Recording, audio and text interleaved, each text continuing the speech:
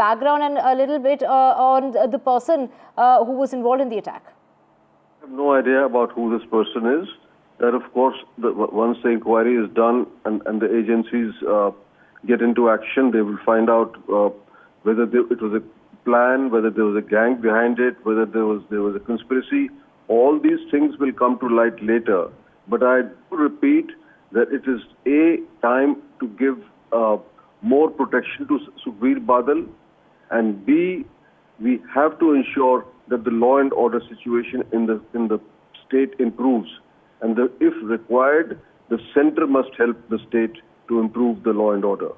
Absolutely, point taken, sir. But has he been provided any sort of security while he was performing seva at the Golden Temple? Well, it doesn't look like, because obviously the security that he has from the forces do not enter the Golden Temple complex. They must have been outside somewhere. But as I said, sevadars were there surrounding him, and they managed to save him. Right. So, are there enough checks in place for a man to have, managed to take a gun inside the complex? Very, very surprising again. I mean, I would call it a security failure. And for this, I think there's a security failure. Even normally, one doesn't expect this kind of a thing to happen at the holiest of the holy shrines of the Golden Temple. But obviously now, some steps will have to be taken for the future.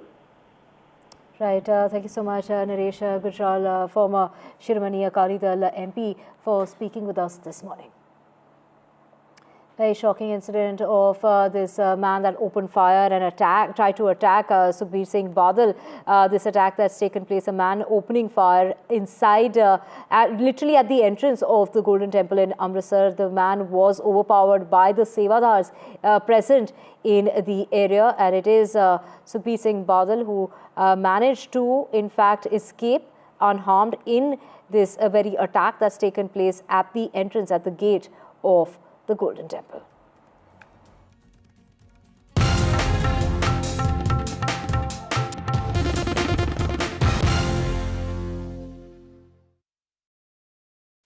Introducing Vice 4K UHD Smart TV. Quantum Luminate gives more than 1 billion colors. Upscale your content resolution up to 4K. Enjoy your games with auto low latency mode. Watch your favorite movie with voice command. Play my favorite movie. Experience sound with Dolby Audio. Connect with your favorite apps and games on the Content Store. Powered by Web OS Hub. Connects with Apple devices. Unlimited family entertainment with Vice TV. Vice, the science of simple.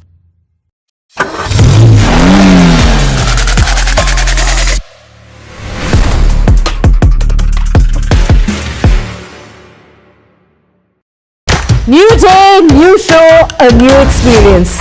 Start your day with the news, not views. We bring you stories that matter and impact your lives. News that informs and keeps you ahead.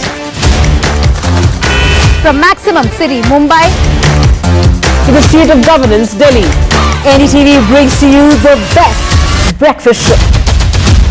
The breakfast show only on NDTV 24/7 every morning at 8 a.m. In today's interconnected world, India's voice is more crucial than ever. When India speaks, the world listens. At NDTV World, we are that voice, bringing you intelligent and insightful news from India and beyond. From geopolitics and diplomacy to economic shifts, migrations, tech disruptions, and the stories of our diaspora. We cover the news that shapes our global future. NDTV World, your new home for global news is here.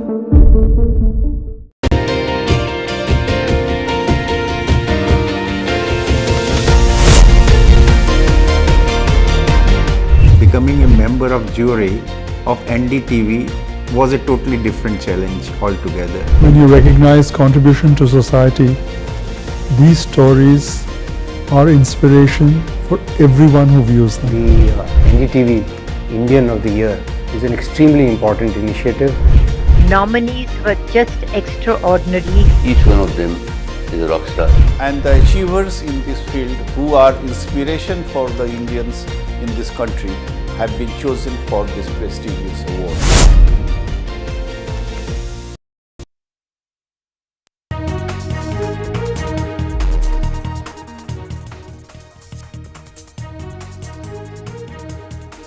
Shiromani Akali Dal President Sukhbir Singh Badal survived a murder attempt today when a person fired at him outside the Golden Temple in Amritsar. Sukhbir Badal escapes unhurt.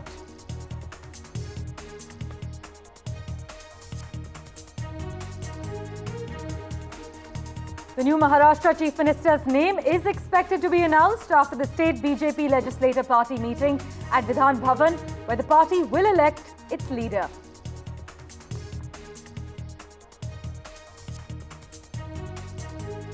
Leader of opposition in the Lok Sabha, Rahul Gandhi, Wayanad MP, Priyanka Gandhi Vadra and other party MPs from Uttar Pradesh plan to visit violence-hit Sambhal despite restrictions on the entry of outsiders until the 10th of December.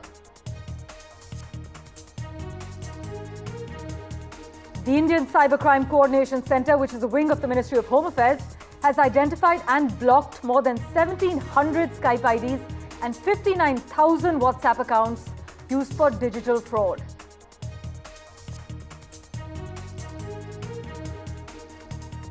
South Korea's president is facing calls to quit immediately or face impeachment after a short-lived attempt to bring in martial law that triggered protests and also political condemnation.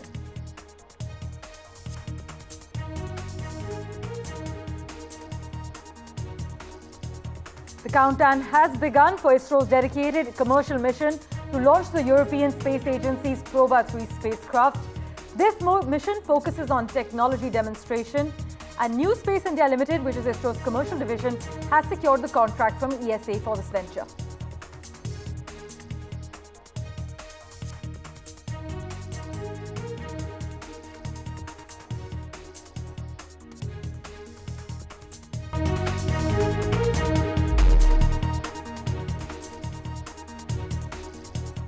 Well, it's 10 a.m. You are watching NDTV 24/7. The big story we're tracking: Shiromani Akali Dal President Sukhbir Singh Badal survived a murder attempt today when a person fired at him outside the Golden Temple in Amritsar. In fact, I can inform you that Sukhbir Badal escaped unhurt. A man has been apprehended, but for the latest details, let's go across to my colleague Maria Shakil, who will be joining you with the lowdown on what's happening in Amritsar as well as what's happening with the winter session in Parliament. That's right. A man opened fire at Akali Dal Chief, Shiromani Akali Dal Chief Sukhbir Badal this morning while he was serving his penance at Golden Temple in Amritsar. The shooter was overpowered by all those who had gathered there. A quick word on the former Deputy Chief Minister of Punjab. He is a 62-year-old and he was performing sewadar duties after the Akal Takht pronounced the tankhah, which is essentially religious punishment for him and several other Akali Dal leaders for mistakes committed during the party's rule in Punjab from 2007 to 2017. He has been asked to serve as a sewadar, which was essentially washing dishes and cleaning shoes at Golden Temple. And that's where he was standing when a shooter opened fire. He has escaped unhurt, but it raises a lot of questions on who this shooter was. We'll try and get those details from Gurpreet Chinna, who's joining us. Gurpreet, give us the details. When we say that he has escaped completely unhurt, is Mr. Badal, has he been taken to a hospital or is he very much at the Golden Temple right now? Well, there is no hurt to Sukhbir Singh Badal, and now during this course of investigation from the CCTV camera footage and nearby areas, they are also investigating. It seems that he has opened the first bullet in the air, and after that he was trying to point out at the former Deputy Chief Minister of Punjab, Sukhbir Singh Badal. By the time he was caught by the task force and the force which was present there, and he has already been nabbed. Now the main question at this point of time to tell our viewers that this man, Naran Singh Chauda, who belongs to Dera Baba Nanak area of Punjab, he has a long history of criminal activity. He was one of the mastermind in Budal jail break case when we have seen there was a big case which has taken place in Chandigarh when Jagtar Singh Hawara, who is also one of the person who has been arrested in a case of assassination of the former Chief Minister of Punjab, Ben Singh. At that time, when there was a jailbreak that had happened, what we have learned from the local police sources, they say he is the man who has played a major role in that. Now they are trying to look up all the antecedents, and they are also trying to find out whether there was some conspiracy behind this opening fire at the former Deputy Chief Minister of Punjab, Sukhbir Singh Badal, or there is something else. They are trying to find out that motive. And as we know, a verdict has already been given against Sukhbir Singh Badal, the former Deputy Chief Minister, for this religious punishment, and he has been ordered by the Shri Akal Takht Sahib to perform seva at the entrance of the Golden Temple. And yesterday we have got all the visuals which we have already shown to our viewers that he was performing seva at the entrance gate of the Golden Temple. Today, what we have learned from the police sources, they say at about 9 a.m., Sukhbir Singh Badal, the former Deputy Chief Minister, he has just reached at the entrance of the Golden Temple when this man has also chased him and reached there, and he immediately pulled up the pistol and he tried to open the fire toward the former Deputy Chief Minister. But what we have learned during the course of investigation, they have learned that first fire had been opened in the air. Now immediately he was caught hold by the people who were present there, by the task force members who were present there. They immediately caught hold him and he has been handed over to the police. Multiple level of investigation and interrogation of Naran Singh Chauda is already underway to just find out what was the motive behind this firing, why he was targeting the former Deputy Chief Minister of Punjab, Sukhbir Singh Badal. So let's wait for more time to find out how this investigation is going to be unfolded, but they are looking into all the angles to find out what type of conspiracy or what was the motive of opening the fire at the former Deputy Chief Minister of Punjab, Sukhbir Singh Badal. Back to studio. Okay, continue to be with us, because over the past 2 days, remember, Sukhbir Badal has been sitting at the gate of Golden Temple with a spear in one hand and has been dressed in blue sewadar uniform. Akali Dal leader's leg is in cast and he sits in a wheelchair. Those are the visuals which had come from the Golden Temple. The shooter now, and we have put out his image on the screens, has been identified as Naran Singh Chauda. He is from Gurdaspur district, which is roughly around 75 kilometers from Amritsar. And if we look at the visuals again, it shows clearly that he brings out a gun. A man standing next to Mr. Badal on the spot tries to hold him and hold his hand. The gun goes off but misses Mr. Badal and others near him. The shooter has now been arrested, and as Gurpreet was highlighting, we do not know the motive behind this shooting attack. So what is the motive behind this shooting attack? That is a subject of investigation, as Punjab police has now nabbed him and is investigating him. Gurpreet, what time did this incident happen? Well, what we have learned at about 9 a.m., Sukhbir Singh Badal, the former Deputy Chief Minister of Punjab, he has already reached at the premises of the Golden Temple. Immediately after that, we have seen this man. It seems that he was chasing the former Deputy Chief Minister's location. The moment the former Deputy Chief Minister of Punjab, Sukhbir Singh Badal, had just reached at the premises of the Golden Temple, this man also followed him, chased him, and immediately he pulled out the gun from his pocket and he started opening the fire. But within the one fire, what we have learned from the police sources and the people who were around the Golden Temple at that time, eyewitness, they say immediately he was caught hold by the task force and he has been handed over to the police.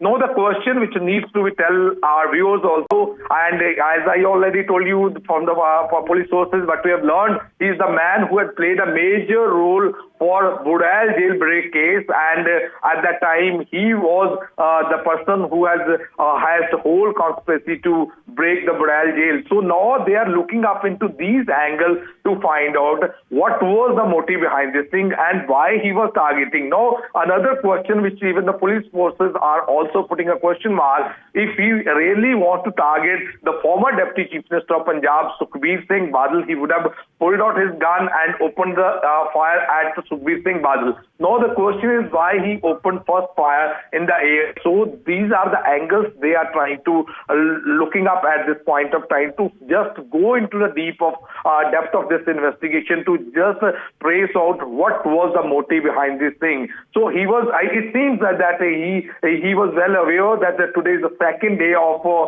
this penance which Sukhbir Singh Badal is serving as a religious punishment in the premises of the Golden Temple, and after that he is supposed to even perform seva in other Gurdwara sahib. So it seems he was also finding this opportunity today because it's the second day, and that could be possible reasons that he has the proper plan, and after that to just execute his own plan, he has just reached there and opened a fire. So let's wait for more CCTV camera footage, more investigation, so that all the dots should be linked in this case to just trace out what was the motive, how he reached there, how he was able to carry his gun along with him when everybody knows that nobody can carry gun inside the premises of the Golden Temple, and why the police and the local intelligence was not aware of such crime which has been taken place there. Absolutely. And the target. One moment, Gurpreet. Yes, Gurpreet, yes. my question is, this is a huge security breach of Golden Temple. Yes, the shooter was overpowered by the people who were present on the spot. But the question is, how was he allowed to enter the premises of Golden Temple when there are almost 3 layers of checks with a gun? Well, that is the major investigation which is being carried out, and if we can see these visuals, he was just at the entrance of the gate when he has opened this fire. Now the question is, if we can see and show these visuals. Here we have seen a huge force has been deployed. Even the Punjab police, local police, they are supposed to keep an eye on each and every moment. And there is the intelligence wing which is also deployed there to just give each and every intelligence to the top officer. So it seems that it's a failure and it's a breach of security. Yesterday we have seen from the visuals which we have got from the Golden Temple, the former Deputy Chief Minister of Punjab, Sukhbir Singh Badal, was along with this security cover which is being given to him because of the threat perception, and the way we have seen that security cover has already been given to that. Today it seems even that security cover was not able to get inputs, and the way he has pulled out the gun and he was carrying the gun, why there was no information. 1 moment now. Yes, Gurpreet, I want to understand from you that when the former Deputy Chief Minister was inside the premises, did his security guards, are they also allowed to enter with him, or were they stopped at the entrance gate?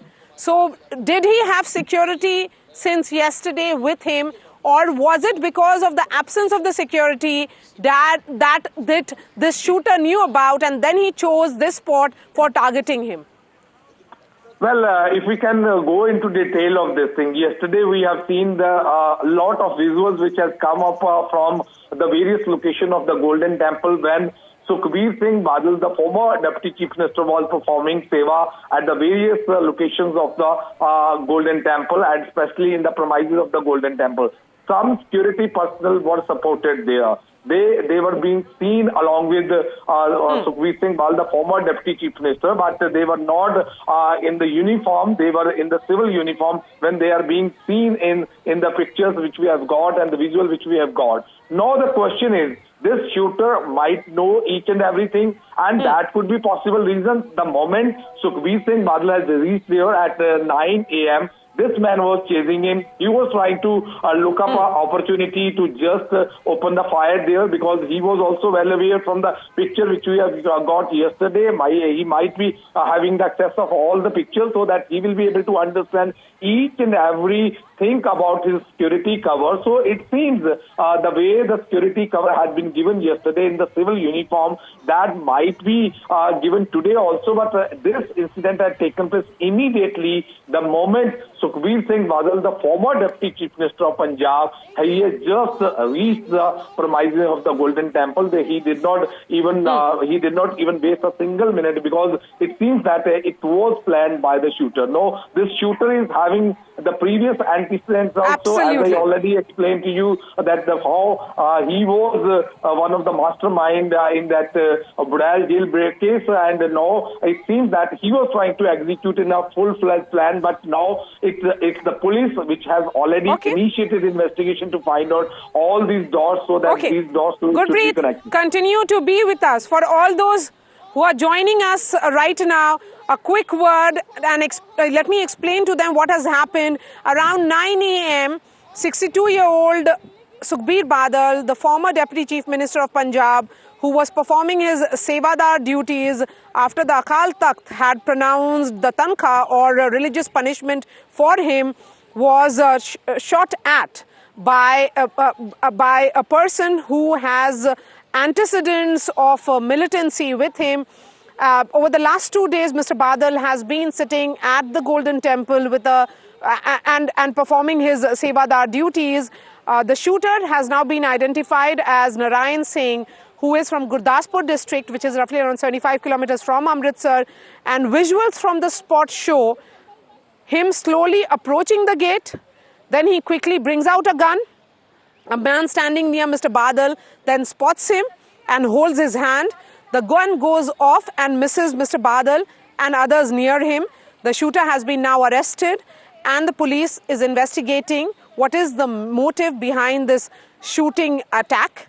Certainly a very shocking incident which has happened this morning at Golden Temple, which has security cover, multi-layered security cover. The question is, how did the shooter enter the premises of Golden Temple after, crossing 3 layers of security with a gun? The Akalis are saying that this shows that there is no law and order in Punjab. In fact, Akali Dal MP Naresh Gujral, who had joined us a few minutes back, had called this incident unfortunate and has said that this is a reflection how deplorable law and order situation in Punjab has begun. If an individual, and particularly someone who has a security cover and security layer at multiple levels, he is a former Deputy Chief Minister who has a security ring around him. If he can be targeted and in the premises, which is a high security zone in many ways, the Golden Temple, then who is really safe in Punjab? Lots of questions being raised on the role of Punjab police, the missing of intelligence, and more so, where was Mr. Badal's own security and how did this shooter enter Golden Temple? Gurpreet Chinna continues to be with us. He has been in touch with the cops who are interrogating the shooter right now, who has been identified as Narayan Singh, who is from Gurdaspur district, who travelled all the way, almost 75 kilometers, reaching Amritsar for carrying out this attack on Sukhbir Badal. Gurpreet, what else can you tell our viewers?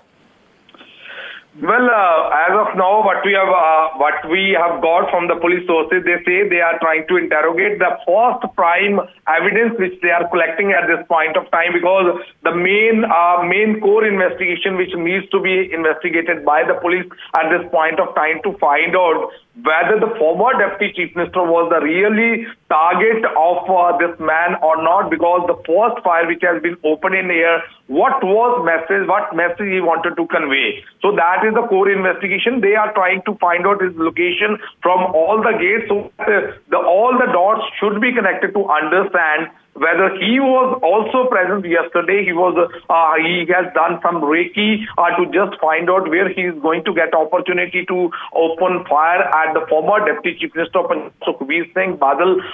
That type of investigation they are carrying forward. But as of now, as I already explained to you, Narayan Singh Chawda, the man who belongs to Dera Baba Nanak district, Gurdaspur, he travelled 75 kilometers from Dera Baba Nanak to reach there, and the timing is very crucial to tell our viewers at this point of time. At about 9 a.m., the moment Sukhbir Singh Badal has reached at the premises of the Golden Temple, it seems he was chasing him, he was following him. The moment he got an opportunity, he pulled out the gun, but because I already told you the task force which is supposed to cover each and every aspect of the Shri Golden Temple Sahib, so that was also present there. Immediately they caught hold of this man, and that man has been handed over to the police.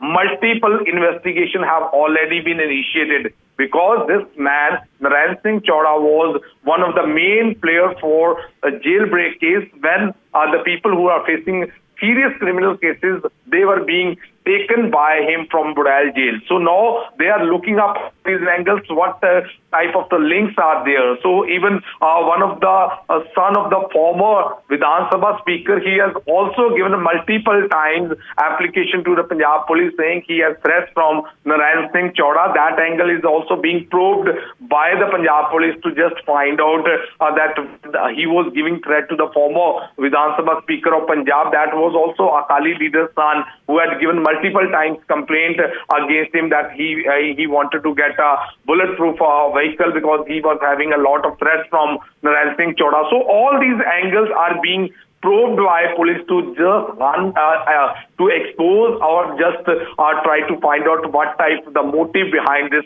whole attack which has taken place at the former Deputy Chief Minister of Punjab, Sukhbir Singh Badal, and what was the real motive. So the timing is very clear at 9 a.m. when the former Deputy Chief Minister had just reached at the premises of the Golden Temple. Immediately, this man has also reached. Within a few minutes, he opened the fire, and we have seen he is being caught by the police also, and now he is being interrogated by the multi-level agencies to just try to find out the real motive behind this whole incident which has taken place there. So as it seems he has all the information which is accessible to him, because it seems that he has all the photographs yesterday when Sukhbir Singh Badal, the former Deputy Chief Minister of Punjab, he was performing a seva there in the Golden Temple as a religious punishment which has been given by the Shri Akal Takht.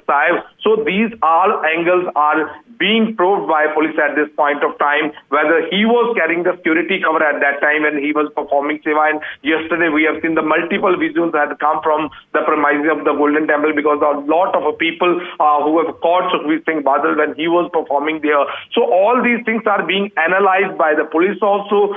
So that means it seems the way he has just come at about 9 a.m. So it seems that he was trying to look up for opportunity to open the fire, and he immediately opened fire. So all these angles are being probed by the police. In of Harsimrat Kaur Badal. Just hold on to your thoughts, Gurpreet.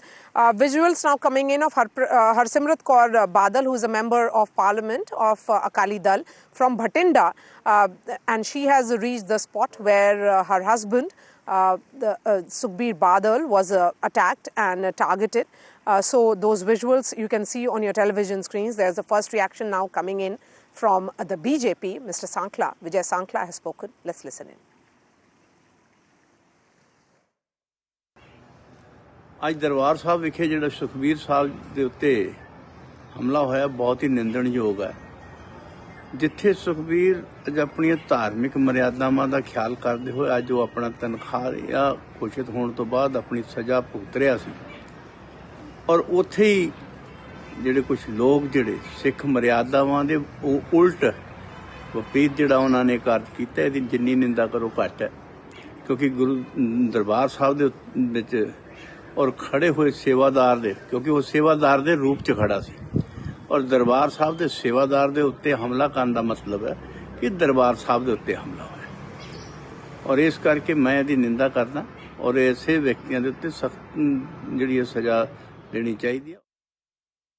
ਜਿਹੜਾ criminal background ਦਾ ਬੰਦਾ ਉਹਦਾ ਸਾਰਾ background ਸਭ ਨੂੰ ਪਤਾ ਹੈ। ਉਹਦੀ ਜਿਹੜੀ ਇਨਵੈਸਟੀਗੇਸ਼ਨ ਹੈ ਉਹੀ ਸਾਰੀ ਗੱਲ ਅੱਗੇ ਰਿਵੀਲ ਕਰੇਗੀ ਕਿ ਡੀਪਰ ਕਨਸਪੀਰੇਸੀ ਕੀ ਹੈ ਜਾਂ ਨਹੀਂ ਹੈ। ਵੈਪਨ ਲਾਇਸੈਂਸ ਹੀ ਹੈ ਸਰ, ਉਹ ਚੈੱਕ ਕਰਾਂਗੇ ਜੀ। ਪੁੱਛਗਿੱਛ ਨੇ ਦੱਸਿਆ ਕਿ ਕੀ ਕਾਰਨ ਹੈ, ਕਿਉਂ ਗੋਲੀ ਸਰ, ਕਿਉਂਕਿ ਮੀਡੀਆ ਦੇ ਹਾਂਜੀ ਸਰ ਮੀਡੀਆ ਦੇ ਅੱਗੇ ਅਸੀਂ ਗੱਲਬਾਤ ਕਰਨ ਦੀ ਕੋਸ਼ਿਸ਼ ਕੀਤੀ ਸੀ ਕਿ ਕਾਰਨ ਕੀ ਰਿਹਾ ਤੁਹਾਡਾ ਗੋਲੀ ਚਲਾਉਣ ਦਾ, ਤਾਂ ਉਹਨਾਂ ਦਾ ਸੀਗਾ ਕਿ ਇਹਨਾਂ ਨੇ ਜ਼ੁਰਮ ਕਬੂਲ ਕੀਤੇ ਨੇ ਆਪਣੇ ਸ੍ਰੀ ਅਕਾਲ ਤਖਤ ਸਾਹਿਬ ਆ ਕੇ। ਤੁਹਾਨੂੰ ਲੱਗਦਾ ਹੈ ਕਿ ਇਹ ਸਿੱਧੀ ਗੋਲੀ ਮਾਰਨ ਦੀ ਕੋਸ਼ਿਸ਼ ਸੀਗੀ ਜਾਂ ਉੱਪਰ ਨੂੰ ਚਲਾਈ ਗਈ ਹੈ ਜੀ? ਦੇਖੋ ਤਾਂ ਤੁਹਾਨੂੰ ਮੈਂ ਦੱਸਿਆ ਕਿ ਉਹਨੇ ਅਸੈਸੀਨੇਸ਼ਨ ਦੀ ਕੋਸ਼ਿਸ਼ ਤਾਂ ਕੀ ਮਤਲਬ ਅਟੈਂਪਟ ਕੀਤਾ ਅਟੈਕ ਦਾ, ਪਰ ਸਾਡੀ ਜਿਹੜੀ ਪੁਲਿਸ ਦੀ ਅਲਰਟਨੈਸ ਕਰਕੇ ਬਚਿਆ। ਆਪਣੇ ਜਿਹੜੇ ਮੁਲਾਜ਼ਮ ਮੈਂ ਤੁਹਾਨੂੰ ਤਿੰਨਾਂ ਦਾ ਨਾਮ ਦੱਸਿਆ, ਉਹਨਾਂ ਨੇ ਹੀ ਇਹ ਉਹਨਾਂ ਦੀ ਬਾਹ ਫੜ ਲਈ ਉਦੋਂ ਮੌਕੇ ਤੇ ਬੜਾ ਅੱਛਾ ਇਹਨੂੰ ਇੱਕ ਵਾਰ ਜਿਹੜਾ ਬਚਾਅ ਹੋ ਗਿਆ। Police officer says that Sukhbir Singh Badal escaped unhurt when he was asked a question by reporters whether or not the man, the accused, has fired intentionally or unintentionally. ਦੂਜੀ ਗੱਲ ਹੈ ਕਿ ਸਾਡੀ ਪੁਲਿਸ ਦੀ ਜ਼ਰੂਰ ਸਹਾਇਤਾ ਕਰੋ ਜਿੱਥੇ ਸਾਡੀ ਲੋੜ ਹੈ, ਸਾਨੂੰ ਸਪੋਰਟ ਕਰੋ। He's asking for full cooperation for all those who were present when this incident took place. ਕਿਉਂਕਿ ਔਖੀ ਡਿਪਲੋਇਮੈਂਟ ਹੁੰਦੀ ਹੈ ਬਿਕੋਜ਼ ਆਫ ਧਾਰਮਿਕ ਭਾਵਨਾਵਾਂ। ਅਜੇ ਕੋਈ ਗੱਲ ਨਹੀਂ ਹੋਈ ਜੀ, ਉਹ ਸਾਰਾ ਆਪਾਂ ਦੇਖ ਕੇ ਤੁਹਾਨੂੰ ਦੱਸਾਂਗੇ ਜੀ। ਅਜੇ ਮੈਂ Police officials are investigating the entire matter and they will revert to us with regular updates as and when they can ascertain and establish the exact string of events.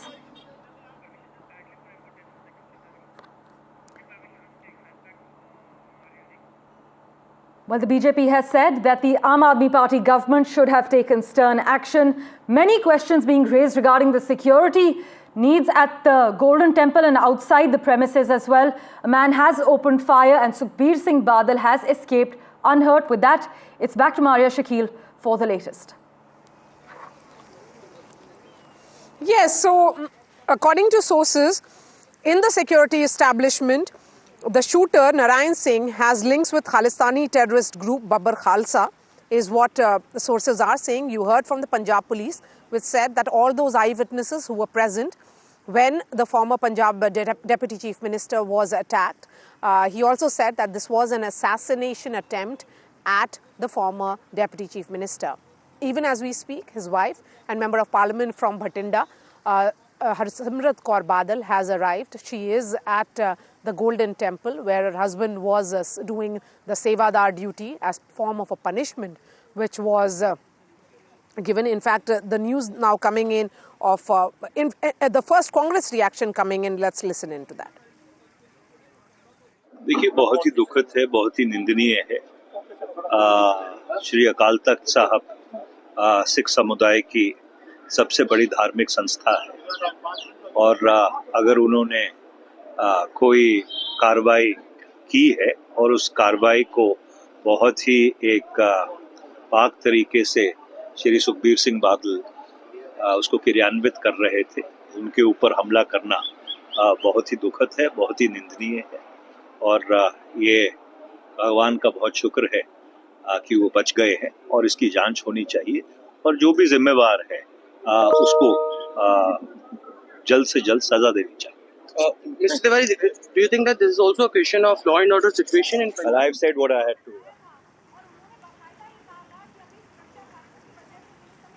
So the reaction coming in from the Congress, from the BJP, from Akali Dal, all of them are raising questions on the nature of law and order in the state of Punjab, raising larger question on how this kind of security breach could happen inside the Golden Temple. And let's not forget that the former Deputy Chief Minister also has a security cover for himself, which means there has been security, breach at multiple levels, not only in the premises, but also where was his own security while he was doing the sewadar duty for the second day. Clearly, the shooter knew about his schedule. Knew the fact that from 9 a.m. onwards, he had to begin his sewadar duty for day 2 because this is a 2-day punishment which was given by Akal Takht. Let's bring in fact, there is a press conference that is going on by the Punjab police. Let's cut across to it. ਸਾਰੀ ਸੰਗਤ ਨੂੰ appeal ਕਰਦਾ ਕਿ ਸਾਡਾ ਵੀ ਇਸ ਤਰ੍ਹਾਂ ਹੀ ਸਹਿਯੋਗ ਦੇਣ ਕਿਉਂਕਿ ਇੱਥੇ ਡਿਪਲੋਇਮੈਂਟ ਅਸੀਂ ਵਰਦੀ 'ਚ ਬਿਲਕੁਲ ਨਹੀਂ ਕਰ ਸਕਦੇ ਔਰ ਫ੍ਰਿਸਕਿੰਗ ਵਗੈਰਾ ਨਹੀਂ ਕਰ ਸਕਦੇ। The police official has clarified that they do not perform their duties in a said uniform outside the religious premises. मैं ਤੁਹਾਨੂੰ ਉਹੀ ਦੱਸ ਰਿਹਾ ਜੀ, 3 ਮੁਲਾਜ਼ਮ ਸੀ, ਰਿਸ਼ਪਾਲ ਸਿੰਘ, ਜਸਬੀਰ ਤੇ ਪਰਮਿੰਦਰ।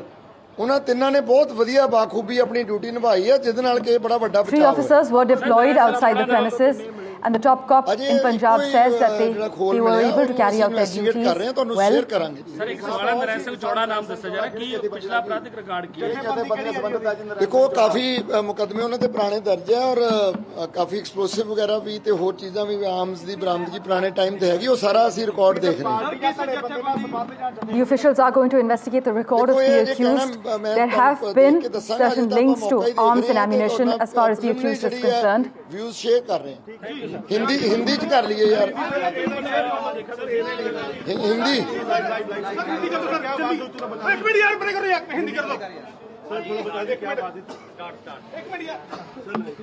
मिस्टर सुखबीर सिंह बादल जो कि यहाँ सेवा कर रहे थे, उनके लिए हमने बड़े पुख्ता इंतजाम सिक्योरिटी के किए हैं, उनकी थ्रेट परसेप्शन को ध्यान में रखते हुए।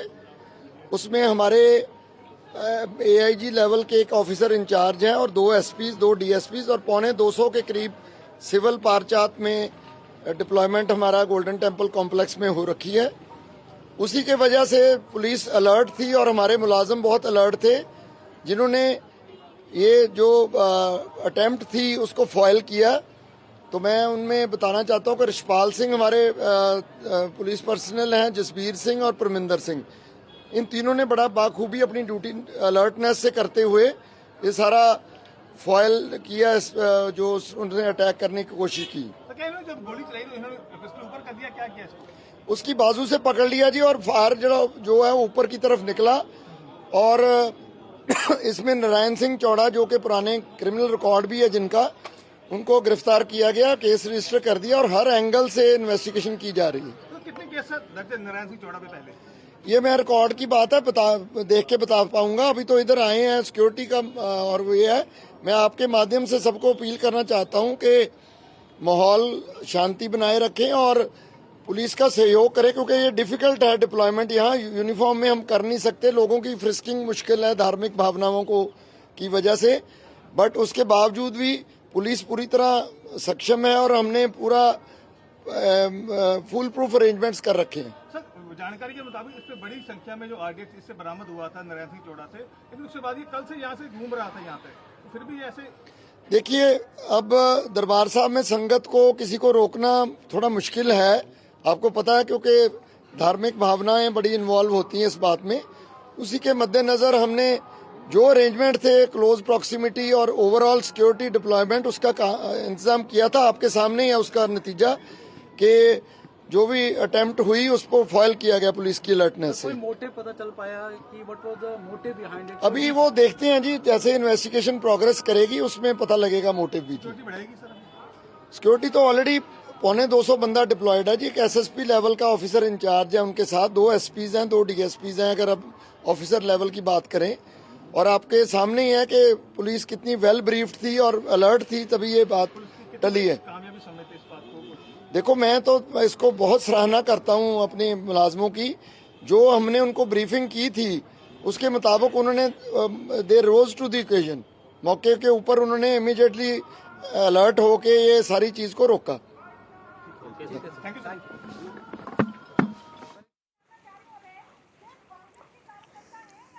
Okay, that was the police commissioner of Amritsar briefing the media which had gathered there, praising the alertness of his corps, which ensured that this assassination attempt on the former deputy chief minister did not, was foiled successfully.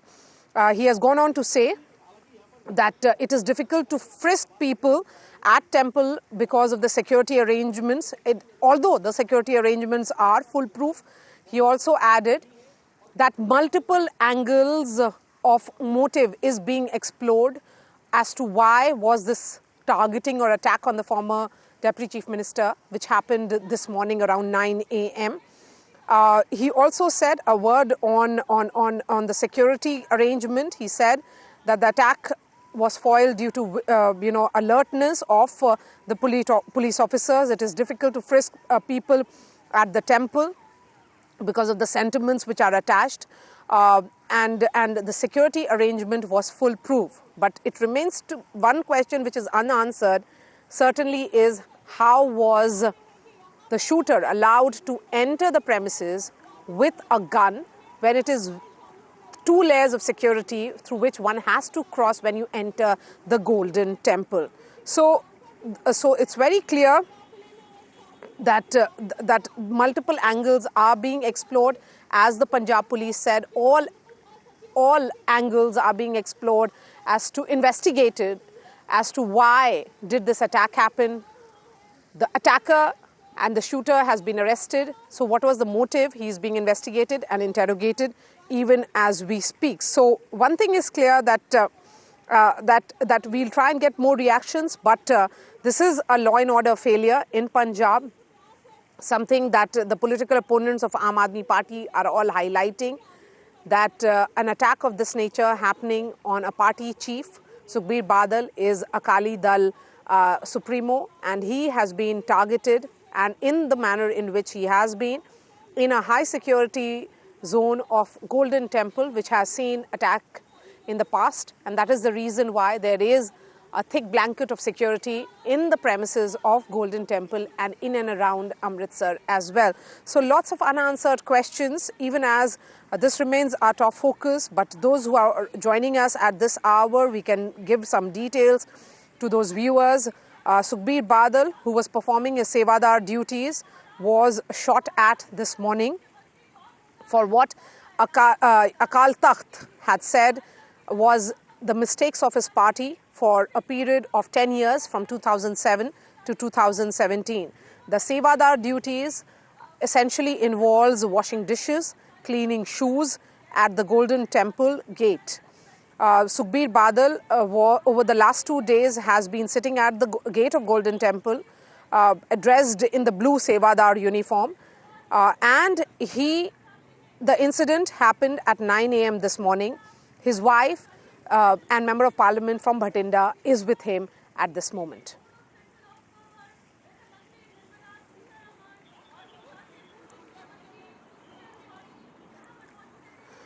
Okay, we have Aman Arora, Aam Aadmi Party leader, joining me on the phone line now. Aman Arora, this is a shocking incident.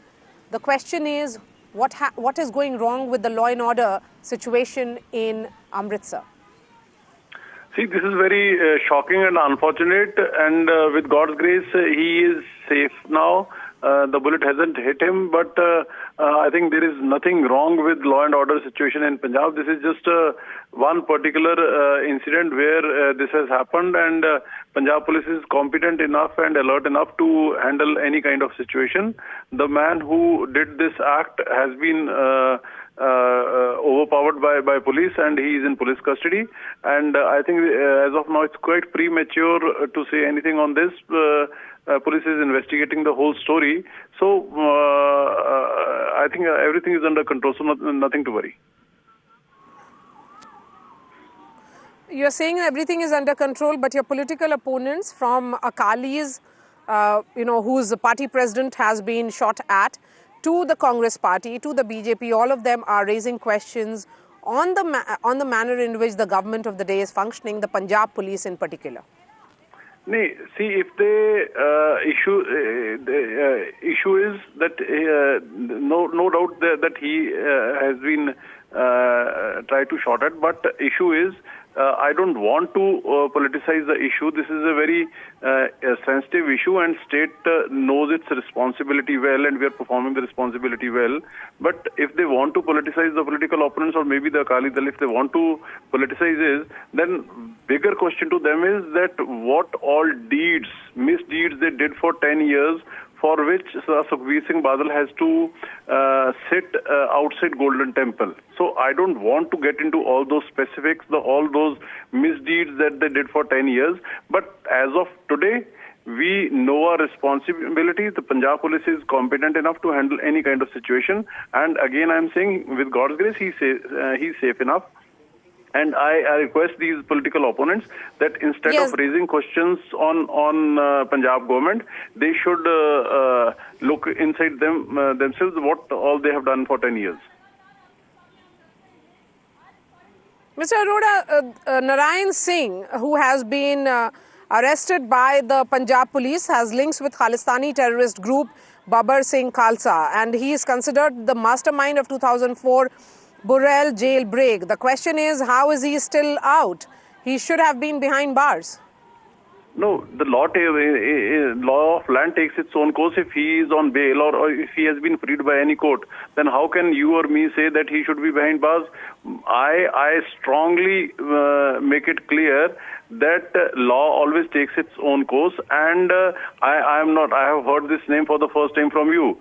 I am not sure that whether he has been freed by any court or he is on bail or he is on parole. So this is quite unfair that to say, but definitely no element who is against the peace of Punjab. Punjab has already suffered all this for a long 20-25 years. We are not going to allow any kind of element, anti-social element, anti-India or anti-Punjab element to disturb the law and order situation of Punjab. All right. Thank you so much for joining us. We'll try and get more reactions from the ground. This remains our top focus here on NDTV. A short break and then we return.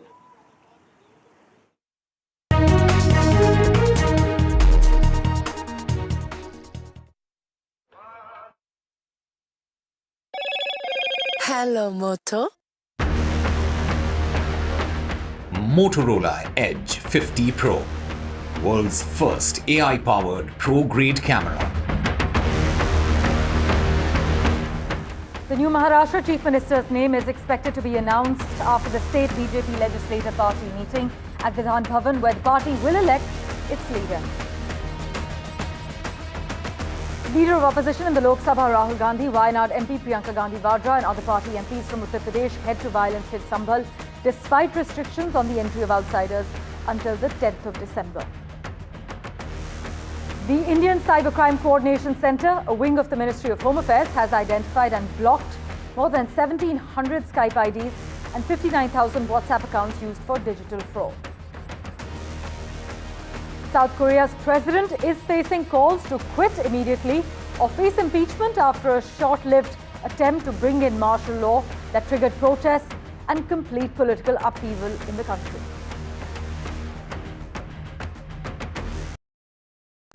Introducing Vice 4K UHD Smart TV. Quantum Luminate gives more than 1 billion colors. Upscale your content resolution up to 4K. Enjoy your games with auto low latency mode. Watch your favorite movie with voice command. Play my favorite movie. Experience sound with Dolby Audio. Connect with your favorite apps and games on the Content Store. Powered by Web OS Hub. Connects with Apple devices. Unlimited family entertainment with Vice TV. Vice, the science of simple. It's a web of frauds, calls, luring emails, threatening messages. Cyber frauds have cast their net wide and everyone is at risk. We track the victims, their horror stories as they get conned online, extorted and robbed of their hard-earned money. How to identify a cyber fraud and how to stay cyber safe. What are your options? Fraud.con, NDTV initiative for cyber safety. Only on NDTV 24/7. NDTV proudly upholds its legacy of trust and credibility. According to the prestigious Reuters Institute's Digital News Report 2024, NDTV is the top-most news platform in the country. Number one in both online and offline reach in India. Beating all its competition, NDTV stands for trust.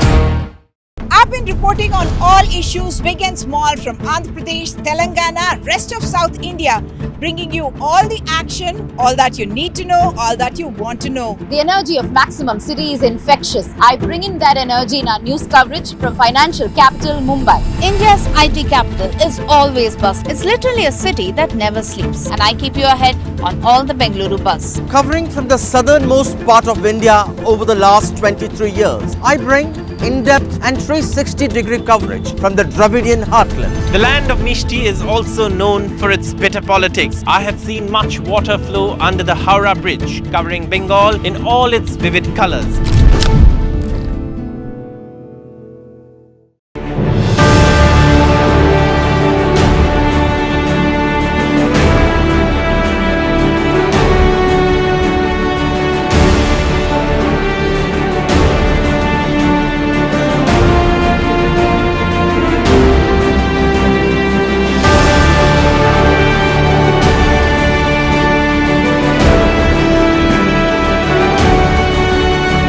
P. Sanjeev Goenka Group presents NDTV Indian of the Year. Powered by Raymond. Co-powered by Gallant.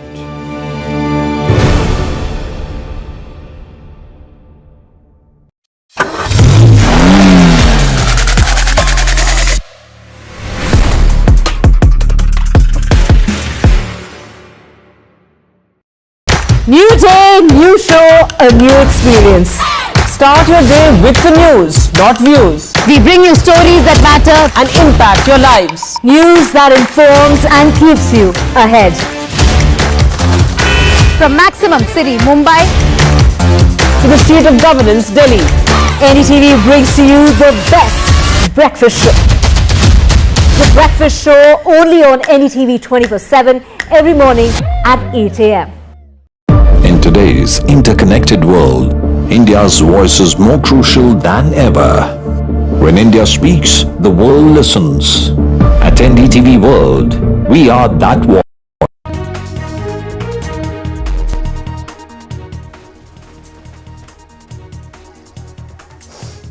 Akali Dal chief and former Deputy Chief Minister of Punjab, Sukhbir Badal, had a scare this morning. He was shot at while he was performing his sewadar duties at the gates of Golden Temple. The shooter has been identified and he has been arrested. Mr. Badal has escaped unhurt. His wife and Bhatinda MP, Harsimrat Kaur Badal, is with him. The cops are on the ground say that because of the vigilance or vigilant duties of the cops on duty, this incident, which could have had huge ramifications, meant that the former Deputy Chief Minister is safe, and now the interrogation is ongoing. If you look at the background of the shooter, it further gives details of the nature of, what could be the fault lines of Punjab, which is coming on the surface. The shooter has been identified as Narayan Singh. He has links with Khalistani terrorist group Babbar Khalsa. And he was the one who opened fire. He was soon overpowered by all those who had gathered there, ensuring that Sukhbir Badal was safe and also ensuring that he was completely unhurt. A word on Narayan Singh. He is from Gurdaspur district, the shooter, which is around 75 kilometers from Amritsar. The question is, when did he arrive in Amritsar? Did he reach this morning for carrying out this attack, or was it planned way in advance? He certainly knew that this is the place where the security cover of Sukhbir Badal would be relatively low, and that is the reason why he entered. Another question which remains unanswered is that given the nature of the layers of security which is there at the Golden Temple, how did Narayan Singh enter, unchecked, and he entered with a pistol, a gun in his hand? So let me go straight to Robin, who's joining us. The visuals that are coming in is also of the man. A man standing near Mr. Badal, who spots him in time and holds his hand. The gun goes off but misses Mr. Badal and others near him and hits the wall. The shooter has been arrested. The police is investigating the motive behind this shocking attack. Gurpreet is back with us. Gurpreet, give us the further details.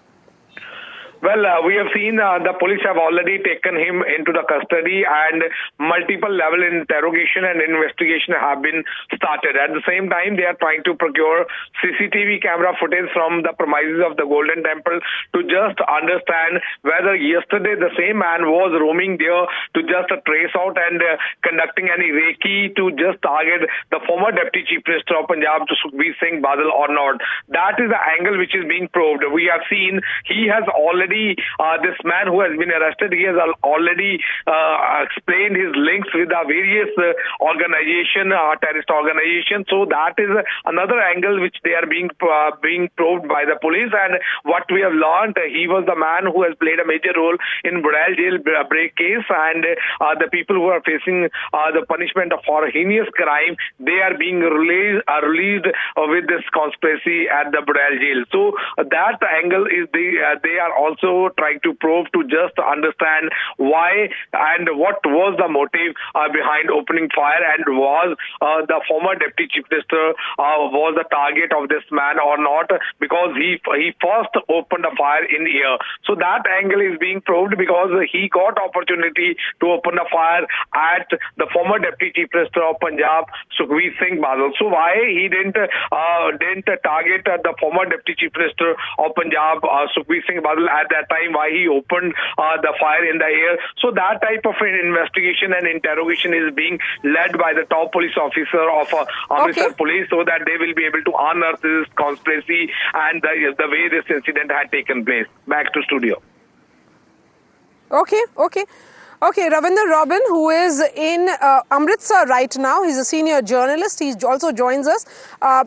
Robin, I'm looking at the soundbite which was given by the Commissioner of Amritsar Police, Sukhbir Singh Badal. He is saying that due to the alertness and deployment of the police, this attack attempt has been foiled, but it does raise questions on the nature of security, the security breach which has happened. He says that there was adequate arrangement for Sukhbir Badal's security and the security was foolproof. Was it really? Maria, you see, especially in the Golden Temple, on an average, 100,000 devotees use.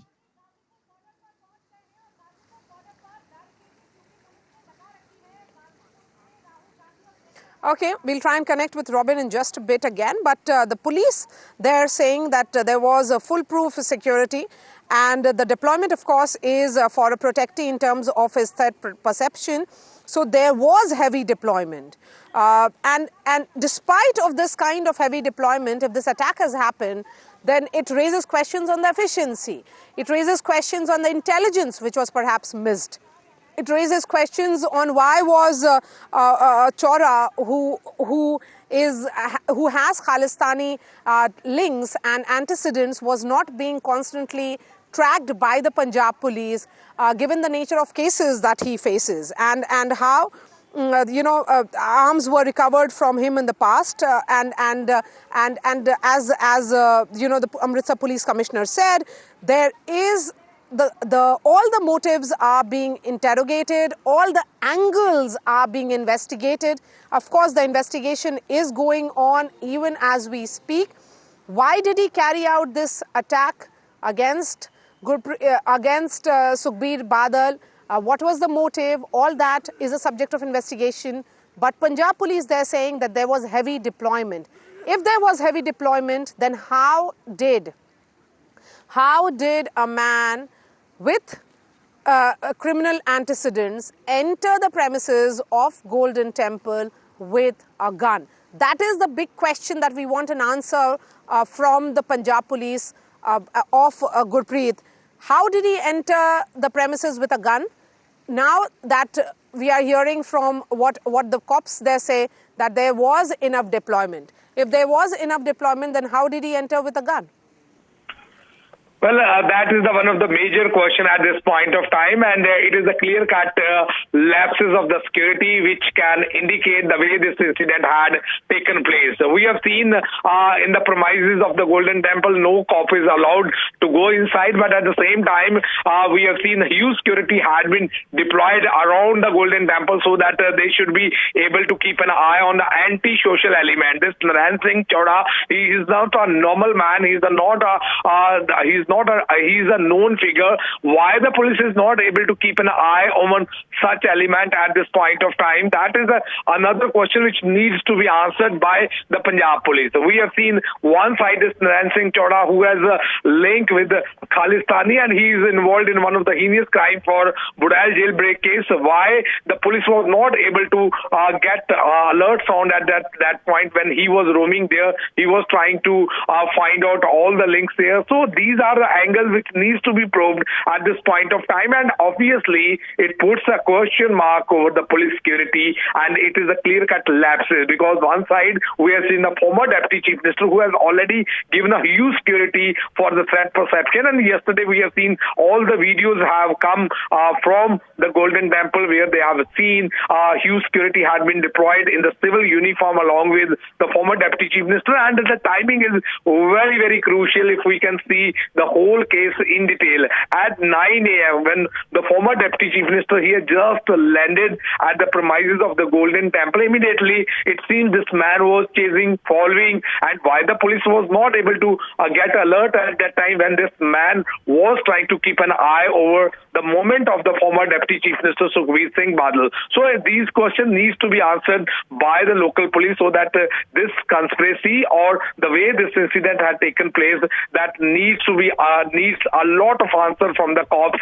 And if the security was really deployed around the Golden Temple, why there is no type of the intelligence inputs? Because this Narayan Singh Choda, as I already told you, this has old antecedents also, and it seems the police might keep an eye on this thing. This is not a first timer who had committed such type of a crime at this point of time, but he has earlier involved in the multiple times to be in with crime. us.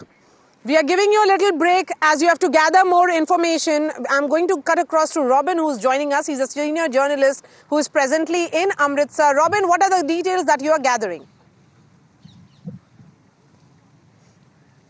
Maria, as for the police version is concerned, the Narayan Singh Choda has already been arrested and the probe is on. The investigation is under process. But what I was trying to tell before the connection was lost, the Akal Takht, which is considered to be the highest temporal seat of the Sikhs, and which they have given a edict and hukamnama for the performing seva to all the Akali Dal leaders, which is considered to be whatever edict or hukamnama pronounced from the Akal Takht rostrum, which is considered to be abide by all the Sikh communities or those who are were given the hukamnama for the hukamnama. But a section of people may not like that edict. That's why we can see an attempt, but which is yet to be probed why this attempt was made. So all the Sikh community, those who are actually abiding the Akal Takht, they may, some of them may not be agreeing or on the edict which was pronounced by the Akal Takht chief. 1 point this, and second, the Jathedar Akal Takht Sahib and the other Jathedars, now they have to take a call whether to they may take this pronouncement continue, because 1 lakh people, 100,000 people used to visit Golden Temple every day. So police may they have some arrangement, as well as the task force of SGPC. They are also deployed with the Sukhbir Singh Badal and the other leaders. So at the moment, yes, Robin, finish your point. Yeah. So at the moment, Sukhbir Singh Badal has taken into the. Yes, please go ahead. So Sukhbir Singh Badal at the moment has taken to the information office.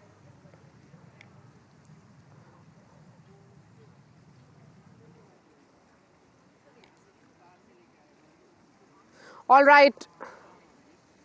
We seem to have lost that line with Robin, who is a senior journalist from Punjab. He was giving us the details that Sukhbir Badal has left the premises. His wife is accompanying him. And as far as the shooter is concerned, he is in police's custody. What was the motive? How did he, manage to breach multiple levels of security? Although the Punjab police claims that there has been foolproof security of the Akali Supremo. All that and much more, this remains our top focus here on NDTV. A quick break and then we return.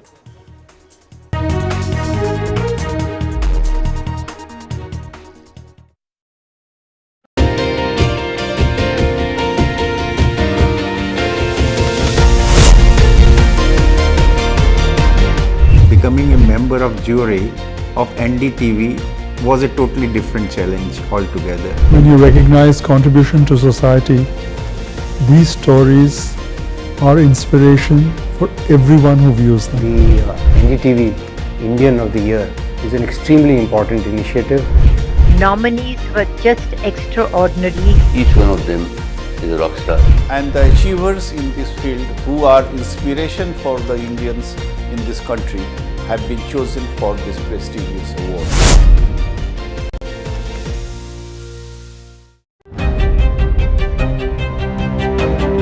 Hello and welcome to India Sense.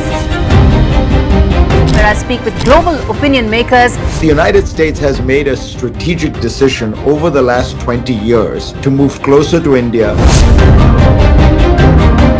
Now, a $7 trillion economy seems a perfectly conceivable number. If you want to be a national party, it's that you sort of accept the way the world is rather than want to endlessly hark back to how it was. Modi is promoting the digitization of the economy, which is accelerating growth in the country. It's a web of frauds, calls, luring emails.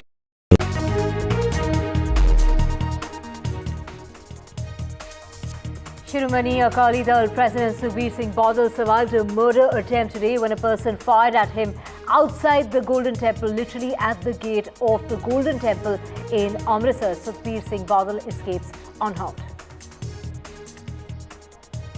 And the man behind that shootout that's taken place, the man who shot at Sukhbir Singh Badal, has been arrested by the police, and they're saying that it's Narayan Chora who had links to militancy. The BJP and the Congress, they're putting a lot of pressure on the Aam Aadmi Party as far as the law and order situation in the state of Punjab is concerned. The BJP is saying that the attack is not on Badal, but the attack is on the Golden Temple, while the Congress party is asking for stern action that needs to be taken against the government. Leader of opposition in the Lok Sabha, Rahul Gandhi, Wayanad MP and Priyanka Gandhi Vadra, as well as other MPs from Uttar Pradesh, plan to visit violence-hit Sambal.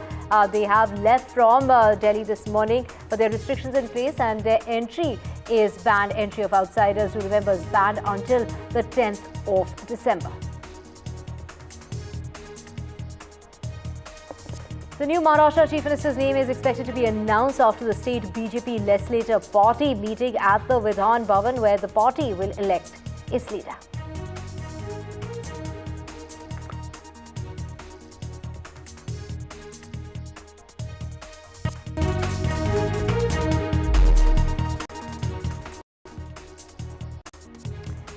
You're watching NDTV 24/7. I'm Divya Vadva. Let's get you our top story, and that's a man who opened fire at Shiromani Akali Dal Chief Sukhbir Singh Badal this morning while he was serving his punishment at the entrance of the Golden Temple in Amritsar.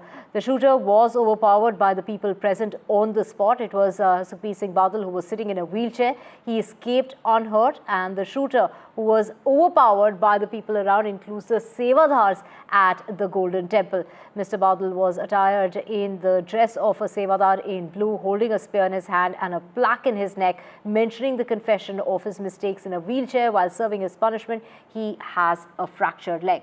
The police arrested the man who allegedly was attempting to shoot the Shiromani Akali Dal leader. We're talking about Sukhbir Singh Badal. This attempt that took place this morning at the Golden Temple, day 2 of him serving his punishment. The shooter has been identified as Narayan Singh Chora, allegedly a former militant who faces many cases and has remained underground.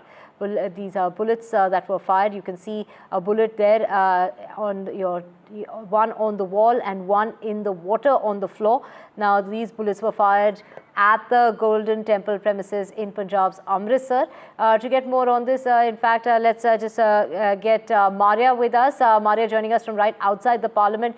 A very shocking incident has come to light, Maria, in regard to the law and order situation with the Aam Aadmi Party there under pressure from both the BJP and the Congress, demanding action be taken against the Aam Aadmi Party government. Yes, absolutely. And Amritsar Police Commissioner there holding a detailed press briefing and giving all the details of the incident which happened at 9 a.m. this morning. Gurpreet Singh Bullar, who has said that it was because of the alert police officers who managed to foil this attack. And giving details on the shooter, he said that Narayan Singh has a criminal record. A case has been registered, an incident is being probed from all angles. So all angles are being probed. Was there a conspiracy? How did he reach Amritsar from Gurdaspur, a distance of 75 kilometers? Did he reach Amritsar this morning? If the security of the former Deputy Chief Minister was foolproof, then how did this attack happen? Then the question is about the premises of Golden Temple. How did this shooter enter the premises of Golden Temple with a gun? So a lot of unanswered questions, but the police, they're clearly saying that there is a need to maintain peace. They have appealed for peace. A lot of political reactions coming in. We'll try and play that. But before that, a word from Gurpreet, my colleague who's joining us live from Chandigarh. Gurpreet, what else can you tell us? Give us the details. This incident happening at 9 a.m. this morning. Well, now the police have already initiated investigation, as the Commissioner of Police Sukhbir Singh Badal has already explained to media, saying that they are trying to procure all the CCTV camera footage. Now, the main core investigation which needs to be probed by the Punjab police to understand whether this same man has done any recce yesterday, to understand the security cover which has been given to the former Deputy Chief Minister of Punjab, Sukhbir Singh Badal, so that he will be able to get an opportunity. The another thing which they are trying to look at this point of time, they are trying to understand how did he know the timing at about 9 a.m. when Sukhbir Singh Badal had just reached at the premises of the Golden Temple. It seems this man was chasing him, he was following him, and immediately when he got an opportunity, he pulled out the gun and opened the fire. Now the question on the fire is also being raised by the police to understand whether there is the deep-rooted conspiracy behind this attack, or he wanted to give some other message, because the first fire he has opened in air. So if he really wanted to target the former Deputy Chief Minister, why didn't he leave that opportunity and open the fire in air? Because he got that opportunity at that time. Immediately when he opened the fire, the people who are around Sukhbir Singh Badal, the former Deputy Chief Minister, they got alert and they caught hold him and handed him over to the police. Now the police are trying to interrogate at a multiple level to understand, because this man is not a normal man. Now one side we have seen the Commissioner of Police Sukhbir Singh Badal, he is saying that the police was alert, but this Narayana Singh Chowda, he has a long antecedent of a criminal history. Why the police was not able to keep an eye over him when he was around the premises of the Golden Temple? Why the police was not able to keep an eye on the movement of Narayana Singh Chowda? That needs to be probed at this point of time. As of now, they are trying to find out the clinching evidence from the CCTV camera footage around the Golden Temple, so that they will be able to see his movement. And how did he carry that gun? That is another question which needs to be answered through this investigation, which already been carried out by Punjab police. So let's wait for more investigation, whether the police will be able to unearth this conspiracy. Was Deputy Chief Minister, former Deputy Chief Minister, target of this Narayana Singh Chowda? And if he was the target, why Narayana Singh Chowda wanted to attack the former Deputy Chief Minister Sukhbir Singh Badal? So all questions need to be answered through this investigation, which is being carried out by the Punjab police at this point of time. Back to studio. Yes, and a security cordon was in place, is what Punjab Chief Minister's office is saying.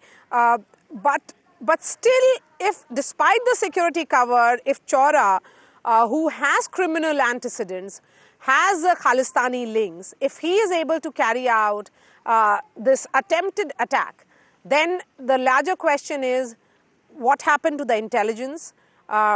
Second, someone who has a security cordon around him, which is the former Deputy Chief Minister Sukhbir Badal, because of the nature of security threat perception that he faces.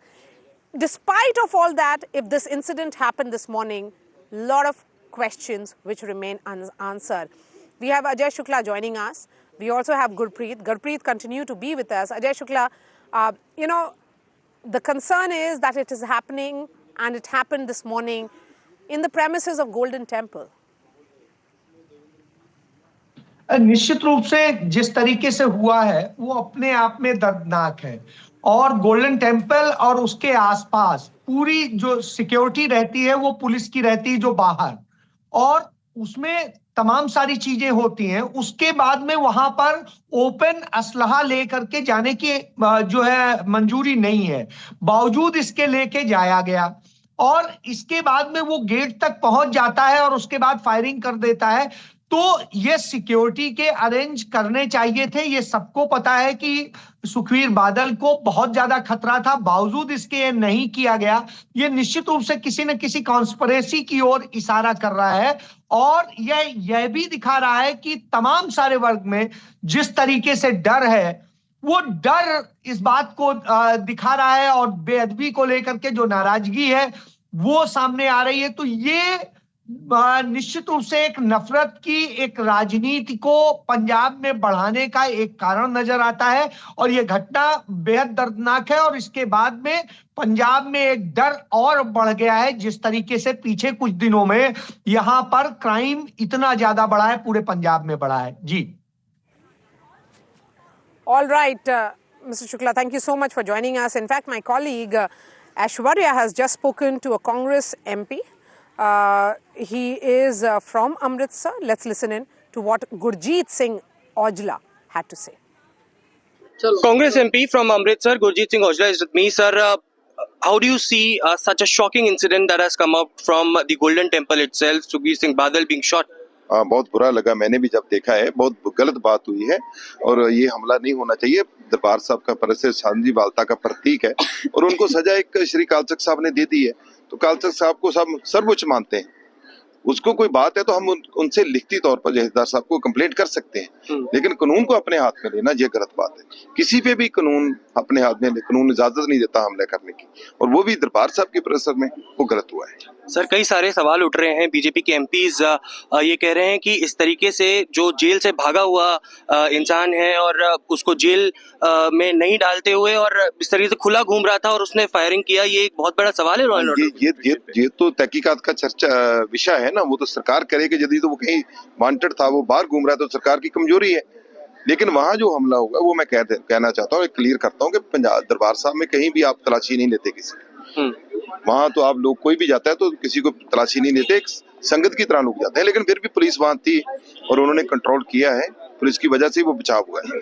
कई सारे लोग ये भी कह रहे हैं कि ऐसे कई सारे लोग हैं जिनके टेररिस्ट और एक्सट्रीमिस्ट होने के संकेत हैं, जिनके पिछले केसेस भी दर्ज हैं और वो खुलेआम पंजाब में। तो फिर वो पंजाब सरकार और सेंट्रल गवर्नमेंट दोनों करे ना। सेंट्रल गवर्नमेंट को ये तो पता चल जाता है ईडी कहाँ भेजनी, सीबीआई कहाँ भेजनी, इनको ये नहीं समझ आ रहा। वो घूम रहे हैं, वो देश के लिए खतरा कर ले, पंजाब के लिए खतरा थोड़ा है जो घूम रहा है ऐसा बंदा। तो क्या डिमांड करते हैं आप? हम तो यही डिमांड करते हैं कि ऐसी परिस्थिति में सबको मिलकर काम करना चाहिए और कानून के विरुद्ध किसी को भी नहीं जाना चाहिए, कानून हाथ में नहीं लेना चाहिए। बहुत बहुत शुक्रिया आपसे बात करने के लिए। That was Singh Aujla, MP from Amritsar, speaking to NDTV. Akali Dal leader Maheshinder Singh Garewal is joining us now. Mr. Garewal, how is Sukhbir Badal doing right now? Is he still in Golden Temple or has he left for some other location? He is performing the seva in Golden Temple. He is performing seva in the Golden Temple. But unfortunately, what happened in the morning, we had a apprehension for long that the forces who are out to disturb the peace and those who are out to eliminate the Akali Sikh leadership, they are a threat for the tallest Akali leader of the day, Mr. Sukhbir Singh Badal. But it is regretted that in spite of this public perception that he needs an extra care for these things, neglect has been done, and I'm thankful to the God that he saved this leader who always stood for the national integrity and unity of the country and never supported the debate for separatism. And what happened today has exposed the claims of the state and central agencies, because both the intelligence center as well as of the state has miserably failed when they couldn't even judge a person that who was moving around in the Darbar Sahib for last 2 days, and he's a record of a long crime list and was not apprehended. It shows there is somewhere something wrong. It's a bigger conspiracy against the Akali Dal and Akali leaders. Must be made public, independent agency, because we have no faith.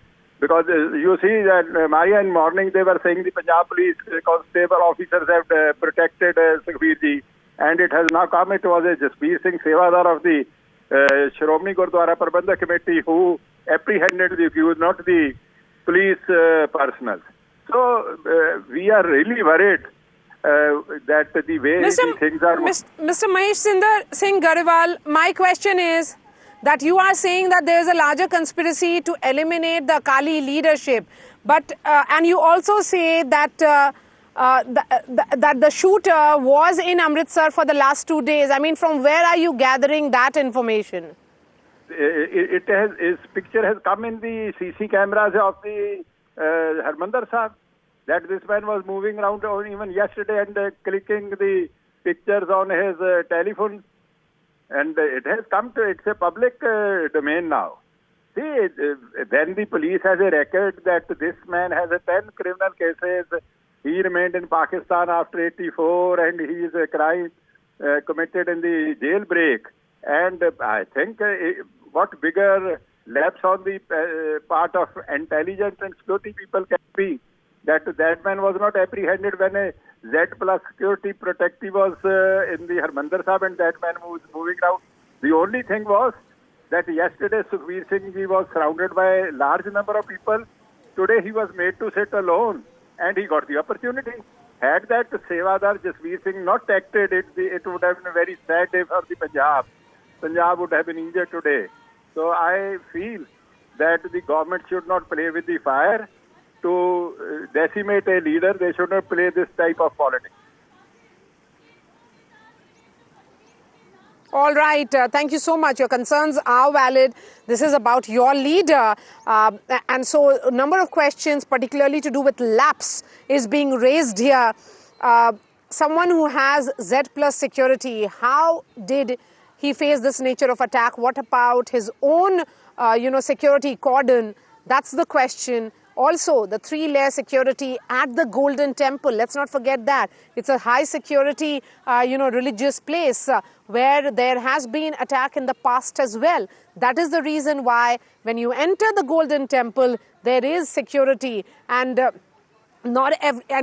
is frisking which happens as well. So wasn't the shooter frisked? How did he manage to carry his pistol along with him inside to carry on this shooting? Thankfully, the Akali Supremo is safe and he has escaped unhurt. But that was also because of the people who had gathered around him who overpowered this shooter. Let me play the soundbite of the Amritsar Police Commissioner who did a press conference just a few minutes back, and this is what he had to say. बताना चाहता हूँ कि रिशपाल सिंह हमारे police personal हैं, जसबीर सिंह और परमिंदर सिंह, इन तीनों ने बड़ा बाखूबी अपनी ड्यूटी अलर्टनेस से करते हुए ये सारा फॉयल किया जो उन्होंने अटैक करने की कोशिश की। इसमें नारायण सिंह चौड़ा जो कि पुराने क्रिमिनल रिकॉर्ड भी है जिनका, उनको गिरफ्तार किया गया, केस रजिस्टर कर दिया और हर एंगल से इन्वेस्टिगेशन की जा रही है। देखिए, अब दरबार साहब में संगत को किसी को रोकना थोड़ा मुश्किल है, आपको पता है, क्योंकि धार्मिक भावनाएं बड़ी इन्वॉल्व होती हैं इस बात में। उसी के मद्देनजर हमने जो अरेंजमेंट थे, क्लोज प्रॉक्सिमिटी और ओवरऑल सिक्योरिटी डिप्लॉयमेंट, उसका इंतजाम किया था। आपके सामने ही है उसका नतीजा कि जो भी अटेम्प्ट हुई उसको फॉइल किया गया पुलिस की अलर्टनेस से। सुखबीर सिंह बादल साहब की जान बची, वो क्योंकि भगवान के घर के आगे थे, इसलिए उस अकाल पुरख ने उनकी रक्षा की। पुलिस सब कुछ करती है। मुबारकबाद देना चाहता हूं पंजाब के डीजीपी को, वहां के सीपी बुल्लर साहब को, पर जब वो ये लोगों को पकड़ेंगे तो कोर्ट इनको सजा नहीं देता।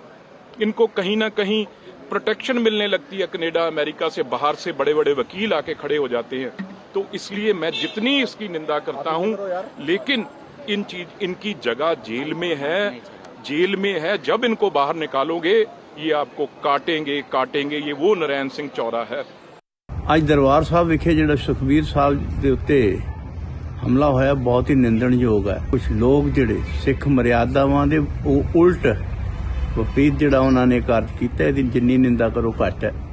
ਕਿਉਂਕਿ ਗੁਰੂ ਦਰਬਾਰ ਸਾਹਿਬ ਦੇ ਵਿੱਚ ਔਰ ਖੜੇ ਹੋਏ ਸੇਵਾਦਾਰ ਦੇ, ਕਿਉਂਕਿ ਉਹ ਸੇਵਾਦਾਰ ਦੇ ਰੂਪ 'ਚ ਖੜਾ ਸੀ, ਔਰ ਦਰਬਾਰ ਸਾਹਿਬ ਦੇ ਸੇਵਾਦਾਰ ਦੇ ਉੱਤੇ ਹਮਲਾ ਕਰਨ ਦਾ ਮਤਲਬ ਹੈ ਕਿ ਦਰਬਾਰ ਸਾਹਿਬ ਦੇ ਉੱਤੇ ਹਮਲਾ ਹੋਇਆ। ਔਰ ਇਸ ਕਰਕੇ ਮੈਂ ਇਹਦੀ ਨਿੰਦਾ ਕਰਦਾ। ਔਰ ਐਸੇ ਵਿਅਕਤੀਆਂ ਦੇ ਉੱਤੇ ਸਖਤ ਜਿਹੜੀ ਸਜ਼ਾ ਦੇਣੀ ਚਾਹੀਦੀ ਹੈ। ਔਰ ਦੂਸਰਾ ਸਰਕਾਰ ਦੇ ਜਿਹੜੇ ਪ੍ਰਸ਼ਾਸਨਿਕ ਜਿਹੜੇ ਆ ਉਹ ਇੰਤਜ਼ਾਮ ਹੈ ਉਹਨਾਂ 'ਚ ਵੀ ਕਿਤੇ ਨਾ ਕਿਤੇ ਕੋਤਾਹੀ ਦੇਖਣ ਨੂੰ ਮਿਲੀ ਹੈ ਔਰ ਇਹਦੇ ਤੇ ਸਰਕਾਰ ਨੂੰ ਵੀ ਆਪਣਾ ਨੋਟਿਸ ਜਿਹੜਾ ਲੈਣਾ ਚਾਹੀਦਾ और दोषियों के खिलाफ सख्त जड़ी कार्रवाई होनी चाहिए। गोली चलाने वाला भी तो बहुत बड़ा गुनहगार है कि जो गुरु घर में बैठा हुआ व्यक्ति है उसके ऊपर जब आप गोली चलाते हो तो मैं समझता हूँ कि सबसे बड़े गुनहगार तो आप हो। कोई दुश्मन तो नहीं है Sukhbir Singh Badal, he belongs to Punjab और इंसान गलतियाँ करता रहता है। कोई गलतियाँ हुई होंगी तो इसलिए वो सजा भी भुगत रहे हैं, लेकिन इतनी नफरत किसी के लिए अपने मन में रखना ये अच्छी बात नहीं। पता चला है कि वो उनको गोली लगी नहीं है, शुक्र है भगवान का। मैं इसकी करड़े शब्दों में निंदा करता हूँ, ऐसा नहीं होना चाहिए था। और मैं तो पहले भी कह चुका हूँ कि लॉ एंड ऑर्डर की स्थिति पंजाब के अंदर बिल्कुल ठीक ठाक नहीं है और he is I think Z protectee उसके पुख्ता इंतजाम होने चाहिए थे।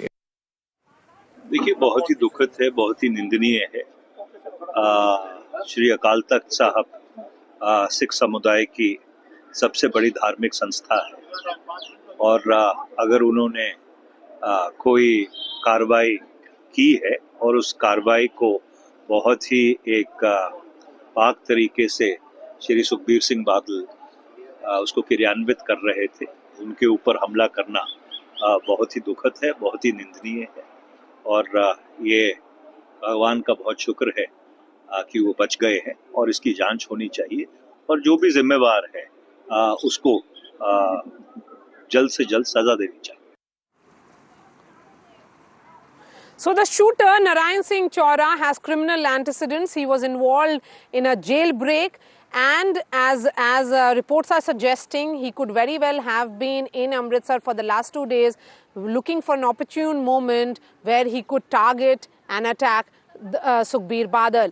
We have Gurpreet who continues to be with us. Gurpreet, coming to you, I want to understand, most political leaders from Punjab are highlighting that even if the cops file a case against an individual for Khalistani links, the government of the day lets go. I mean, they do not, they do not really back that through the public prosecutors in the court. So what exactly is the lapse or where is the slip here which is happening? Well, we have seen these are the political allegation against each and other political party. But if we can go into detail of the case, we have seen in some of the cases there was no clinching evidence against this man, and that was the possible reason why he's out of the court and out of jail at this point of time. Now the question is, it seems that political blame game has already been initiated between the political parties. But if we can talk about the sensitive links of this case, we can see for the last 2 days, if he is roaming around the premises of the Golden Temple, it is possible that he is trying to have some conspiracy to execute this attack. Because we have seen a day before yesterday, there was a verdict which has been announced by Shri Akal Takht Sahib, and after that immediately Sukhbir Singh Badal was being ordered by Shri Akal Takht Sahib to continue perform seva in the premises of the Golden Temple for 2 days. Today was the last day, and at about 9 a.m. this man has also reached, whereas Sukhbir Singh Badal, the former Deputy Chief Minister, he has also reached in the premises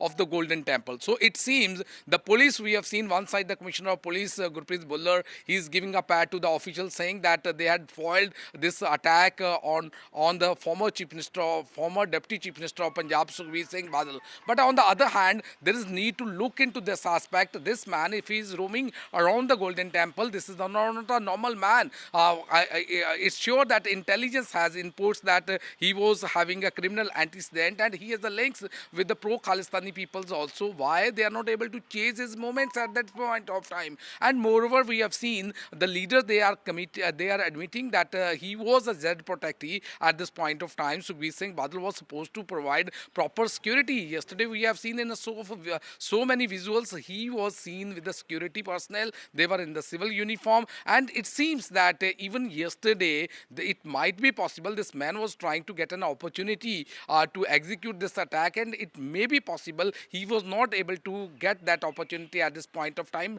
and that could be possible reasons why he has reached and landed at 9 a.m. today, because he wanted to attack Mr. Sukhbir Singh Badal if he wanted to attack on the former Deputy Chief Minister at 9 a.m. when he was about to enter the premises of the Golden Temple. Now we have seen the task force was able to catch this man. They caught him and handed him over to the police. Now the police are trying to get connected all the dots in this investigation. They are trying to get all the CCTV camera footage to just trace his location. Why this investigation is being carried out at this point of time when this man was tried to attack the former Deputy Chief Minister of Punjab, Sukhbir Singh Badal. Why this is not precaution which are supposed to take by the police if this man was moving around the Golden Temple. So the question needs to be answered through this probe, which has already been initiated by the Punjab police. Absolutely. We have seen the CP of Amritsar. He is saying that we are trying to get all the angles so that proper investigation should be carried out. But we have to find out all the answers for this unanswered questions at this point of time. Absolutely, Gurpreet. All valid questions being raised by you. There are several unanswered questions at this moment. The attack happened at 9 a.m.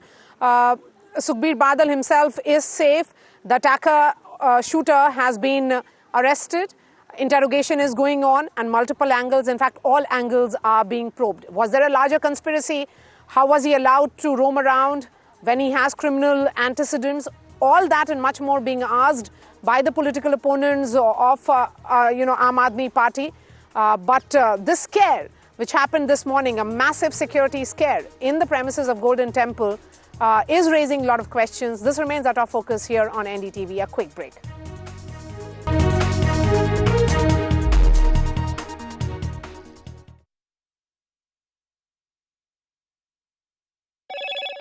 Hello, Moto.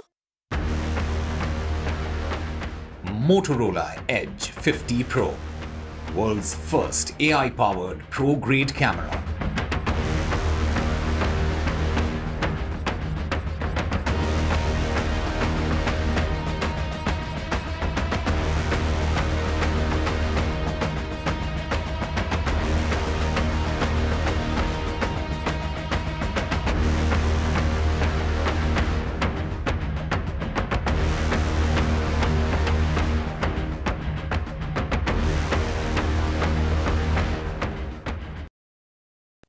Introducing Vice 4K UHD Smart TV. Quantum Luminate gives more than 1 billion colors. Upscale your content resolution up to 4K.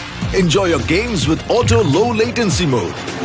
Watch your favorite movie with voice command. Play my favorite movie. Experience sound with Dolby Audio. Connect with your favorite apps and games on the Content Store. Powered by Web OS Hub. Connects with Apple devices. Unlimited family entertainment with Vice TV. Vice, the science of simple. I've been reporting on all issues big and small from Andhra Pradesh, Telangana, rest of South India, bringing you all the action, all that you need to know, all that you want to know. The energy of Maximum City is infectious. I bring in that energy in our news coverage from financial capital Mumbai. India's IT capital is always bustling. It's literally a city that never sleeps. And I keep you ahead on all the Bengaluru buzz. Covering from the southernmost part of India over the last 23 years, I bring in-depth and 360-degree coverage from the Dravidian heartland. The land of Mishti is also known for its bitter politics. I have seen much water flow under the Howrah Bridge, covering Bengal in all its vivid colors.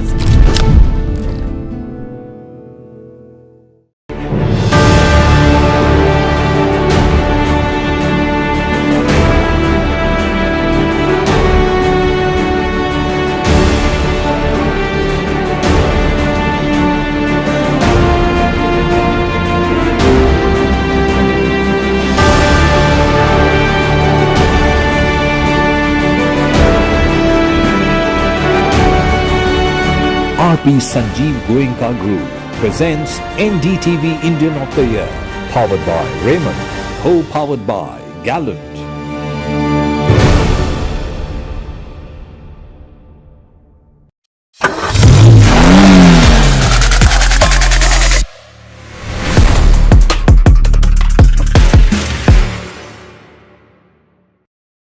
New day, new a new experience. Start your day with the news, not views. We bring you stories that matter and impact your lives. News that informs and keeps you ahead. From Maximum City, Mumbai, To the seat of governance, Delhi, NDTV brings to you the best breakfast show. The breakfast show only on NDTV 24/7 every morning at 8 a.m. In today's interconnected world, India's voice is more crucial than ever. When India speaks, the world listens. At NDTV World, we are that voice, bringing you intelligent and insightful news from India and beyond. From geopolitics and diplomacy to economic shifts, migrations, tech disruptions, and the stories of our diaspora. We cover the news that shapes our global future. NDTV World, your new home for global news is here.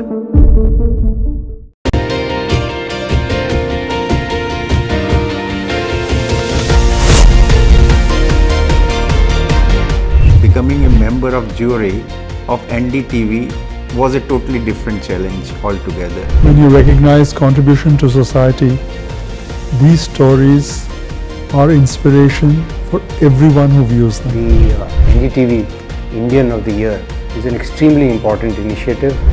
Nominees were just extraordinary. Each one of them is a rock star. And the achievers in this field who are inspiration for the Indians in this country have been chosen for this prestigious award.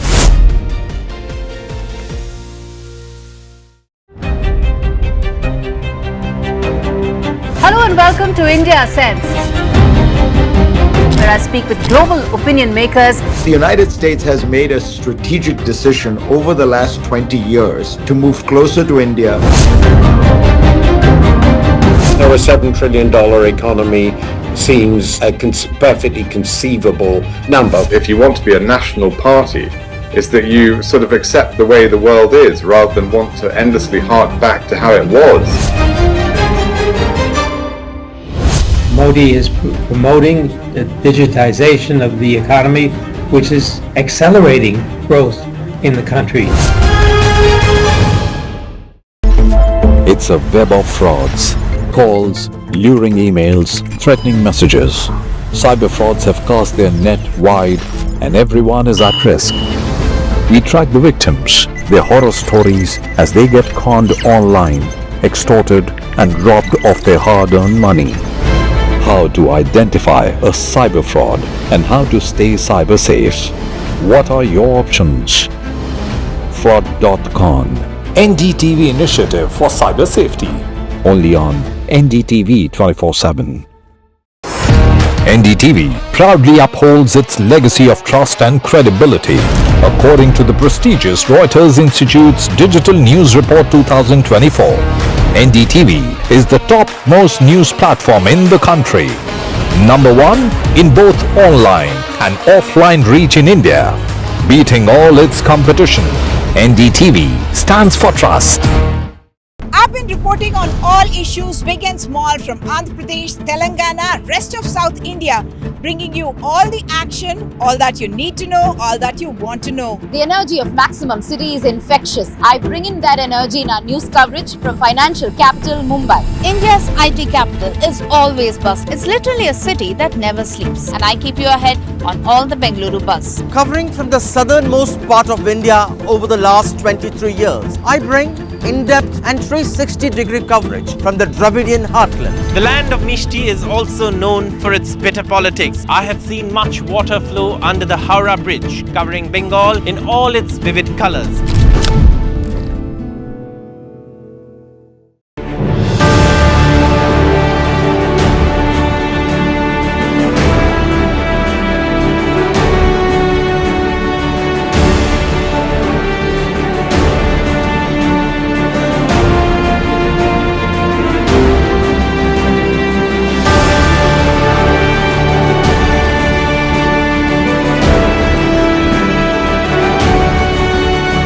RP Sanjeev Goenka Group presents NDTV Indian of the Year, powered by Raymond, co-powered by Gallant.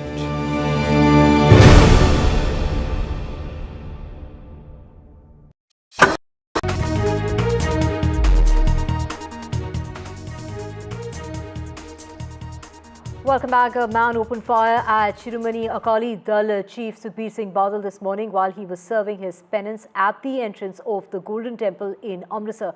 The shooter has been overpowered by the people present at the spot and has been arrested. It was Sukhbir Singh Badal who was sitting on a wheelchair. He escaped unharmed in that attack that's taken place at the entrance, literally at the gate of the Golden Temple. He was attired in blue in the dress of the sewadar, holding a spear in his hand and a plaque in his neck, mentioning the confession of his mistakes while he was sitting in that wheelchair. Do remember, he has fractured his leg. The police have arrested the person behind that attack on Sukhbir Singh Badal. He's been identified as Narayan Singh Chora, allegedly a former militant who also faces many cases but has remained underground. The police has said that bullets were fired at the Golden Temple premises. This is just literally at the entrance where Sukhbir Singh Badal was seated in his wheelchair. Now, this is in regard to the seva, that is the punishment that has been given to him. So he is meant to wash dishes and clean shoes at the Golden Temple and several other gurdwaras as well. And visuals on your screen, 2 hours ago, he was attacked at the entrance of the Golden Temple, and here he's back to doing seva. There you can see he's washing utensils at the Golden Temple. So that hasn't stopped him from doing seva. The punishment that has been sentenced this is the sentence, the punishment that has been given to the Shiromani Akali Dal leader, not just Sukhbir Singh Badal but others as well, for they have to do seva as part of the religious punishment for the mistakes committed during the party's rule in Punjab from 2007 to 2017. He has been asked to serve as sevadar, which includes being a guard at the Golden Temple, as well as washing utensils, also serving langar and various other seva that has to be performed by the Akali Dal leaders there as a punishment that has been. So do remember, this was day 2 when this attack took place on Sukhbir Singh Badal, and the man behind that attack has been arrested. This was after the Akal Takht had said that he was found guilty of religious misconduct in August, and which is why they had asked him to perform seva as a part of his punishment. So it is the BJP who's gone on to say that it's not an attack on Sukhbir Singh Badal, but it's an attack on the Golden Temple, while it is the Congress party that has gone on to say that action needs to be taken against the government of the Aam Aadmi Party. Let's listen into the reactions coming in.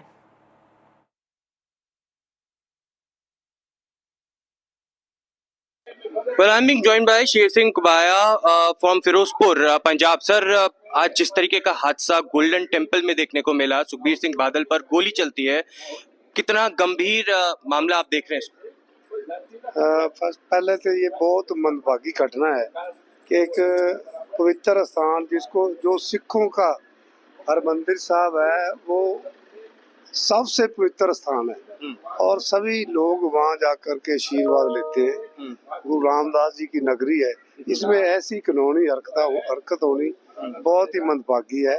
इसको हम निखेधी करते हैं और जो जिस तरह से ये हुआ इसके बारे में इसकी पूरी जड़ी है पड़ताल होनी चाहिए, इन्वेस्टिगेशन होनी चाहिए कि क्यों हुआ, कैसे हुआ, कि कहीं कोई साजिश के तहत तो नहीं हुआ कि गोली। कुछ लीडर ऐसे भी हैं कि वो गोली चलवा के अपनी सिक्योरिटी को सिक्योर करते हैं। पिछली बार एक ऐसा इनका साथी था सुखबीर जी का, बोल रहे हैं कि वो खुद भी अपने आप पर गोली चलवा सकते हैं, ऐसी भी कॉन्स्पिरेसी लाते रहते हैं। हम देखे हमने वो अपने आप पे जो कुछ लोग सिक्योरिटी सिक्योर करने के लिए भी करते हैं। अगर कोई ऐसी साजिश है तो फिर इसका पर्दाफाश होगा। लेकिन जिस शख्स को आइडेंटिफाई किया गया है वो जेल से भागा हुआ है, उसके खिलाफ कई केसेस हैं, वो आतंकी संगठनों से भी जुड़ा हुआ व्यक्ति पता लग रहा है इस तरीके से। नहीं, मैं तो पहले बोल रहा हूँ कि ये ऐसी हरकत होनी बहुत मंदभागी है। बहुत गुरु रामदास जी के जिनको विश्वास है वो उनका विश्वास को ठेस पहुंची है, नहीं होना चाहिए।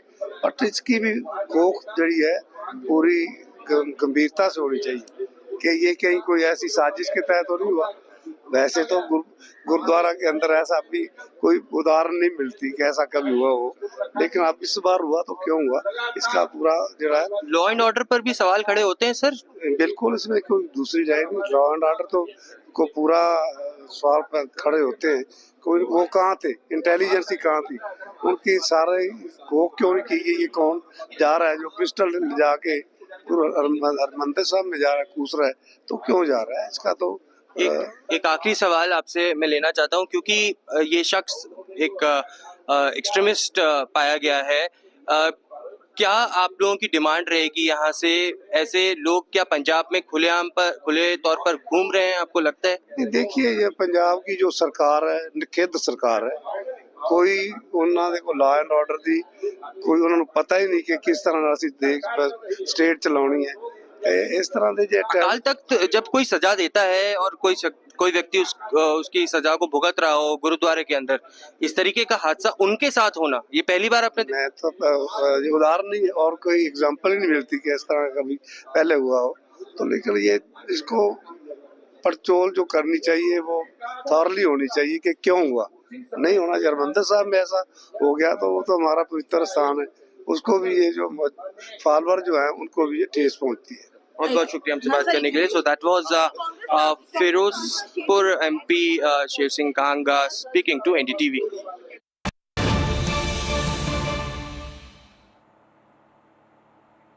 And breaking news coming in regard to Maharashtra, and it's Devendra Fadnavis who's set to become the Chief Minister of the state. Devendra Fadnavis has been named as BJP's legislative party leader in the party's core committee meeting. The move has brought Devendra Fadnavis a step closer to the Chief Minister's chair, with the party looking set to get its own Chief Minister after winning a resounding mandate in the assembly elections. Of course, the Saffron Party has appointed Finance Minister Nirmala Sitharaman and former Gujarat Chief Minister Vijay Rupani as central observers for its Maharashtra legislative party's meeting, though the party has not made any formal announcement. But what we are hearing is that Devendra Fadnavis' name has now finally been finalized for the post of the Chief Minister. And this is also coming on the heels of that very crucial meeting that took place between Eknath Shinde and Devendra Fadnavis yesterday.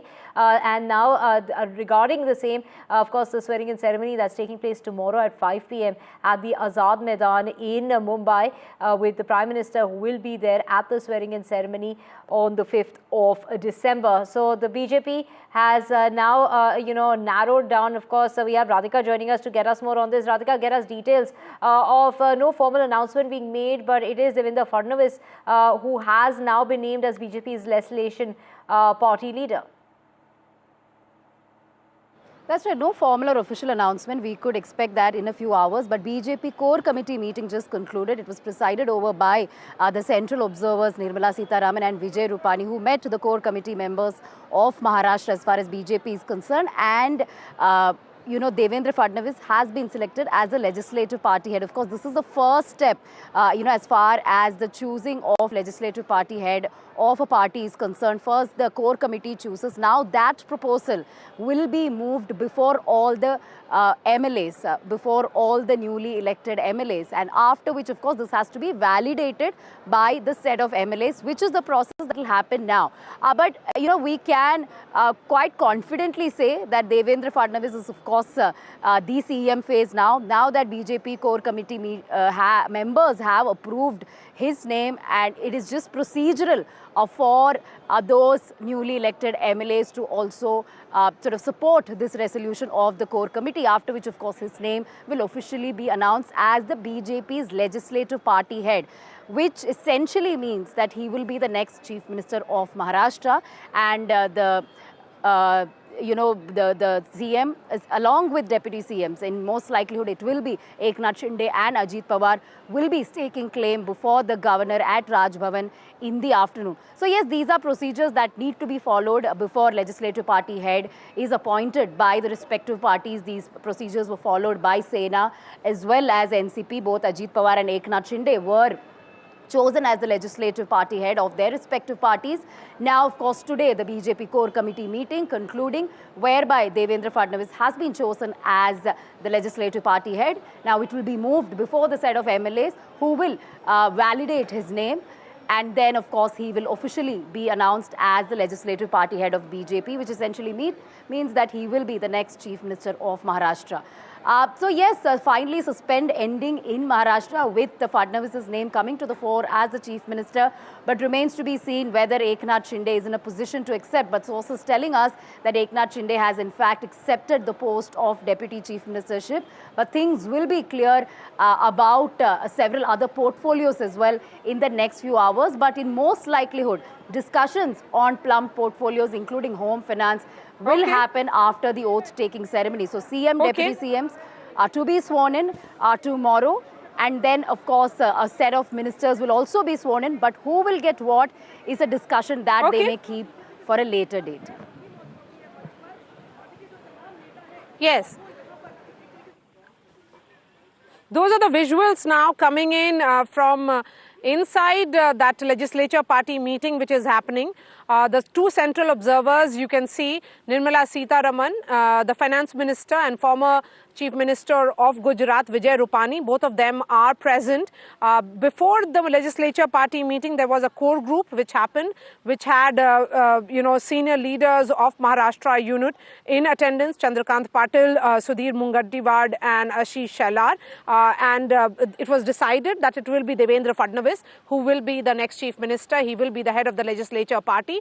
The BJP in Maharashtra has the highest strike rate of nearly 90%. So they are getting the Chief Minister's portfolio. A word on the man of the moment, Devendra Fadnavis, although it has taken 9 days for the entire formality to be completed. And tomorrow is when we will be seeing the swearing-in ceremony. Yes, let's dip in and listen in to the audio that is coming in. आज आपल्या विधिमंडळ गटनेत्यांची निवड आहे आणि या निवडीकरता गुजरात प्रदेशाचे दोनदा मुख्यमंत्री असलेले पूर्व मुख्यमंत्री आणि आता पंजाबचे प्रभारी माननीय श्री विजय रूपानीजी आपल्या या बैठकीला निरीक्षक म्हणून आले आहे. मी त्यांचं विधिमंडळ गटातर्फे आणि भारतीय जनता पार्टीच्या लाखो कार्यकर्त्यांतर्फे त्यांचं अभिनंदन करतो.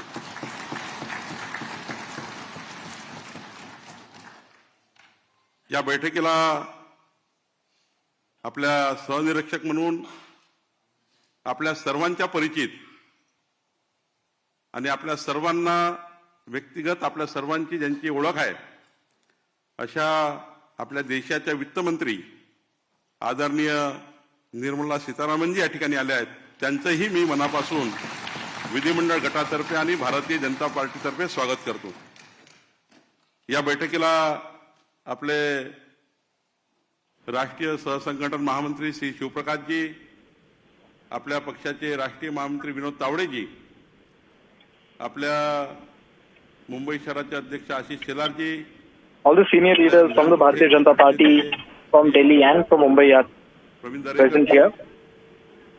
या बैठकीला आवर्जून आपल्या पक्षासोबत ज्यांनी आपल्या भारतीय जनता पार्टी युतीमध्ये ज्यांनी निवडणूक लढवली असे जनसुराज्याचे माननीय विनय कोरेजी, युवा स्वाभिमानचे रवी राणाजी आणि उपस्थित आपले सर्व, सर्वांचे नाव मी उल्लेख करू शकणार नाही, सर्वांनी क्षमा करावी. आमच्या कोर कमिटीचे सर्व सदस्य, उपस्थित सर्व बंधू भगिनी, मी आधीच सांगितलं की हा ऐतिहासिक दिवस आहे. I had already told you that this is a historical day. ऐतिहासिक दिवस. एक माफ करा, मी आपले नेते माननीय देवेंद्रजी फडणवीस साहेबांचा उल्लेख करायचा राहून गेला. ते उपस्थित आहेत.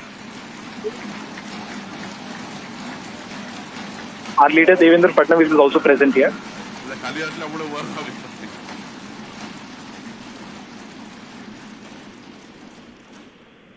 खरं तर आपल्या सर्वांकरता आज आनंदाचा दिवस आहे. त्या जो ऐतिहासिक विजय आपल्याला मिळाला आहे,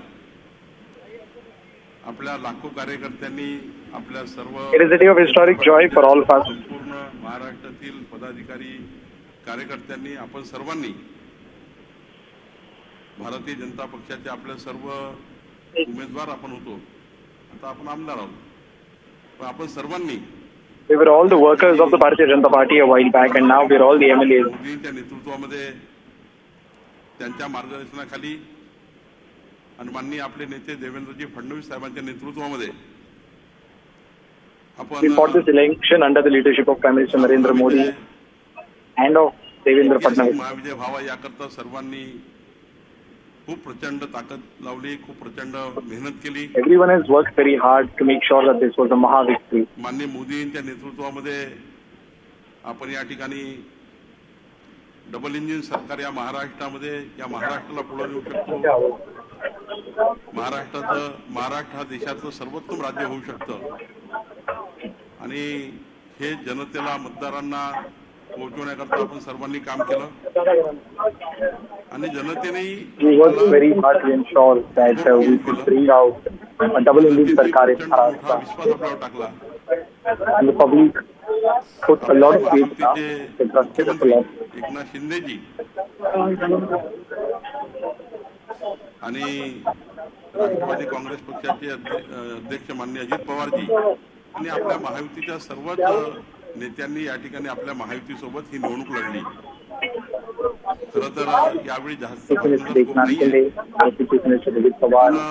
महाराष्ट्राच्या 14 कोटी जनतेचा आभार मानला पाहिजे की जनतेने भारतीय जनता पार्टी आणि महायुतीवर विश्वास त्या ठिकाणी टाकला आणि आपल्याकरता आनंदाची गोष्ट आहे की आपण 149 सीट भारतीय जनता पार्टी म्हणून लढवल्या.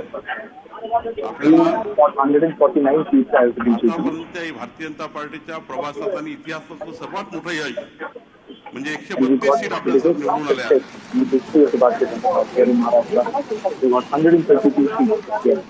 जर आपण आतापर्यंत इतिहासातला आपला सर्वात मोठा विजय आहे.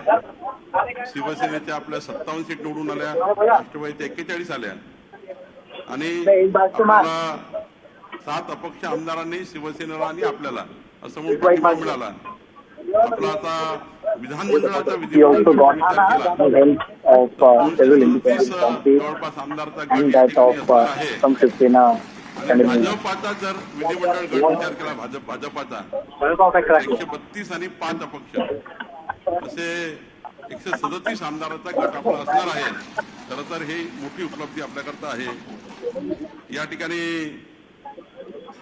मी एवढंच सांगेल की मोठं यश आहे. Our team is going to be of 137 people, which includes 5 independent लढवली असल्यामुळं खरं तर 14 ते 19 या काळामध्ये माननीय देवेंद्रजींनी ज्या पद्धतीने या महाराष्ट्राला समोर नेलं, या महाराष्ट्राचे यशस्वी मुख्यमंत्री लोकनेते म्हणून त्यांनी काम केलं आणि मधल्या काळातही एकनाथ शिंदेच्या नेतृत्वातल्या सरकारमध्ये एकनाथ शिंदेच्या नेतृत्वातल्या सरकारने जे जे निर्णय घेतले त्या माननीय देवेंद्रजींनी महाराष्ट्राच्या 14 कोटी जनतेपर्यंत नेण्याचा प्रयत्न केला आणि म्हणून हे यश फार मोठं यश आहे.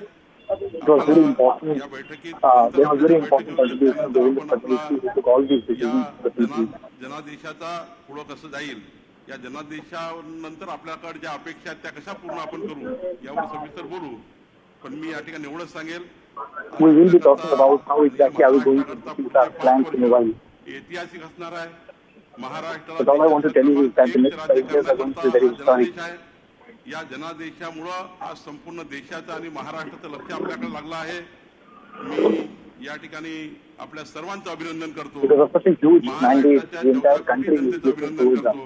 भारतीय जनता पार्टीच्या कार्यकर्त्यांची मेहनत केली त्यांचे अभिनंदन करतो.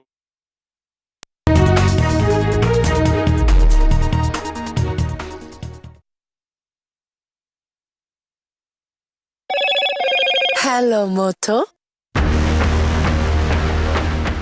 Motorola Edge 50 Pro, world's first AI-powered pro-grade camera.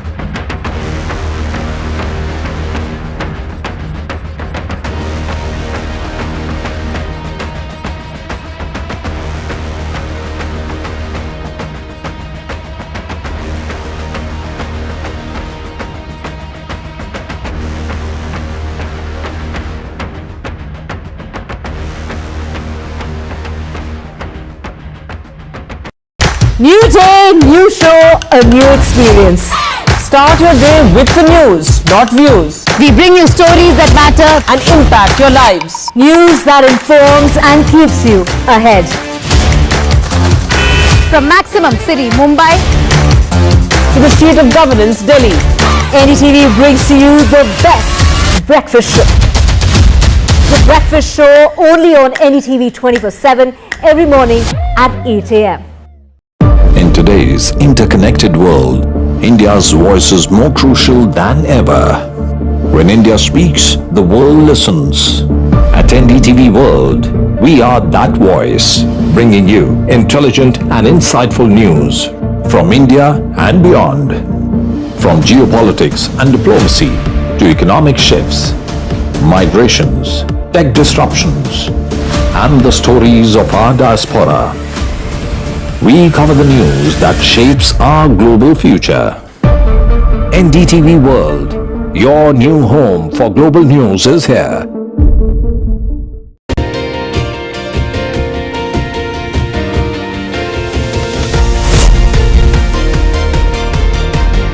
Becoming a member of jury of NDTV was a totally different challenge altogether. When you recognize contribution to society, these stories are inspiration for everyone who views them. The NDTV Indian of the Year is an extremely important initiative.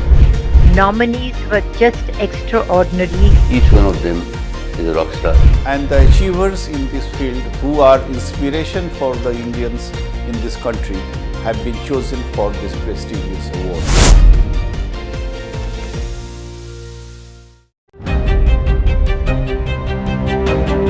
Hello and welcome to India Sense, where I speak with global opinion makers. The United States has made a strategic decision over the last 20 years to move closer to India. Now, a $7 trillion economy seems a perfectly conceivable number. If you want to be a national party, it's that you sort of accept the way the world is rather than want to endlessly hark back to how it was. Modi is promoting the digitization of the economy, which is accelerating growth in the country.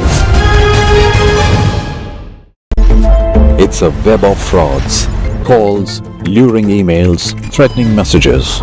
Cyber frauds have cast their net wide and everyone is at risk. We track the victims, their horror stories as they get conned online, extorted and robbed of their hard-earned money. How to identify a cyber fraud and how to stay cyber safe. What are your options? Fraud.con, NDTV initiative for cyber safety.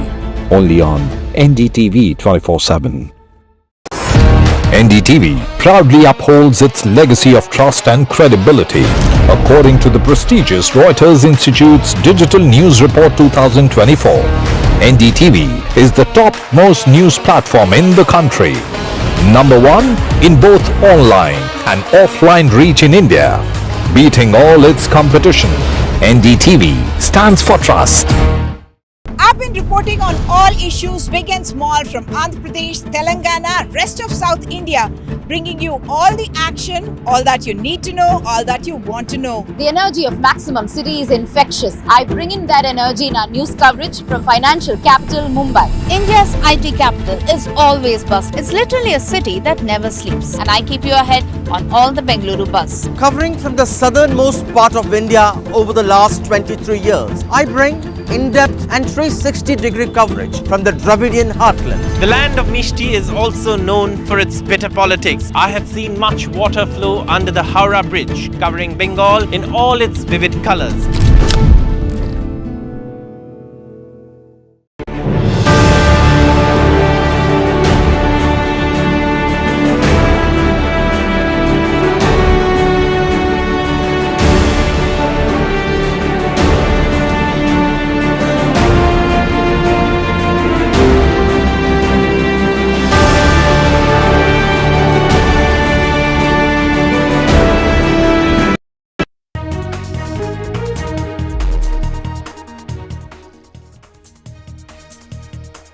Hello and welcome. You're watching NDTV. I'm Aditi Bhardwaj. A lot is happening and lined up in this bulletin from Maharashtra to Sambhal and to what's happened in Punjab. We will get you all the latest updates. Keep watching NDTV. Let's take a look at the top headlines we're tracking at this hour. Devendra Fadnavis is to be the next chief minister. This has been decided by the BJP core committee. As per sources, we are hearing this big move before the newly elected legislative party members at the meet. Then it will be finalized. Officially, the meeting is underway.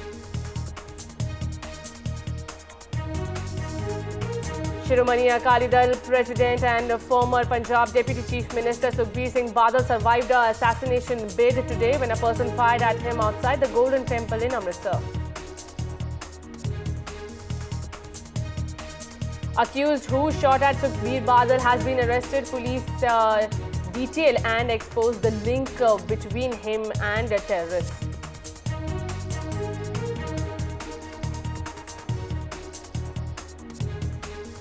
Meanwhile, politics over Sukhbir Singh Badal attack also escalates. BJP and Congress put Aam Aadmi Party government on test. BJP says attack on Badal is like an attack on Golden Temple, while Congress demands stern action from the AAP government.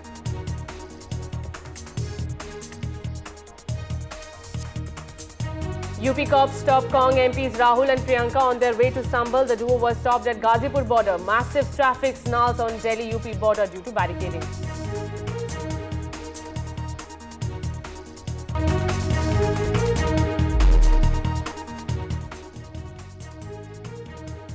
And crucial day today for Maharashtra, just 24 hours before the oath ceremony. As per sources, we are hearing final stamp has been put against Devendra Fadnavis' name as the chief minister. Whether it will be a hat-trick or not for Fadnavis will be cleared after the BJP Legislative Party meeting, which is underway. The crucial Legislative Party meeting of the BJP is currently underway at the Maharashtra Vidhan Bhavan to elect its leader, who is expected to take over as the next chief minister of the state. Observers Nirmala Sitharaman and Vijay Rupani are present in the meeting. My colleague Radhika Ramaswamy is also joining me for more on this. Radhika, take us through the latest updates. As per sources, we are hearing it will be Devendra Fadnavis. That's right. In fact, what we are hearing now is that at the legislative party meet as well, Devendra Fadnavis has been chosen as the legislative party leader.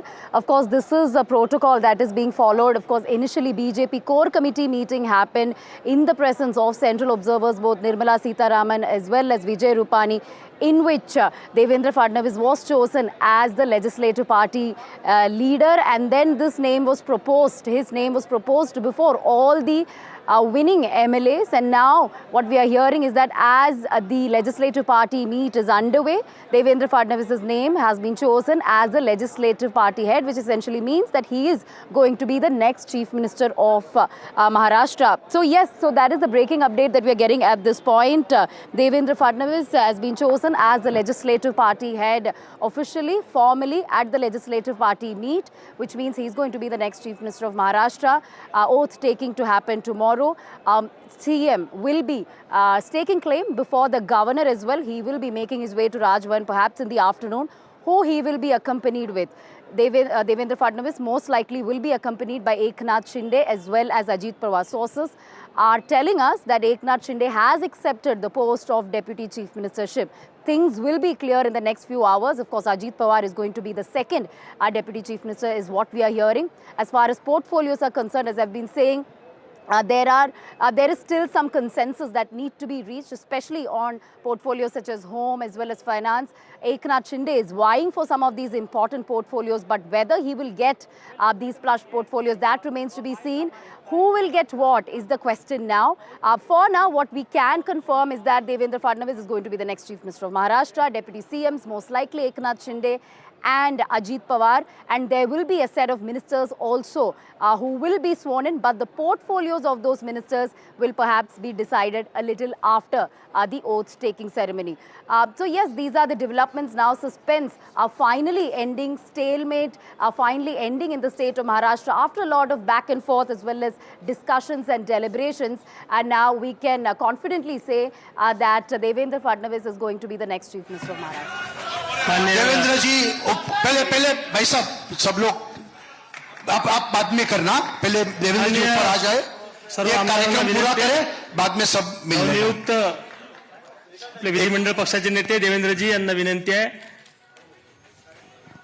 त्यांनी मंचावर यावं.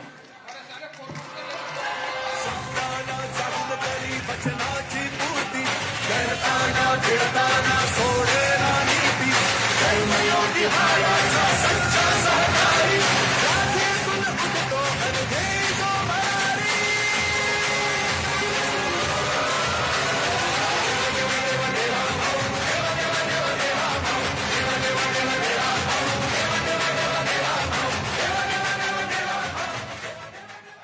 आपले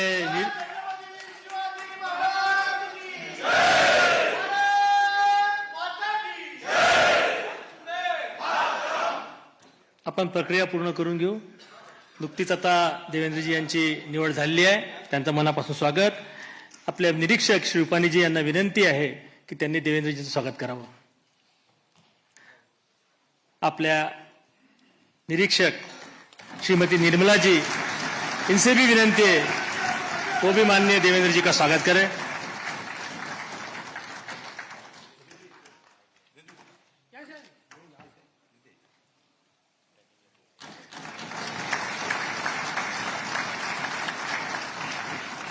आपल्या प्रदेशाचे अध्यक्ष बावनकुळे साहेब यांना नम्र विनंती आहे त्यांनी देवेंद्रजीचं स्वागत करावं. And there you see a grand welcome given to the next likely Chief Minister of Maharashtra, Devendra Fadnavis. If he returns to power as the Chief Minister, it will be the third time. There you go, the BJP meeting. In the BJP meeting, he is being honored right now. Nirmala Sitharaman, Vijay Rupani welcoming and giving a grand welcome to Devendra Fadnavis. Remember, it was a thumping majority that the BJP got along with Mahayuti parties with Shinde and Ajit Pawar. We had got it clear that Shinde has no problem with the Devendra Fadnavis being pitched for the CM post, and now as per sources, and he has been elected as the BJP legislative party head also in this meeting. As per sources, we are hearing that his name is almost clear now. Today, Shinde and Fadnavis will be meeting the Maharashtra governor as well. Tomorrow is the oath ceremony where Devendra Fadnavis is likely to take oath as the next Chief Minister of Maharashtra. After a dilly-dally and after a lot of discussions and meetings, finally a name is clearly emerging, and this is of none other than but Devendra Fadnavis. Remember, Devendra Fadnavis has been pitched by several alliance leaders to be the next Chief Minister. Ajit Pawar also backed Devendra Fadnavis' name, and then Eknath Shinde also came forward and said that he has no issues with Devendra Fadnavis being made the Chief Minister of Maharashtra. Remember, this was the call in the last elections also when Eknath Shinde was crowned as the Chief Minister that Devendra Fadnavis should get the throne. But there was a wise decision taken by the leaders of the BJP, and Devendra Fadnavis was made the Deputy Chief Minister. Now, finally, his name is coming forward. My colleague Vasudha Venugopal is also joining me for more on this. Vasudha, finally, we are hearing, as per sources, his name is almost clear. He will be the next Chief Minister of Maharashtra. That's right, Devendra Fadnavis, former Chief Minister of Maharashtra, all set to come back as the Chief Minister of Maharashtra for the third time. And this was expected in some ways, but also it took 9 days for the BJP, for the Mahayuti to put that final stamp of approval, because, you know, this was an election that was bitterly fought with allies in tow. And of course, the Mahayuti emerged victorious with a landslide. But of course, it was the BJP that had a strike rate of almost 90%, winning 132 seats out of 148. A lot of that credit was given to Devendra Fadnavis. Dev Bhau is what he was ceremoniously campaigned as ceremoniously presented as. And even when I travelled in Maharashtra, there was this feeling amongst candidates that it was Devendra Fadnavis who needs to come to their constituency, and it is his sort of campaign that would make a lot of difference for them. So clearly, Devendra Fadnavis was expected. The BJP had anticipated this, but of course, they wanted to give Eknath Shinde, the caretaker Chief Minister of Maharashtra, also that kind of time to sort of realign himself to this present day reality that it's the BJP that has performed much better. Although Nirmala Sitharaman is speaking, the Central Observer. Let's listen in. नवनिर्वाचित MLA गण सबको मेरा बधाई. और इस सदन में उपस्थित वरिष्ठ नेतागण और मेरे साथ आए हुए ऑब्जर्वर के नाते विजय रूपानी जी, जो गुजरात के वरिष्ठ मुख्यमंत्री थे इससे पहले, और सांसदगण बहुत सारे भी आए हैं इस मीटिंग में, उनका भी मेरा प्रणाम. और अभी नवनिर्वाचित विधिमंडल के नेता के नाम में देवेंद्र फडणवीस जी का मेरा बधाई और नमस्कार.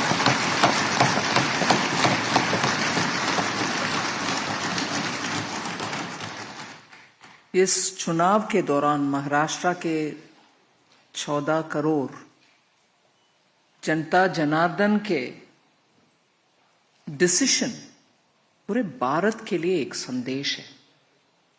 ये रेगुलर असेंबली इलेक्शन नहीं है। लोकसभा चुनाव के बाद महाराष्ट्र के इस चुनाव, इससे पहले हरियाणा का, इन दोनों से जनता के संदेश स्पष्ट है और महाराष्ट्र से ऐसे unexpected unprecedented victory is a big message towards विकसित भारत। मैं मानती हूं कि जनता उनके अनुभव के अनुसार पिछले गठबंधन के सरकार जो कांग्रेस के नेतृत्व में चला, उसके वजह से महाराष्ट्र के पर्टिकुलरली और देश के लिए कितना अनसर्टनिटी और डेवलपमेंट के रास्ते में रुकावट पैदा हुआ, उससे जनता बहुत टायर्ड होकर के मन में उनको क्या चल रहा है हमारे महाराष्ट्र में, ऐसे भावना आकर के आज स्पष्ट निर्देश दिए हैं और उसको सही आगे लेके चलने के लिए आप सब उत्सुक हैं। और मैं ये जरूर संदेश देना चाहती हूं कि डबल इंजन के सरकार मोदी जी के नेतृत्व में महाराष्ट्र के लिए और महाराष्ट्र के भविष्य के लिए उत्साह से, उमंग से और जैसे चुनाव पत्र में आपने घोषणा की है, उन सभी वायदों को पूरे करते हुए महाराष्ट्र को आगे लेके जाएंगे। ये तो स्पष्ट है। और अभी ये स्पष्ट है कि हम सब महाराष्ट्र का पिछले कांग्रेस के नेतृत्व में चलने वाली सरकार के द्वारा कितना नुकसान हुआ, उन सबको जनता को याद दिला करके हम तेजी से काम करते आगे लेके जाना है। चाहे वो किसान के मामला हो, चाहे इंडस्ट्री का इन्वेस्टमेंट हो महाराष्ट्र में, चाहे हर रीजन का डेवलपमेंट हो महाराष्ट्र में। और प्रमुख बड़ा आज आर्टिफिशियल इंटेलिजेंस को उपयोग करते हुए हमारे ही युवा स्टार्टअप के रूप में इतना नए नए सोच के साथ सॉल्यूशंस दे रहे हैं भारत के इकोनॉमिक और आर्थिक व्यवस्था को सुधार करने के लिए। उन सब का इतना प्रोत्साहन महाराष्ट्र में मिलना चाहिए, मिल रही है, मगर और ज्यादा मिलना चाहिए। उनसे हमें स्पीडीली बहुत सारे काम को आगे ले चलना आसान होगा। महाराष्ट्र फाइनेंशियल कैपिटल मुंबई है, देश का फाइनेंशियल कैपिटल मुंबई, और फाइनेंशियल वर्ल्ड में स्टार्टअप के इतनी कंट्रीब्यूशन दुनिया में एक देश हम जैसे नहीं है जहां फिनटेक में हम सामने नंबर 1 के पोजीशन में आ रही। सिंगापुर से जब हमारा बात होती है, वो हमारे फिनटेक के ऊपर इतना इम्प्रेस्ड है और मानते हैं कि फिनटेक के द्वारा ही हमारे इकोनॉमिक डेवलपमेंट जल्दी होने का संभावना है। अगर फिनटेक का इतना महत्व है और उसमें पैसा डालने के लिए बहुत सारे लोग तैयार है विदेश में, महाराष्ट्र में उनको प्रोत्साहन देने वाले काम बहुत होना चाहिए। उससे महाराष्ट्र का लीडरशिप रोल बरकरार रहेगा। और जैसे इससे पहले महाराष्ट्र की कल्चर, लिटरेचर, भाषा और थॉट लीडरशिप का स्थान था, वो स्थान हम तुरंत और दोबारा प्राप्त करना है। और उसमें मैं माननीय प्रधानमंत्री जी का याद दिलाऊं, इस विषय में उनका कदम हम पिछले 6-8 महीने में जो हुआ उसको याद दिलाना जरूरी है। मराठी भाषा को क्लासिकल लैंग्वेज स्टेटस देना, और उससे पहले वरकरी संप्रदाय के लोग जुलाई में जब जाते हैं आषाढ़ के एकादशी के समय, उनके लिए वो कॉरिडोर बनाना, ये सब महाराष्ट्र और मराठी और महाराष्ट्र के थॉट लीडरशिप और कल्चरल लीडरशिप का प्रधानमंत्री जी प्रामुख्यता देते हैं, उसका एग्जाम्पल्स उदाहरण है। और महाराष्ट्र का एक बड़ा एक निर्णय पिछले 50 साल में होना था, वो कभी नहीं हुआ, पता नहीं कारण क्या है, मगर अभी मोदी जी के द्वारा वधावन पोर्ट, जो उनका ड्राफ्ट के वजह से भारत में ही सबसे ड्राफ्ट ज्यादा अधिक है ऐसे पोर्ट, 76,000 करोड़ का अनाउंसमेंट होना सामान्य निर्णय नहीं है। ये सब स्पष्ट करता है कि केंद्र में मोदी जी के सरकार महाराष्ट्र के उन्नति के लिए कितने सारे स्कीम्स ले आ रहे हैं, उसको तुरंत इंप्लीमेंटेशन करना। और मैं इसमें उदाहरण में देती हूं क्योंकि इसको मैं क्लोजली मॉनिटर करती हूं। बुलेट ट्रेन का व्यवस्था, अब तक ट्रेन चलता होगा अगर बीच में वो कांग्रेस लेड गवर्नमेंट नहीं आते और उसमें रुकावट ना पैदा करते। जापान से हमें इतना सस्ता से लोन मिला उस कारण, मगर डिले के कारण वो इधर उधर हो करके इतना कष्ट हम झेल रहे। ऐसे ही आ रहे शेड, मेट्रो का, कार्स का शेड, कितने डिले किसके लिए? मुंबई सबर्बन ट्रेन्स का भीड़ हम देख रहे हैं, उसमें जनता का सुविधा के लिए हम काम करने के लिए सामने आए, रुकावट पैदा करने वाले दूसरे पार्टी है। अभी मैं मानती हूं जनता इन सब को देख लिए और समझ लिए, इसलिए हमें इतना बड़ा सा मैंडेट दिए हैं। और इधर इस हॉल में नव निर्वाचित एमएलए गण के उत्साह देखकर मैं जरूर ये कहना चाहती हूं, मुंबई का अग्रणी स्थान हम तुरंत वापस ले आने के लिए काम करेंगे।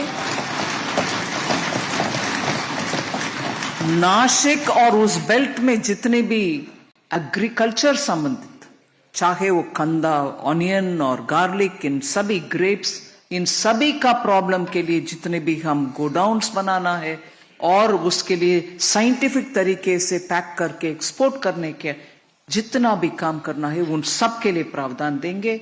और डिफेंस का मैन्युफैक्चरिंग में अग्रणी स्थान, इधर कॉरिडोर नहीं आया मगर उससे ज्यादा काम हो रही है, उसके लिए केंद्र सरकार के द्वारा defence manufacturing, defence component manufacturing के लिए हम डेफिनेट डेवलपमेंट के लिए हम काम करेंगे।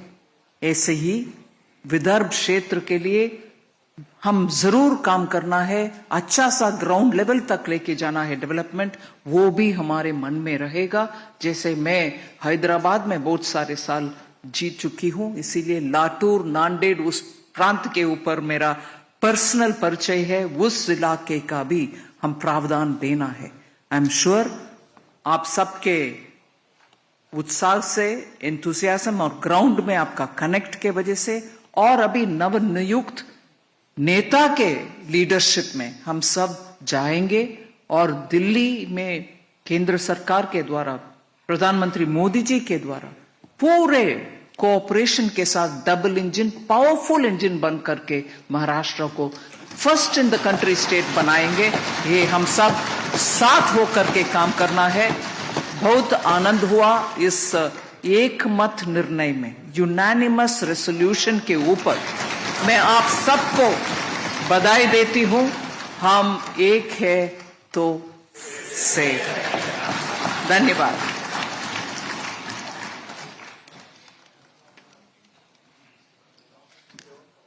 धन्यवाद निर्मला जी। जात पात पंत प्रांत भाषा याच्या पलीकडे जाऊन ज्यांनी महाराष्ट्र नेतृत्व केलं अशा लाडक्या बहिणींचा लाडका देवाभाऊ यांना विनंती करतो की त्यांनी त्यांचं मनोगत व्यक्त करावं।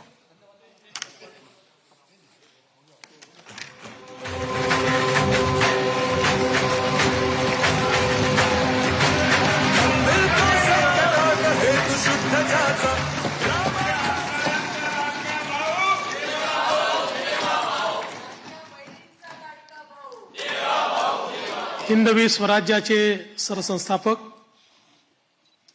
छत्रपती शिवरायांना मानाचा मुजरा करतो।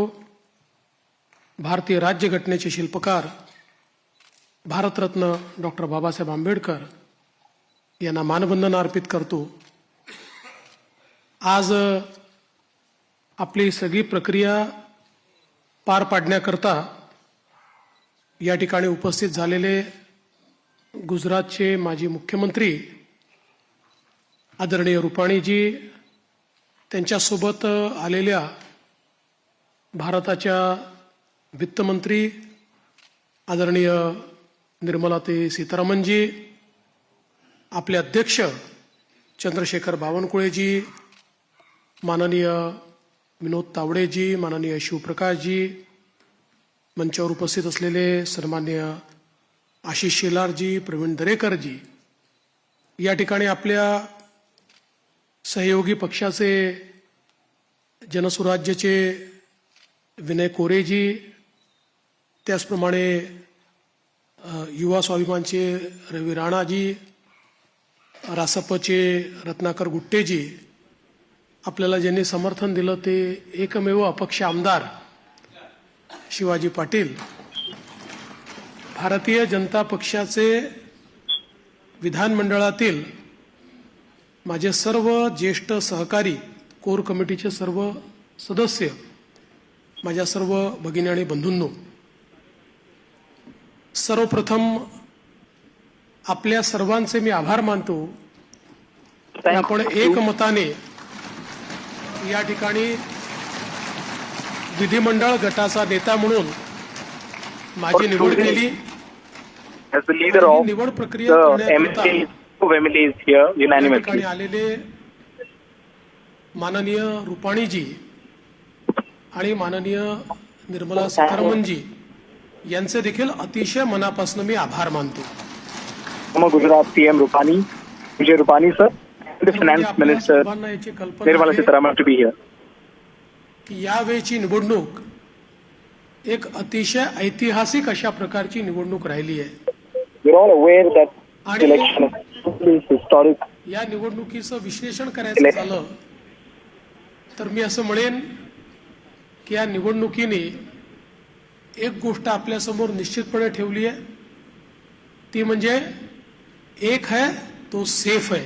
Election has made one thing very clear in front of us, that is, if we are one, we are safe. मोदीजींच्या नेतृत्वामध्ये देशामध्ये विजयाची मालिका ही लोकसभेनंतर पुन्हा एकदा हरियाणापासून सुरू झाली आणि महाराष्ट्राने Victory, historical victory under Modi's leadership after Lok Sabha. We saw that it started with Haryana and the historic mandate that we did in Maharashtra. साष्टांग दंडवत घालतो अशा प्रकारचं मॅन्डेट महाराष्ट्राच्या जनतेने आपल्याला दिलेलं आहे. I want to bow down to the people of Maharashtra and faith they've given to us. या प्रक्रियेमध्ये आपल्या सोबत पूर्णपणे तन मनाने या ठिकाणी असलेले महाराष्ट्राचे मुख्यमंत्री माननीय एकनाथराव शिंदेजी आणि महाराष्ट्राचे उपमुख्यमंत्री सन्माननीय अजितदादा पवारजी यांचे देखील मी अतिशय मनापासून आभार मानतो. I would like to thank Chief Minister Eknath Shinde, Chief Ajit Pawar Ramdas आठवलेजी for being with us through this journey. पक्षांचे देखील मनापासून आभार मानतो. I want to thank them and all the other alliance partners who are with us in this victory. वर्ष आहे. एकीकडे आपण सगळे लोक ज्या प्रक्रियेतनं निवडून येतो ती प्रक्रिया ज्या संविधानाने आपल्याला दिली, भारतरत्न डॉक्टर बाबासाहेब आंबेडकरांनी तयार केलेलं आमचे संविधान, या संविधानाची 75 वर्ष पूर्ण होत आहेत आणि म्हणून सर्वार्थानं एक अत्यंत महत्वाचं अशा प्रकारचे वर्ष आहे. आपल्याला कल्पना आहे की देशाचे प्रधानमंत्री नेहमी सांगतात माझ्याकरता भारताचं Constitution of India. Our Prime Minister always says that the Constitution of India is more important than any religious scripture. मोठं होण्याचा, समृद्ध होण्याचा अधिकार दिला आणि भारताला जगातले एक उत्तम राष्ट्र म्हणून That constitution has given a right and an access to every Indian to develop and make a name for themselves in the world. या ठिकाणी आपण सरकार स्थापन करतोय. दुसरं, आपल्या सर्वांना कल्पना आहे की ज्यांनी समस्त हिंदुस्थानामध्ये मोगली आक्रमणानंतर आमची श्रद्धास्थानं जी उद्ध्वस्त झाली होती त्या सर्व श्रद्धास्थानांचं पुनरुज्जीवन केलं. त्या राजमाता अहिल्यादेवी होळकर यांचंही 300व जयंती वर्ष हेच आहे. त्यामुळे ही देखील एक अत्यंत महत्वाची गोष्ट आहे. त्यासोबत the Hindu temples back again once they were destroyed. जल, जमीन आणि जंगल वाचवण्याचा लढा उभारला आणि खऱ्या अर्थानं इंग्रजांना सळो की पळो करून सोडलं. ते भगवान बिरसा मुंडा यांची ही 125वी जयंतीचं हे वर्ष या ठिकाणी आपण साजरं करतोय.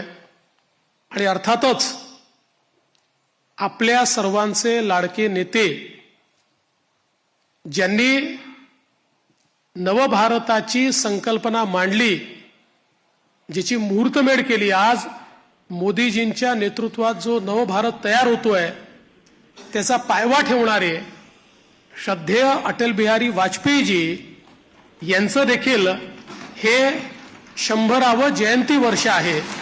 त्यामुळे अशा या This year will also mark the 100th anniversary of महाराष्ट्राच्या जनतेने politics ही that सगळी Prime Minister जबाबदारी Narendra Modi and the BJP have. महायुतीवर या ठिकाणी सोपवलेली आहे. खरं म्हणजे The people of Maharashtra has given the development of the state on the Bharatiya Janata मोठा Party जनादेश with a new mandate. आपल्याला या ठिकाणी जनतेने दिलेला आहे की या जनादेशातून मी एवढंच म्हणेन की आनंद आहे, पण त्याहीपेक्षा जबाबदारी आपली वाढलेली आहे. The huge mandate makes me only say only one thing, is that there's a lot of happiness, but also a lot of sense of responsibility. हा जनतेने आपल्याला दिलेला आहे. आणि विशेषतः आपल्या लाडक्या बहिणी असतील, आपले लाडके भाऊ असतील, आपले लाडके शेतकरी असतील, आपले लाडके युवा असतील, या सगळ्यांनी आणि समाजातल्या दलित, वंचित, OBC, Adivasi I would especially like to thank the women, the youth, the farmers, the downtrodden, the Dalits, who have played a very instrumental role in us getting historical mandate in Maharashtra. सुरू केलेल्या योजना आणि आपण दिलेली आश्वासनं ही पूर्ण करणं याच्याकडे आपली प्राथमिकता तर असेलच. Our priorities will be to focus on the welfare schemes brought in place by us and to fulfill the promises made by us before the election. पहिल्या क्रमांकावर आणण्याकरता आपल्या सर्वांना या ठिकाणी सातत्याने कार्यरत राहायचं आहे. We also have to work very hard to make sure that we take this state forward and make it the best state in the country. जनतेचा कौल आपल्याला मिळाला होता. दुर्दैवाने जनतेचा जो कौल होता तो हिसकावून घेण्यात आला. Even in 20 आणि जनतेसोबत but that mandate was taken away from the people. त्या इतिहासामध्ये जाऊ इच्छित नाही. एक नवीन सुरुवात आपण करतोय. The mandate of the government, but we are to start now. की सुरुवातीच्या 2.5 वर्षामध्ये ज्या प्रकारे वेगवेगळ्या पद्धतीनं आपल्याला त्रास देण्यात आला, आपल्या आमदारांना त्रास देण्यात आला, नेत्यांना त्रास देण्यात आला, अशा परिस्थितीमध्ये मला या गोष्टीचा अभिमान आहे. We are well aware of what kind of MLAs our leaders had to go through. But what I am proud of is the fact that not even one MLA left us of this period. All of them were struggling. All of them were fighting. आणि त्यातूनच आज पुन्हा एकदा पूर्ण बहुमत आपल्या We formed the government in 2022 as a majority that entire way, and is again approved. Our leaders have gone through. या महाराष्ट्रामध्ये लिहिला गेला हा इतिहास मला असं वाटतं की अभूतपूर्व अशा प्रकारचा आहे. या निमित्ताने These struggles have basically helped us write a script for an unprecedented success here for the Bharatiya Janata Party in Maharashtra. बूथचा कार्यकर्ता म्हणून ज्याने काम चालू केलंय, वॉर्डाचा अध्यक्ष म्हणून काम चालू केलंय, अशा एका कार्यकर्त्याला या सर्वोच्च पदापर्यंत 3 वेळा माननीय मोदीजींनी या ठिकाणी बसवलं.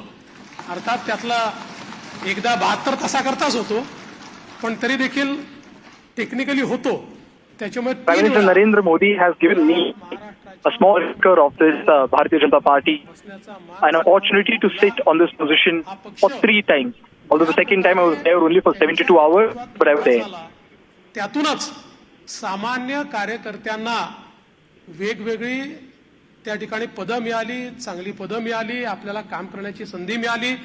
म्हणून मी आदरणीय मोदीजींचं मनापासून या ठिकाणी त्यांचे आभार मानतो.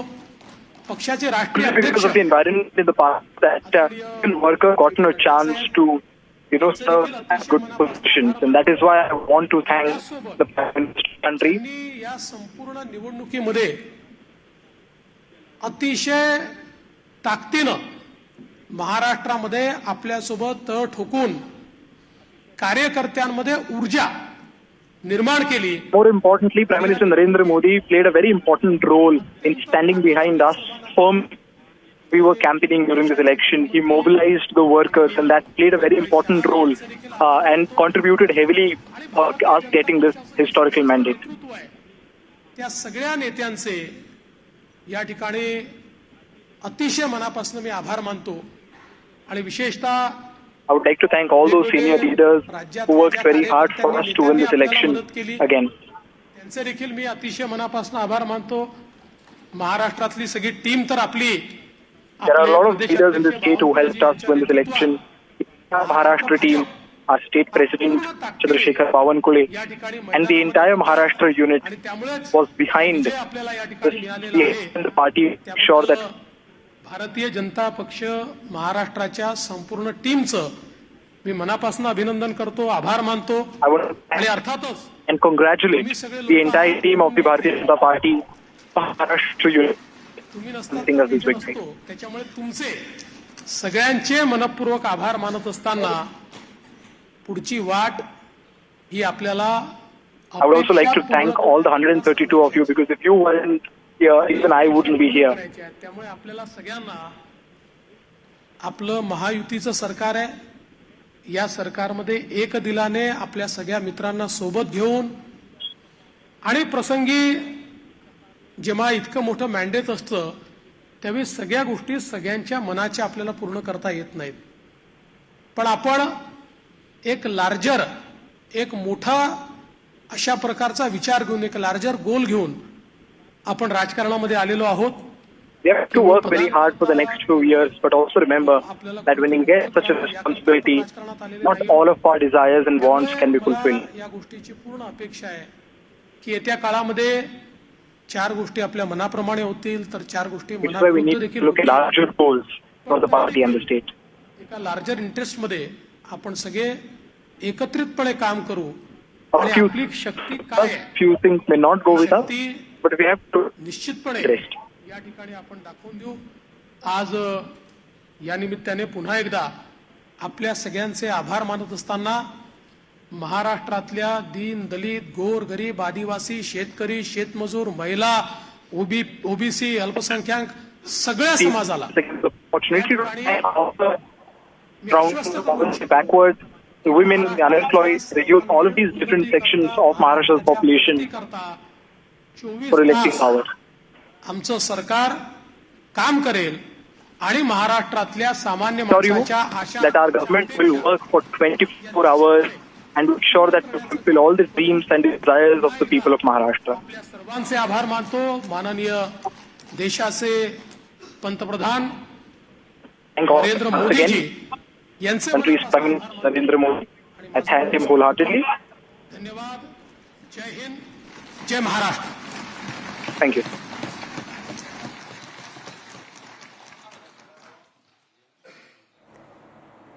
And there you have it. Decks are cleared for Devendra Fadnavis. He will be the next Chief Minister of Maharashtra. Official invitation card has also been released for Devendra Fadnavis to be the Chief Minister, and he will take oath tomorrow as the next Chief Minister. It will be a hat-trick for Devendra Fadnavis, who will be taking oath tomorrow. Just 24 hours to go before Fadnavis takes the CM oath. And I have with me Sajjan Kumar, who is a political analyst. Sajjan Kumar, how do you see it? Finally, a hat-trick for Devendra Fadnavis.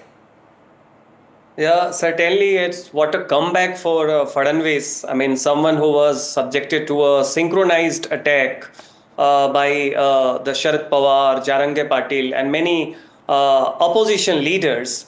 Sorry to interrupt you, Sajjan Kumar, but Devendra Fadnavis is speaking again. Let's listen in.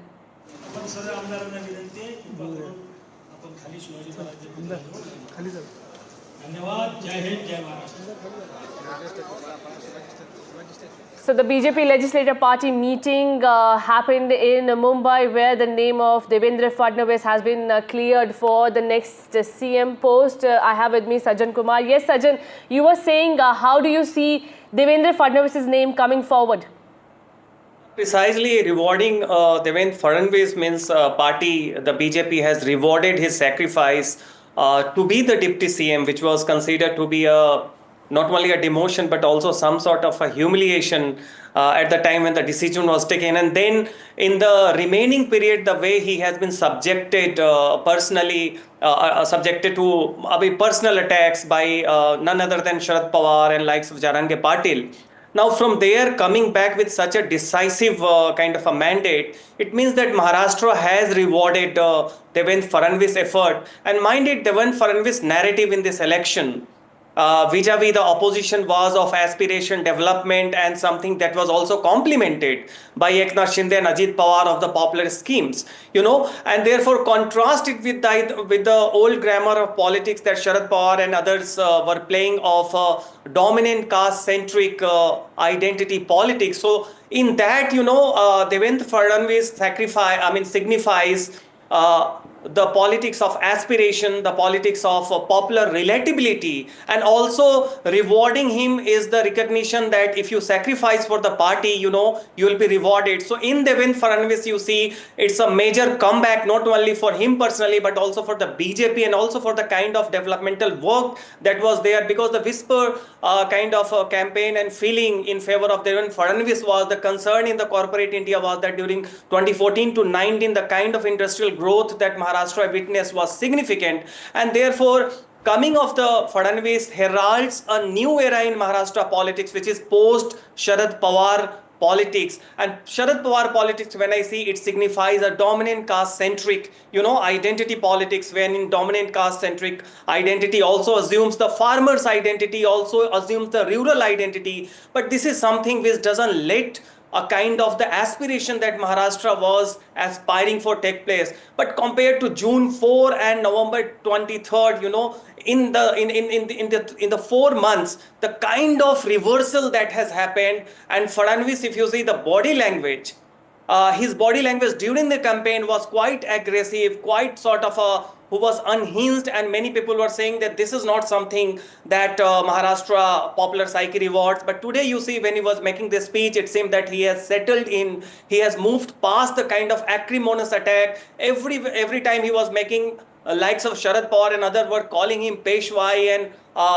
try to reduce his entire persona to his caste identity. So that sort of a fragmented, narrow identity-centric attack on Fadnavis has been diminished, and therefore Fadnavis is someone who signifies a new era in Maharashtra politics, which is in transition. Now certainly with Fadnavis, this is her term, and therefore the time, because such a big mandate is something that he needs to consolidate and prove his mantle. Absolutely. Sajjan Kumar, just stay with us. My colleagues Radhika and Vasudha are also joining me. Vasudha, a big mandate, certainly, as Sajjan Kumar is pointing out. The BJP had this time one big, it contested and won a big majority in the elections along with its allies. How do you see, was it a given only this time, or then the question arises, why was there so much delay in making him the chief minister? Well, all very critical questions, Aditi, and let's remind our viewers that Devendra Fadnavis, is not a newcomer in politics. He's the first BJP Chief Minister of Maharashtra, a Brahmin from Bidhar. Bidhar also an area of the state which gave 39 seats to the BJP, reducing the Congress to just 9 seats, and that is the area of the state where there was a direct BJP versus Congress fight. And Mr. Fadnavis has been a mayor of Nagpur. He has been representing Nagpur from 1999. He's been a corporator. He comes from a politically active family. His father, his aunt have been legislators. His father has also been closely associated with the Jan Sangh and then the BJP. And of course, Devendra Fadnavis himself is steeped in RSS. So, he is the quintessential BJP RSS neta, somebody, who has been bred in that kind of upbringing. So clearly, he was the favorite star from the beginning. And like Sachin was also pointing out, he has a proven record when it comes to governance. He has been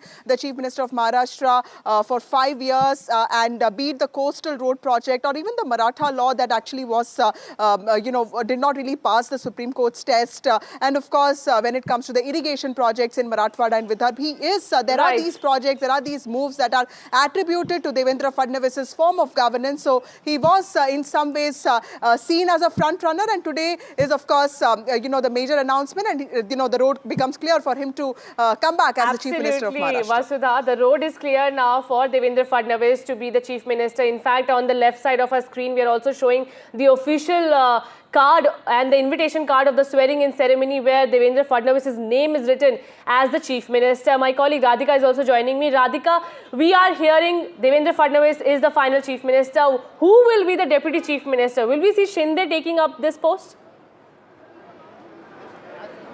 Well, that is the big question that needs answering in a few hours. We will know in a few hours because Devendra Fadnavis will be going before the governor to stake claim. So that will happen post 3 o'clock. Who will he be accompanied by? Is it going to be Eknath Shinde and Ajit Pawar? That is the big question. But if sources are to believe, yesterday, of course, there was a big meeting between Devendra Fadnavis and Eknath Shinde, and there was some sort of breakthrough as far as this entire stalemate is concerned. And we are hearing that Eknath Shinde did accept the proposal to become the Deputy Chief Minister. However, an official confirmation to that effect is something that we are waiting for. But in most likelihood, Eknath Shinde will take up the post of Deputy Chief Ministership. But the big question is, what will he get in return?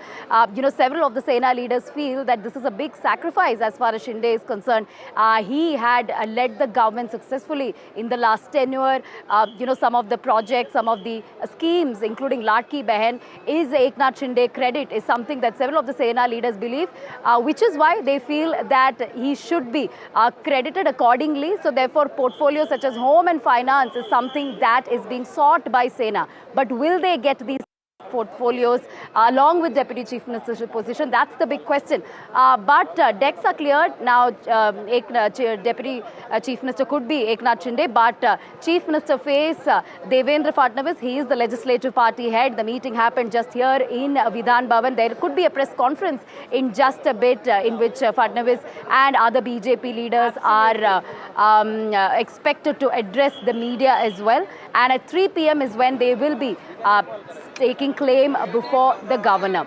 Absolutely. Now, while Devendra Fadnavis is being highly regarded, as Vasudha was pointing out, as an able administrator, as an able administrator, as well as somebody who is a troubleshooter as far as the entire Mahayuti alliance is concerned, now we will really have to watch out for, how his return as the Chief Minister will be. We also have Ashok Chavan right here. Let's try and get a reaction from him. हो, आता एकमताने सर्वानुमते निवड झालेली आहे. एकमताने झालेली निवड आहे आणि महाराष्ट्राचा आगामी नेतृत्वामध्ये हा पारदर्शक पद्धतीने ठराव झालेला आहे. सर्व विधिमंडळातील सर्व सदस्यांचं त्यांना संपूर्ण समर्थन आहे. कुठलाही त्याच्यामध्ये वेगळा सूर नव्हता. त्या वातावरणामध्ये नेत्याची निवड झालं ही समाधानाची बाब आहे. महाराष्ट्रामध्ये स्थिर सरकार उद्या शपथविधी होणं अपेक्षित आहे. In Hindi or English? I think it's better you ask him. Your thoughts on Mr. Devendra Fadnavis becoming the Chief Minister? खूप आनंद Your first reaction? जी जी जी जी हाँ जी देखिए general pulps of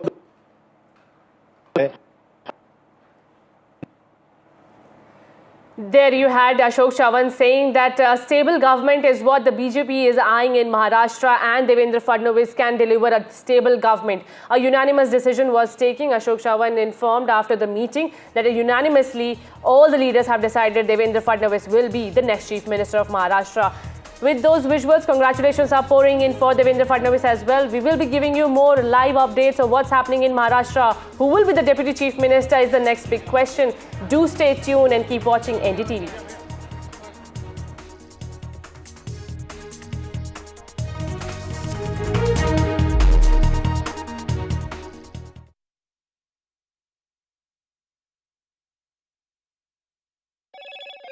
Hello, Moto. Motorola Edge 50 Pro, world's first AI-powered pro-grade camera.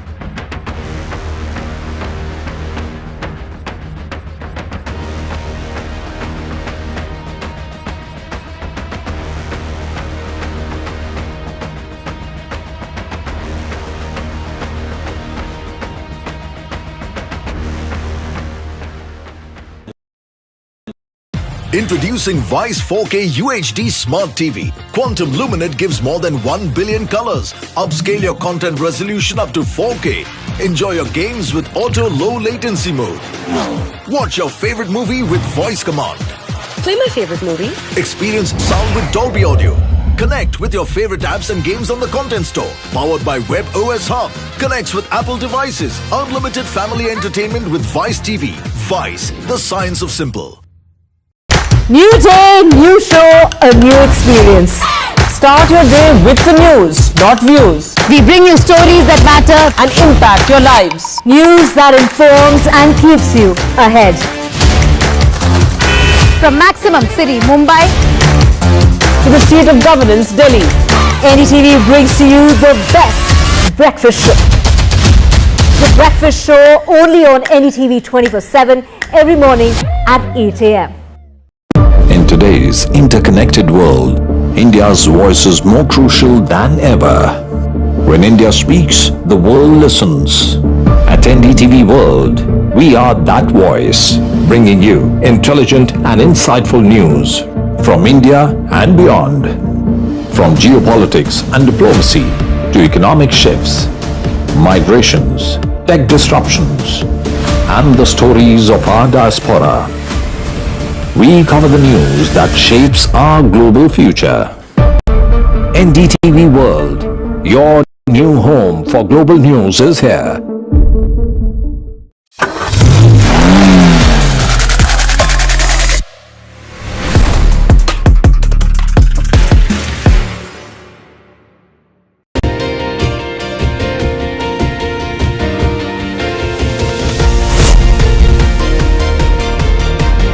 Becoming a member of jury of NDTV was a totally different challenge altogether. When you recognize contribution to society, these stories are inspiration for everyone who views them. The NDTV Indian of the Year is an extremely important initiative.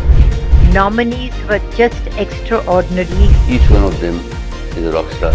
And the achievers in this field who are inspiration for the Indians in this country have been chosen for this prestigious award.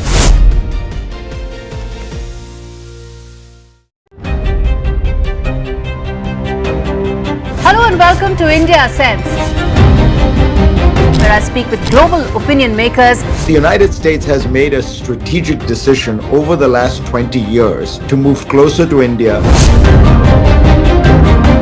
Now a $7 trillion economy seems a perfectly conceivable number. If you want to be a national party, it's that you sort of accept the way the world is rather than want to endlessly hark back to how it was.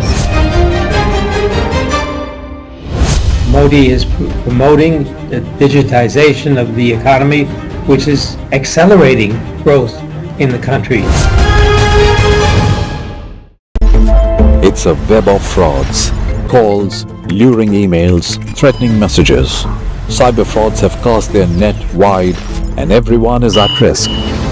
We track the victims, their horror stories as they get conned online, extorted and robbed of their hard-earned money. How to identify a cyber fraud and how to stay cyber safe. What are your options? Fraud.con, NDTV initiative for cyber safety. Only on NDTV 24/7. NDTV proudly upholds its legacy of trust and credibility. According to the prestigious Reuters Institute's Digital News Report 2024, NDTV is the top-most news platform in the country. Number one in both online and offline reach in India, beating all its competition. NDTV stands for trust. I've been reporting on all issues.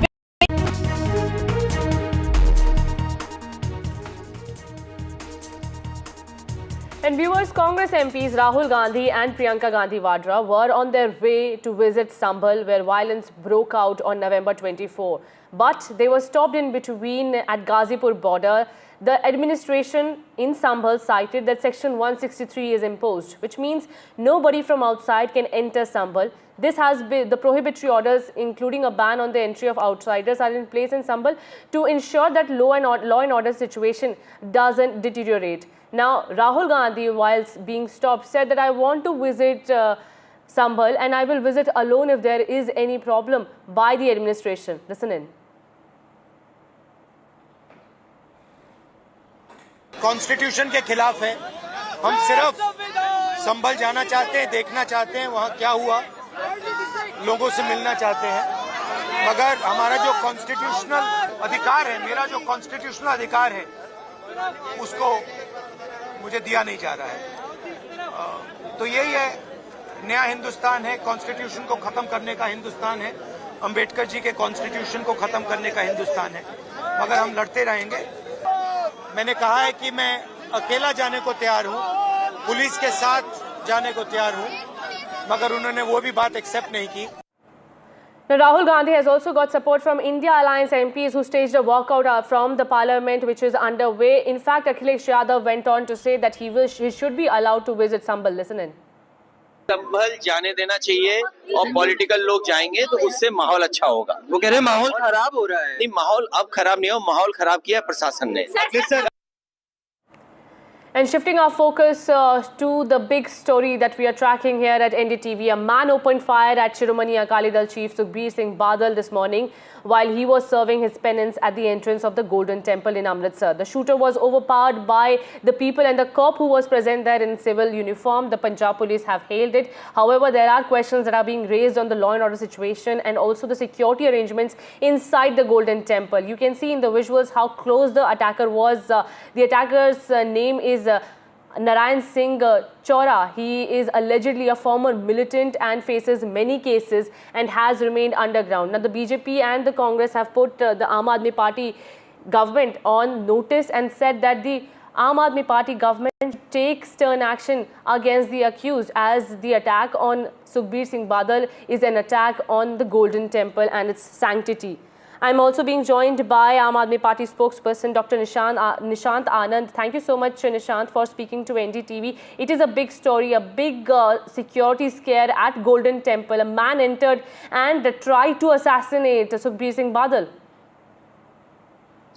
Hi, good afternoon to everybody. See, first and foremost, I'll start by saying the police official saved Sukhbir Badal. He was standing next to Sukhbir Badal when this incident happened, and he caught Narayan Singh Chur over there. Now, Punjab police has made sure that they are taking all necessary steps since 2022. And if you see the NCRB report, the crime has been reduced in a large number.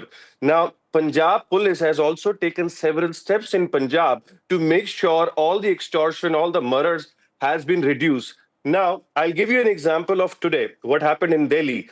A family of four, a daughter, father and mother has been shot dead at 5 o'clock in the morning in South Delhi. 2 days down the line, if you see a young guy stabbed at knife. Let's put our focus to what happened inside Golden Temple. See, as I said, the police official was there and he caught that guy at that moment, and there is no damage has been happened. And Sir, but will you review security arrangements outside and around the Golden Temple? How can a man enter the premises with a gun? 100%. We will take all the necessary measures and steps to make sure the Amritsar Golden Temple is more secure. But we also need to understand the Punjab police was there at the moment and they made sure there is no damage is happening. But I want you also understand in Delhi, when a family of 3 has been shot dead in the morning, if I have the NCRB report with me, which shows the Punjab and Delhi stats, okay? If I tell you, in 2013, Delhi has 500 rape cases. Today, in 2024, it has been increased you to can't just 2,000 pinpoint cases. and shift the onus while diverting it completely. Let's not compare the two situations. One happened inside the Golden Temple, where lakhs of devotees come every day. A person entered, and Shiromani Akali Dal, president, former 2-time deputy chief minister, attacked in a broad daylight. There is no sense of law and order in the state. Do criminals not fear the law enforcement that is present there? Okay, so as I said, if we talk about crime rate percentage before 2022, in Punjab, it has been reduced more than 3 times. Police official was standing next to Sukhbir Badal, and he has made sure there is no damage is happening over there. Now, we also need to understand there is no security machines outside Golden Temple, and I'm sure the necessary steps will be taken. But we need to understand and I hope, what sir, is happening the in Aam Aadmi Delhi Party today. government takes it further and reviews the security arrangements. Sorry, sir, due to lack of time, we will be wrapping it out. But thank you so much for joining us. We will be taking a quick break.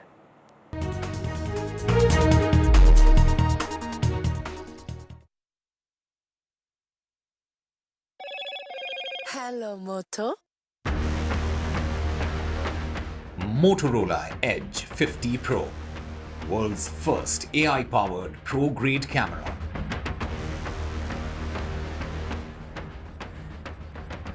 And a baby elephant fell into a pit. Villagers helped save it by widening the pit. The baby elephant bravely climbs out of the pit. This happened in Chhattisgarh.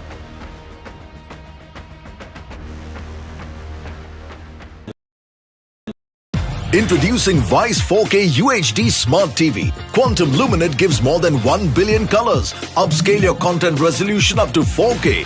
Enjoy your games with auto low latency mode. Watch your favorite movie with voice command. Play my favorite movie. Experience sound with Dolby Audio. Connect with your favorite apps and games on the Content Store. Powered by Web OS Hub. Connects with Apple devices. Unlimited family entertainment with Vice TV. Vice, the science of simple. New day, new show, a new experience. Start your day with the news, not views. We bring you stories that matter and impact your lives. News that informs and keeps you ahead. From Maximum City, Mumbai, to the state of governance, Delhi, NDTV brings to you the best breakfast show. The breakfast show only on NDTV 24/7 every morning at 8 a.m. In today's interconnected world, India's voice is more crucial than ever. When India speaks, the world listens. At NDTV World, we are that voice, bringing you intelligent and insightful news from India and beyond. From geopolitics and diplomacy to economic shifts, migrations, tech disruptions, and the stories of our diaspora. We cover the news that shapes our global future. NDTV World, your new home for global news is here.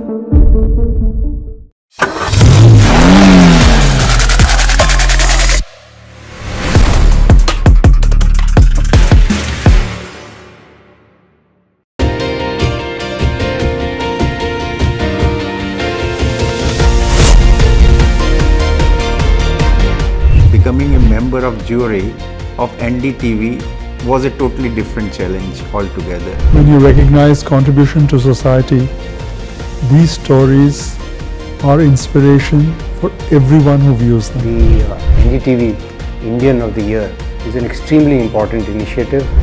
Nominees were just extraordinary. Each one of them is a rock star. And the achievers in this field who are inspiration for the Indians in this country have been chosen for this prestigious award.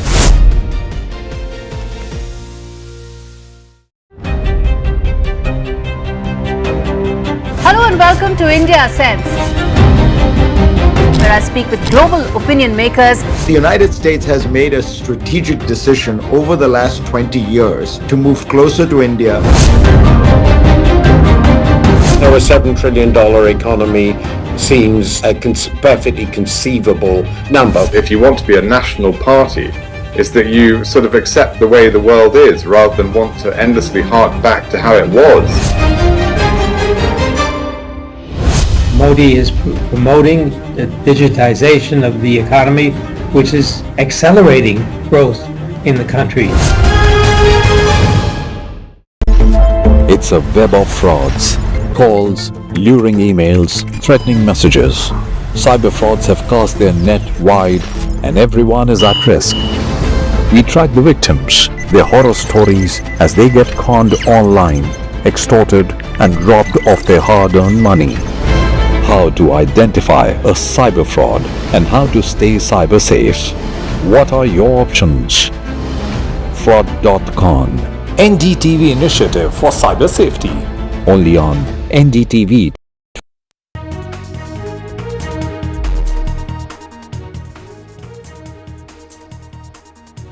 Hello and welcome. You're watching NDTV. The big breaking news right now. Devendra Fadnavis will be Chief Minister of Maharashtra for a third time. All that and more coming up ahead. I'm Gargi Rawat. Let's take a look at the headlines. It's official. After days of drama, Devendra Fadnavis will be Maharashtra Chief Minister. 9 days after the Mahayuti won the election by a landslide, top leaders will meet the governor today and stake claim. Oath-taking ceremony will be tomorrow.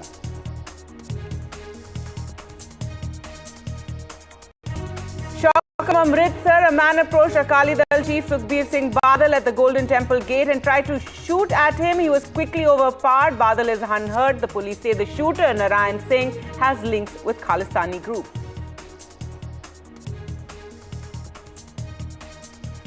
Outrage after the attempt on Sukhbir Badal. The BJP and Congress put the Aam Aadmi Party government in Punjab on notice. The BJP says attack on Badal is an attack on the Golden Temple. The Congress says stern action should be taken by the AAP government. Rahul Gandhi and Priyanka Gandhi Vadra attempted to visit Sambhal but were stopped right at the UP border at Ghazipur. Rahul and Priyanka now return as the cops have stopped them from visiting Sambhal where violence took place and 4 people were killed.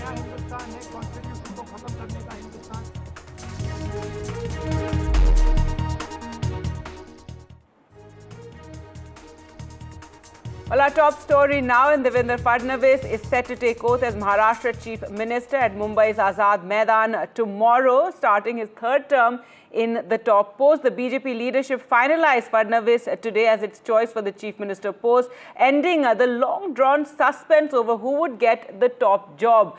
Soon after, his name was placed before the newly elected legislators and their approval finalized his selection. Remember, this takes place after days of some sort of drama and suspense as Eknath Shinde, it seemed, was playing hardball. He was unhappy not getting the top job again, and then there was speculation and reports that he was bargaining for some key ministries as well within the state government. Now, finally, this has all been clarified just a day before that swearing-in ceremony, and today all 3 leaders of the Mahayuti will call on Governor C.P. Radhakrishnan to officially stake claim to form the government.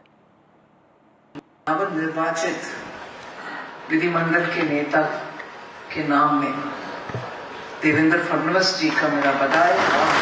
Maharashtra से ऐसे unexpected, unprecedented victory is a big message towards विकसित भारत। मैं ये जरूर संदेश देना चाहती हूँ कि डबल इंजन की सरकार मोदी जी के नेतृत्व में महाराष्ट्र के लिए और महाराष्ट्र के भविष्य के लिए उत्साह से, उमंग से और जैसे चुनाव पत्र में आपने घोषणा की, उन सभी वायदों को पूरे करते हुए महाराष्ट्र को आगे लेके जाएंगे।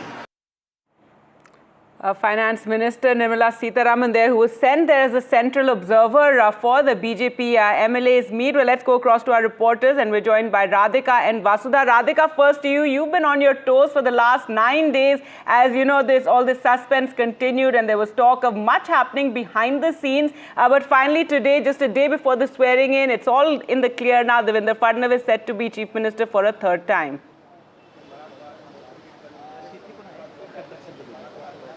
Absolutely. It's all in the clear now. A big sigh of relief, not just for leaders within Mahayuti, but also for reporters as well. But yes, today, Devendra Fadnavis has been selected as the legislative party head, which essentially means he's going to be the next Chief Minister of Maharashtra. He will be sworn in tomorrow evening in the presence of Prime Minister Modi. But the big question is, who will be the Deputy Chief Minister apart from Ajit Pawar? Has Eknath Shinde accepted that offer? Because yesterday there was an important meeting between Devendra Fadnavis and Eknath Shinde. Some sort of consensus has been reached, is what sources are telling us. Eknath Shinde has accepted Deputy Chief Ministership position, and therefore an understanding being reached in terms of who the Deputy CM will be. But what we are given to understand is that as far as portfolios, some of the plum portfolios, including home, finance, are concerned, there could be more deliberations after the oath-taking ceremony. A few leaders will be taking oath apart from CM and Deputy Chief Minister, but what post will they be given? What is going to be their cabinet berth? All that will be discussed at a later point. Apart from CM, DCMs, at least about 10 to 15 leaders may take oath, is the information we are getting. We are yet to get a confirmation on that. Today, of course, Devendra Fadnavis, along with Deputy Chief Ministers, will be staking claim before the governor. That could happen post 3 p.m. So yes, decks have been cleared. Looks like all the differences, at least most of the differences, have been ironed out in terms of who the CM faces and who the DCM faces are going to be.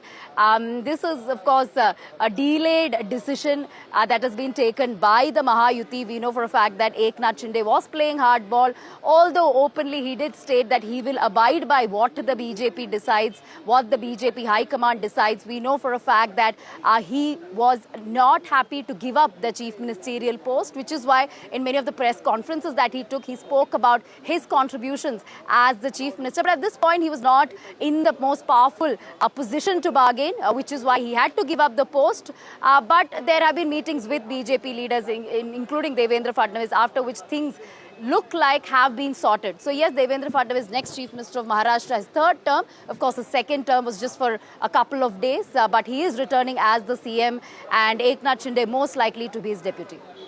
That's right. And Vasudha, so what a turnaround for Devendra Fadnavis, given that after the general elections had taken place and after the MVA had performed very well, and the BJP, their strike rate there was considerably low. He had come to Delhi, and you all of us had covered this. You had covered it about how he was offering to resign. He said, "Remove me from this position." Finally, he was sent back, and now what a thumping victory, and back in the Chief Minister's chair soon. Absolutely, Gargi. Even when I traveled to Maharashtra this time, and when I was speaking to the BJP candidates, one person that they really wanted, a local neta to come and campaign for them to be a sure shot sign of success was Devendra Fadnavis. It was getting very clear that all MLAs had, in some ways, understood the importance of Devendra Fadnavis as the CM in waiting, somebody who has often called himself Samandar hu main laut ke aaunga. So, he has made a lot of these lines come through. And Devendra Fadnavis has a proven record when it comes to governance. The Prime Minister has a certain vision of Maharashtra. Devendra Fadnavis is seen as the person who can execute that. Of course, he has had differences with some people in the BJP leadership, but remember, he's a man who's steeped in RSS ideals. His father, Gangadhar Fadnavis himself, was associated with the Jan Sangh. His aunt and his father both were legislators, and he himself, Devendra Fadnavis, has been a mayor and a corporator. He has been representing the city of Nagpur, which is where the RSS headquarters is since 1999. So, he's as RSS and as BJP as anybody could, as someone could get. So clearly somebody who understands the RSS ecosystem. And of course, he has a governance track record when it comes to the coastal road that Mumbai is so proud of now, or for that matter, even the Maratha law that, of course, was struck down by the High Court, by the Supreme Court, but he did try his best. And, of course, the irrigation projects that he started in Vidarbha and Marathwada. And remember, he is a chief minister who will be coming from Vidarbha. This is a state that's known for, chief ministers from western part of Maharashtra. Eknath Shinde himself comes from Satara and, of course, from Marathwada. But he is a Brahmin, the second Brahmin chief minister after Manohar Joshi, and, of course, the first, BJP chief minister of the state. So clearly a lot of political significance associated with Devendra Fadnavis. His own campaign was divided into, a lot of ideology and a lot of Sorry, Vasudha, to interrupt you. We're just going to go across to where Mr. Vijay Rupani, the other central observer, he is now speaking. Let's listen in. और शाम को high command के साथ finalise करेंगे।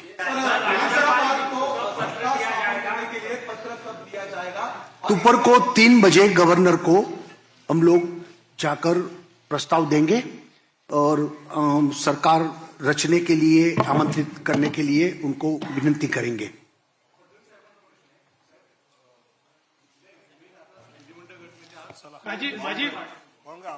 माझी नंतर होईल, आता यांची आहे। निर्मला जी, ये तीनों पार्टी के लोग जाएंगे गवर्नर के पास।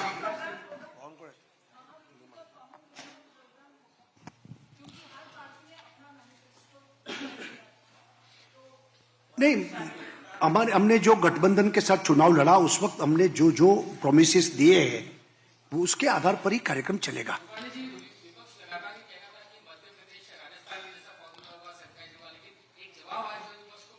विपक्ष कह रहे थे कि मीडिया कह रहे थे? मैं भी निर्मला सीतारामन जी से विनती करता हूं कि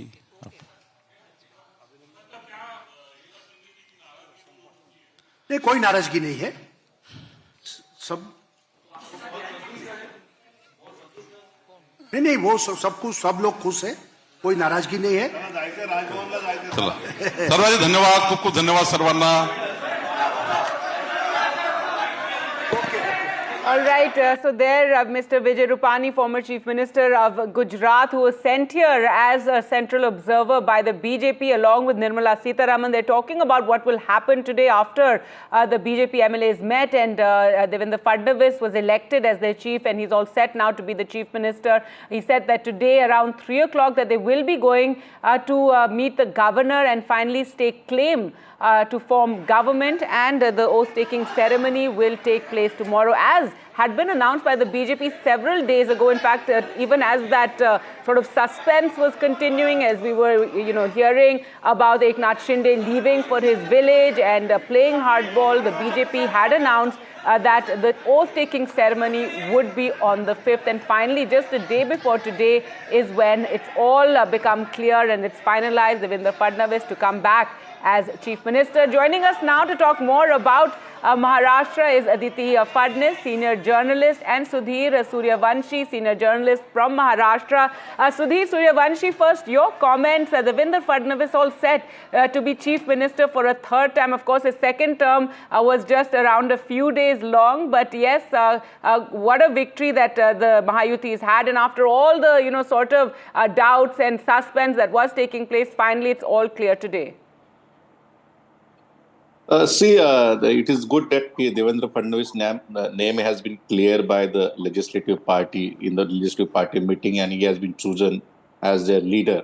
Now Maharashtra will get a good, strong leader, and that is important because looking at the fragile, financial condition of the Maharashtra has already 8.5 lakh crore debt plus 1.5 lakh crore has been already raised for the many welfare scheme ahead of the state assembly election, like Latke Bahina and many welfare scheme. These money were pumped up, ahead of the elections. So, that is good that BJP has not done the experiment that they have done in Rajasthan, Chhattisgarh and Madhya Pradesh. They, stick with the leader tried and tested, which is that is the Devendra Fadnavis. That is the first important thing. Second important thing, Devendra, most of the MLAs of BJP also wanted Devendra Fadnavis should be elevated because, if you remember, when the Eknath Shinde was elevated as a chief minister. At that time, he was demoted, and he was made as the deputy CM. Even he was reluctant to accept that position, but party has forced him to accept the position to strengthen the government. Now, there are also challenges. This is a good thing is happening, but there are also challenges before him. Eknath Shinde there is still, not yet clear whether Eknath Shinde is on board or not on board. Because yesterday Devendra Fadnavis met him. They had 20 and a half an hour something meeting for the negotiation of portfolios. But Shinde is still ill, and there is no yet the clear and positive signal from his side. But what I'm hearing from the BJP that BJP wants Eknath Shinde as a deputy chief minister under the Devendra Fadnavis government. But Shinde is reluctant. He has told the party, particular BJP leadership that once he was the CM, so he will not be DCM and will not work under the Devendra Fadnavis as well. He will prepare to push somebody from his party as a DCM, but he also, along with that, want home revenue like and the state assembly speaker like key portfolios. I think the back and forth is still going on. Shinde had demanded 16 portfolios and BJP is offering 9 or 10 something portfolio, that too negligible. So I think how the BJP, able to pacify the Shinde through his illness is playing very hardball with the BJP. Even the BJP has emerged the single largest party. Two different things I can see here. I have seen the tenure of the Devendra Fadnavis between 2014 to 19, his party, and he was very powerful. They had revenue, they had finance, they had a home ministry. Shiv Sena was there, but Shiv Sena had very negligible role in 2019, 14 to 19. But today I can see a different role for the Devendra Fadnavis. I think that there are the Ajit Pawar faction will be there, NCP is there, Eknath Shinde, Shiv Sena is there. So the portfolio likely to be distributed among the alliance partner. So BJP might have the 132 something seats, more than the 2014. But I feel that the BJP, in terms of power sharing, it cut to size, and whether that will affect leadership of Devendra Fadnavis or not, that we have to see in the future. All right, the interesting observations there, Sudhir Suryavanshi. Aditi Fadnis, your comments on this, the days of uncertainty when all of us were reporting about what was happening and you had Eknath Shinde first going off to his village, then holding that press conference and also going to hospital yesterday, finally meeting yesterday evening. So do you also see some challenges ahead while the chief ministership has become clear? Yes, as Sudhir pointed out, there are other positions, there are ministries that still have to be negotiated and clarified. So do you see some challenges there yet? Well, truthfully, I don't believe that any chief minister, not even Mr. Fadnavis, will have this kind of a mandate behind him. And after this, if he is unable to perform, citing political challenges, then I fear that Maharashtra needs new leadership altogether. Right, ma'am, I didn't mean in terms of governance. I mean right now, and the oath taking will take place tomorrow. But just these next couple of days, in when the contours of the cabinet will be decided, a few challenges there as well. Well, I'm sure there will be, and I'm sure Mr. Fadnavis's diplomatic skills will work well here. He is not a person who is prone to talking very much. But he does operate behind the scenes. This is the same man who raised the irrigation scam when in 2012 Ajit Pawar was the irrigation minister, and now Ajit Pawar is going to be by his side, no doubt in an important portfolio. Similarly, Eknath Shinde was operating from behind the Shiv Sena for a long time until he decided to jump ship and join the Mahayuti. So Eknath Shinde will have to be persuaded. The lexicon of politics is the same. Nothing much has changed in Maharashtra. So I don't see politics as being the primary challenge in the next couple of days. I think the most important thing is prioritizing the infrastructure, prioritizing issues of governance and issues of administration, which will sort of lay the cornerstone of how this government is going to function, and that will be decided in the next few days, as you say. So who the people are, who the individuals are for political positions, how much they respect and obey the chief minister. These are all things which are going to be decided, and the kind of a balance of power, the stage will be set in the next 2 or 3 days for the coming years. Right, ma'am, and also the emergence of Eknath Shinde. You know, he's as chief minister, he's really emerged in his own, a strong political leader, Maratha leader. He, you know, with the Ladki Behan scheme, also he became a beloved leader, as his party kept emphasizing. So that's also been interesting to watch. And going forward, you know, how he holds his own with the BJP in charge of the state. If the BJP had got 100 seats or less, then Eknath Shinde's role would have become absolutely crucial in running the government. That did not happen. The BJP is, I think, barely 20 short of a full majority on its own. And I think Eknath Shinde, being a pragmatic politician, understands this, although he's trying to get the best out of, from his point of view, what is a bad deal. So I guess now the question is, you cannot throw tantrums anymore. You have to accept the reality, and you have to come to terms with what you hold in your hands.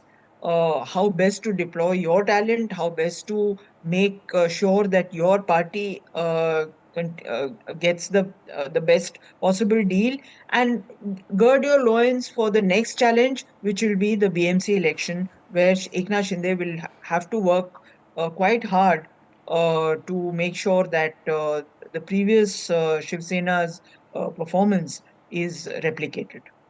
That's right. And finally, Sudhir Suryavanshi, your comments on that. You know, now a lot of challenges for the government, the new government, in terms of governance and finances of the state, as well, as you pointed out. And you now see, you know, Maharashtra for the, hopefully will now, that is what can be focused on, because this last 5 years has seen a lot of political ups and downs for the state. As Nirmala Sitharaman in her address there said, now Maharashtra can benefit from the double engine Sarkar. Yes, it's absolutely right that, you know, Maharashtra has witnessed you know, complete volatile political situation in the last 5 years. There were, you know, many things were changing, so that has affected the you know, investment, that has affected, you know, generating the jobs and the economy as well.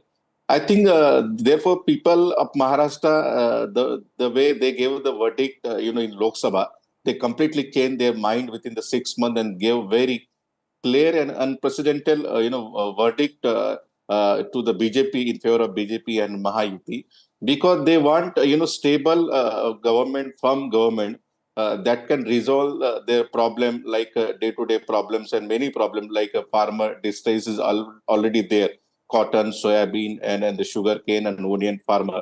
The BJP has already promised 6,000 per quintal rate to the soybean farmer.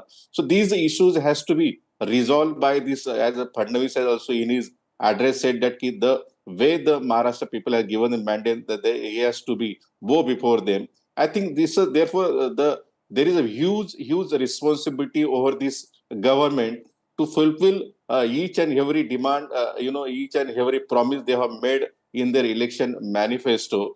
Otherwise, things will go in a different way. There are many things. Therefore, I said it's very, you know, getting verdict is one thing, but to delivering that verdict and sticking with that verdict is also one of the different thing. And I think that Devendra Fadnavis is a proven leader, and he will do, and he has got good company like Ajit Pawar. He is good in the finance, and he has experience in finance department, so he can give the good, you know, support.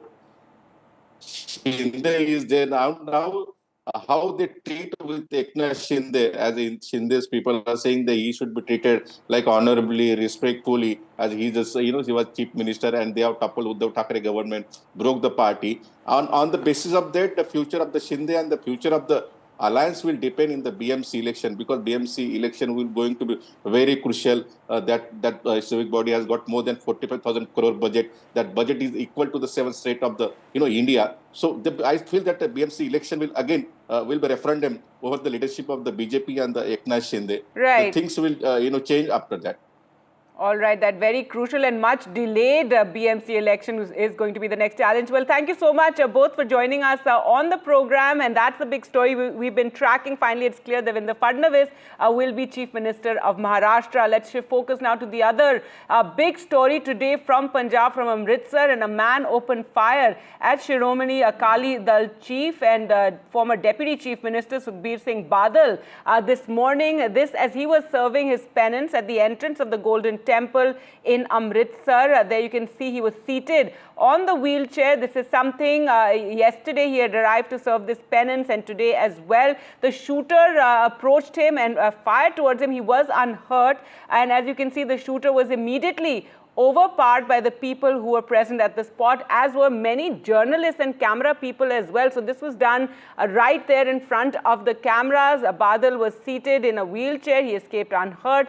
As we said, he was a sewadar. This is after a religious punishment that he was performing, and the police arrested the man who attempted to shoot at Sukhbir Singh Badal. He's been identified as Narayan Singh Chora.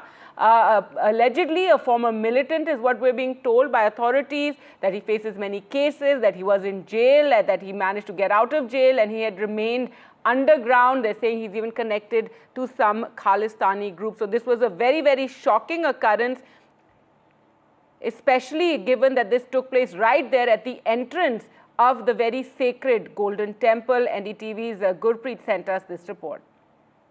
We have seen these are the political allegations against each and other political party. But if we can go into detail of the case, we have seen in some of the cases there was no clinching evidence against this man, and that was the possible reason why he's out of the court and out of jail at this point of time. Now the question is, it seems that political blame game has already been initiated between the political parties. But if we can talk about the sensitive links of this case, we can see for the last 2 days, if he is roaming around the premises of the Golden Temple, it is possible that he is trying to have some conspiracy to execute this attack. Because we have seen a day before yesterday, there was a verdict which has been announced by Shri Akal Takht Sahib, and after that immediately Sukhbir Singh Badal was being ordered by Shri Akal Takht Sahib to continue perform seva in the premises of the Golden Temple for 2 days. Today was the last day, and at about 9 a.m. this man has also reached, whereas Sukhbir Singh Badal, the former Deputy Chief Minister, he has also reached in the premises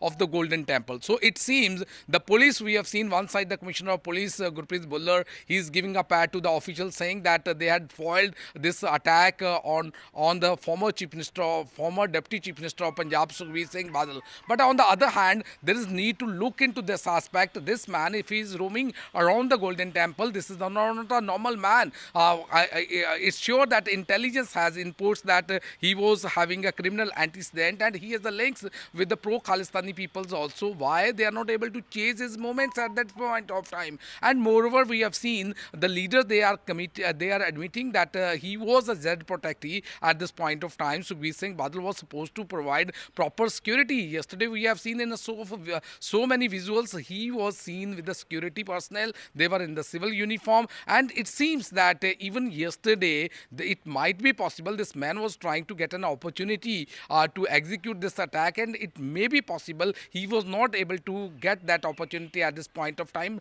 and that could be possible reasons why he has reached and landed at 9 a.m. today, because he wanted to attack Mr. Sukhbir Singh Badal if he wanted to attack on the former Deputy Chief Minister at 9 a.m. when he was about to enter the premises of the Golden Temple. Now we have seen the task force was able to catch this man. They caught him and handed him over to the police. Now the police are trying to get connected all the dots in this investigation. They are trying to get all the CCTV camera footage to just trace his location. Why this investigation is being carried out at this point of time when this man was tried to attack the former Deputy Chief Minister of Punjab, Sukhbir Singh Badal. Why this is not precaution which are supposed to take by the police if this man was moving around the Golden Temple. So the question question needs to be answered through this probe, which has already been initiated by the Punjab police. We have seen the CP of Amritsar. He is saying that we are trying to get all the angles so that proper investigation should be carried out. But we have to find out all the answers of this unanswered questions at this point of time. Back to studio. All right, so very, very shocking occurrence taking place, just outside the very sacred Golden Temple. Lots of questions, as Gurpreet pointed out there, over how this attack could have taken place and what were the lapses. Chief Minister of Punjab, Bhagwant Singh Mann, said strict action will be taken. He said he's told the cops to thoroughly probe the entire issue. देखो, बहुत मंदभागी घटना है, वो भी उत्थे जिथे गुरु की नगरी जिथे सरबत दे भले दी बाणी पढ़ी जाती है, जिथे 24 घंटे मनुखता दी सेवा दा सुनेहा दिता जाता है।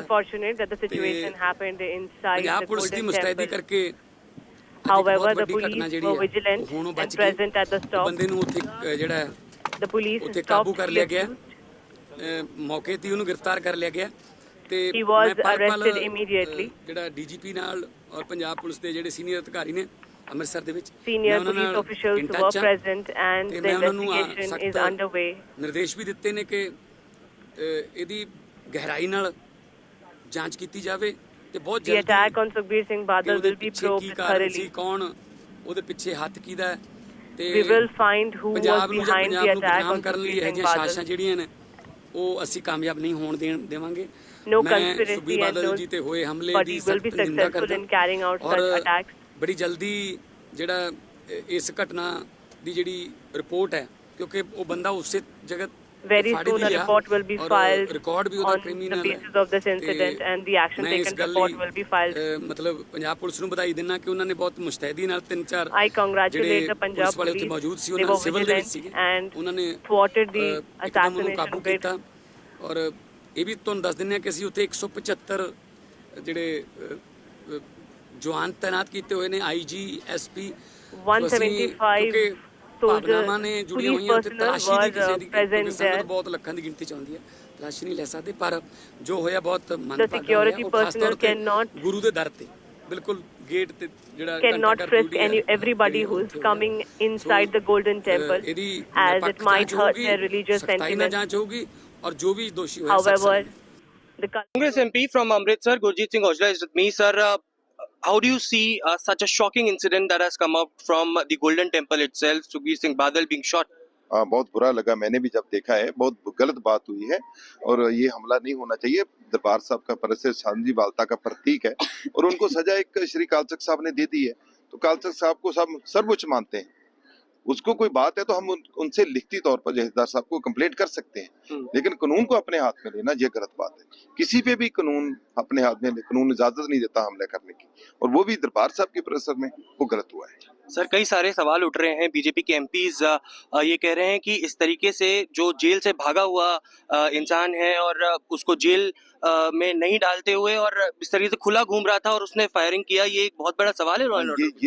ये तो तहकीकात का चर्चा विषय है ना, वो तो सरकार करेगी। यदि तो वो कहीं वांटेड था, वो बाहर घूम रहा है, तो सरकार की कमजोरी है। लेकिन वहाँ जो हमला होगा वो मैं कहना चाहता हूँ, क्लियर करता हूँ कि पंजाब दरबार साहब में कहीं भी आप तलाशी नहीं लेते किसी। वहाँ तो आप लोग कोई भी जाता है तो किसी को तलाशी नहीं लेते, एक संगत की तरह लोग जाते हैं, लेकिन फिर भी पुलिस वहाँ थी और उन्होंने कंट्रोल किया है, पुलिस की वजह से वो बचाव हुआ है। कई सारे लोग ये भी कह रहे हैं कि ऐसे कई सारे लोग हैं जिनके टेररिस्ट और एक्सट्रीमिस्ट होने के संकेत हैं, जिनके पहले पिछले केसेस भी दर्ज हैं और वो खुलेआम पंजाब में। तो फिर वो पंजाब सरकार और सेंट्रल गवर्नमेंट दोनों करे ना। सेंट्रल गवर्नमेंट को ये तो पता चल जाता है ईडी कहाँ भेजनी, सीबीआई कहाँ भेजनी, इनको ये नहीं समझ आ रहा। वो घूम रहे हैं, वो देश के लिए खतरा कर ले, पंजाब के लिए खतरा थोड़ा है जो घूम रहा है ऐसा बंदा। तो क्या डिमांड करते हैं आप? हम तो यही डिमांड करते हैं कि ऐसी परिस्थिति में सबको मिलकर काम करना चाहिए और कानून के विरुद्ध किसी को भी नहीं जाना चाहिए, कानून हाथ में नहीं लेना चाहिए। सुखबीर सिंह बादल साहब की जान बची, वो क्योंकि भगवान के घर के आगे थे, इसलिए उस अकाल पुरख ने उनकी रक्षा की। पुलिस सब कुछ करती है, मुबारकबाद देना चाहता हूं पंजाब के डीजीपी को, वहां के सीपी बुल्लर साहब को, पर जब वो ये लोगों को पकड़ेंगे तो कोर्ट इनको सजा नहीं देता। इनको कहीं ना कहीं प्रोटेक्शन मिलने लगती है, कनाडा अमेरिका से, बाहर से बड़े बड़े वकील आके खड़े हो जाते हैं। तो इसलिए मैं जितनी इसकी निंदा करता हूं, लेकिन इनकी जगह जेल में है। जब इनको बाहर निकालोगे ये आपको काटेंगे। ये वो नारायण सिंह चौरा है। All right, so those were some of the reactions on the attack that took place outside the Golden Temple. We'll continue to track that story. For the moment, slipping into a short break. Do stay with us.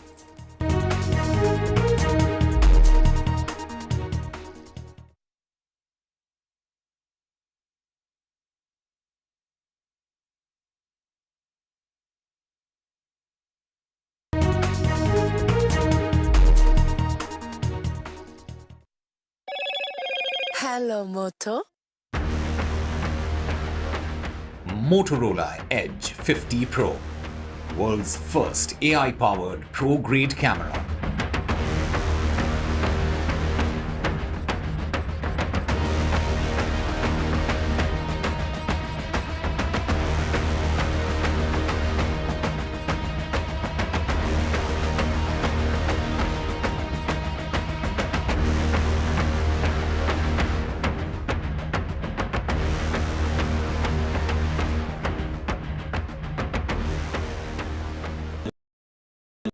Introducing Vice 4K UHD Smart TV. Quantum Luminate gives more than 1 billion colors. Upscale your content resolution up to 4K.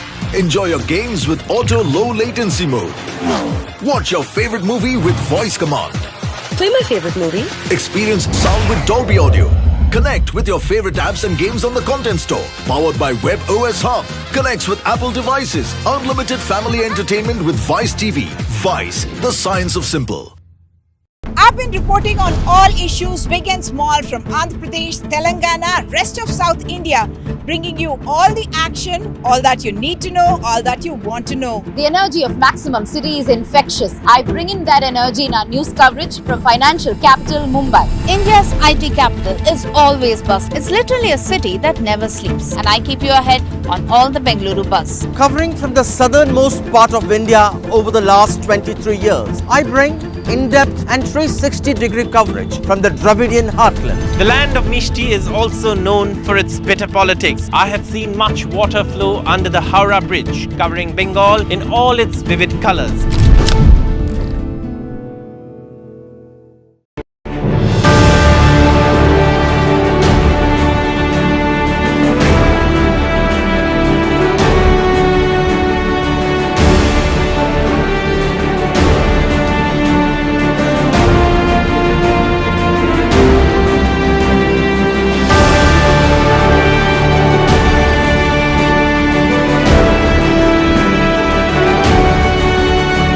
RP Sanjeev Goenka Group presents NDTV Indian of the Year, powered by Raymond, co-powered by Gallant.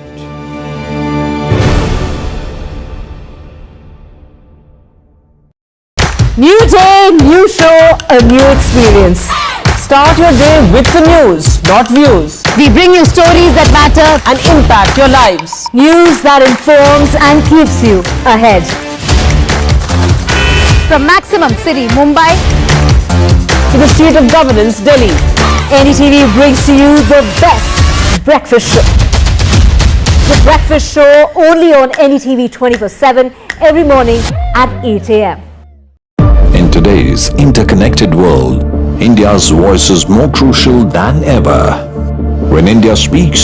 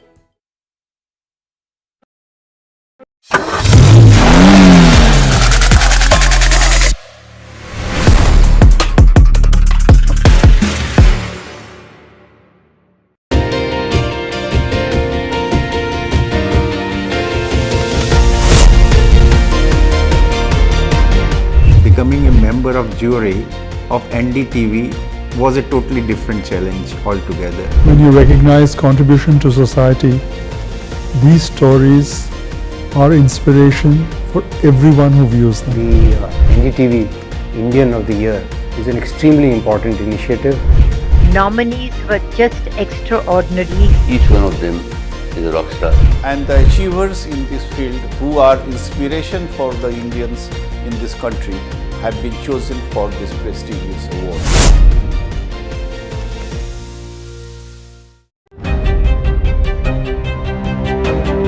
Hello and welcome to India Sense, where I speak with global opinion makers. The United States has made a strategic decision over the last 20 years to move closer to India.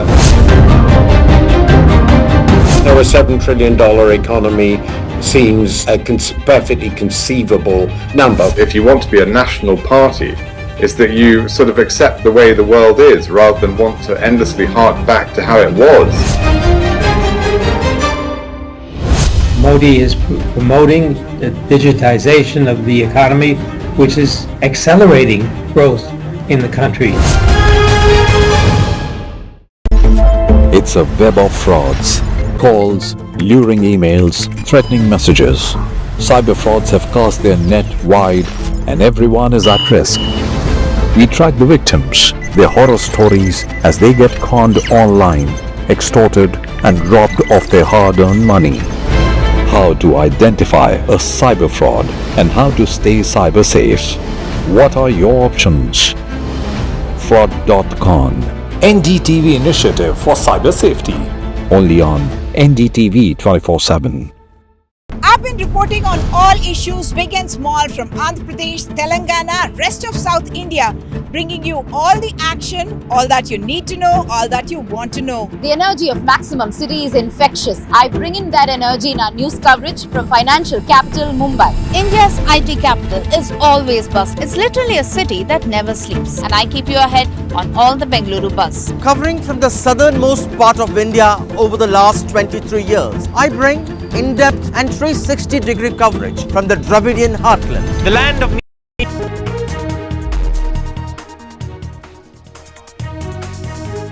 Welcome back. Congress MPs Rahul Gandhi and Priyanka Gandhi Vadra were stopped today at the Delhi border at Ghazipur as they were attempting to visit Sambhal, where violence had taken place. They have now returned to Delhi, but let's just listen into what BJP leader Sudhanshu Trivedi is saying.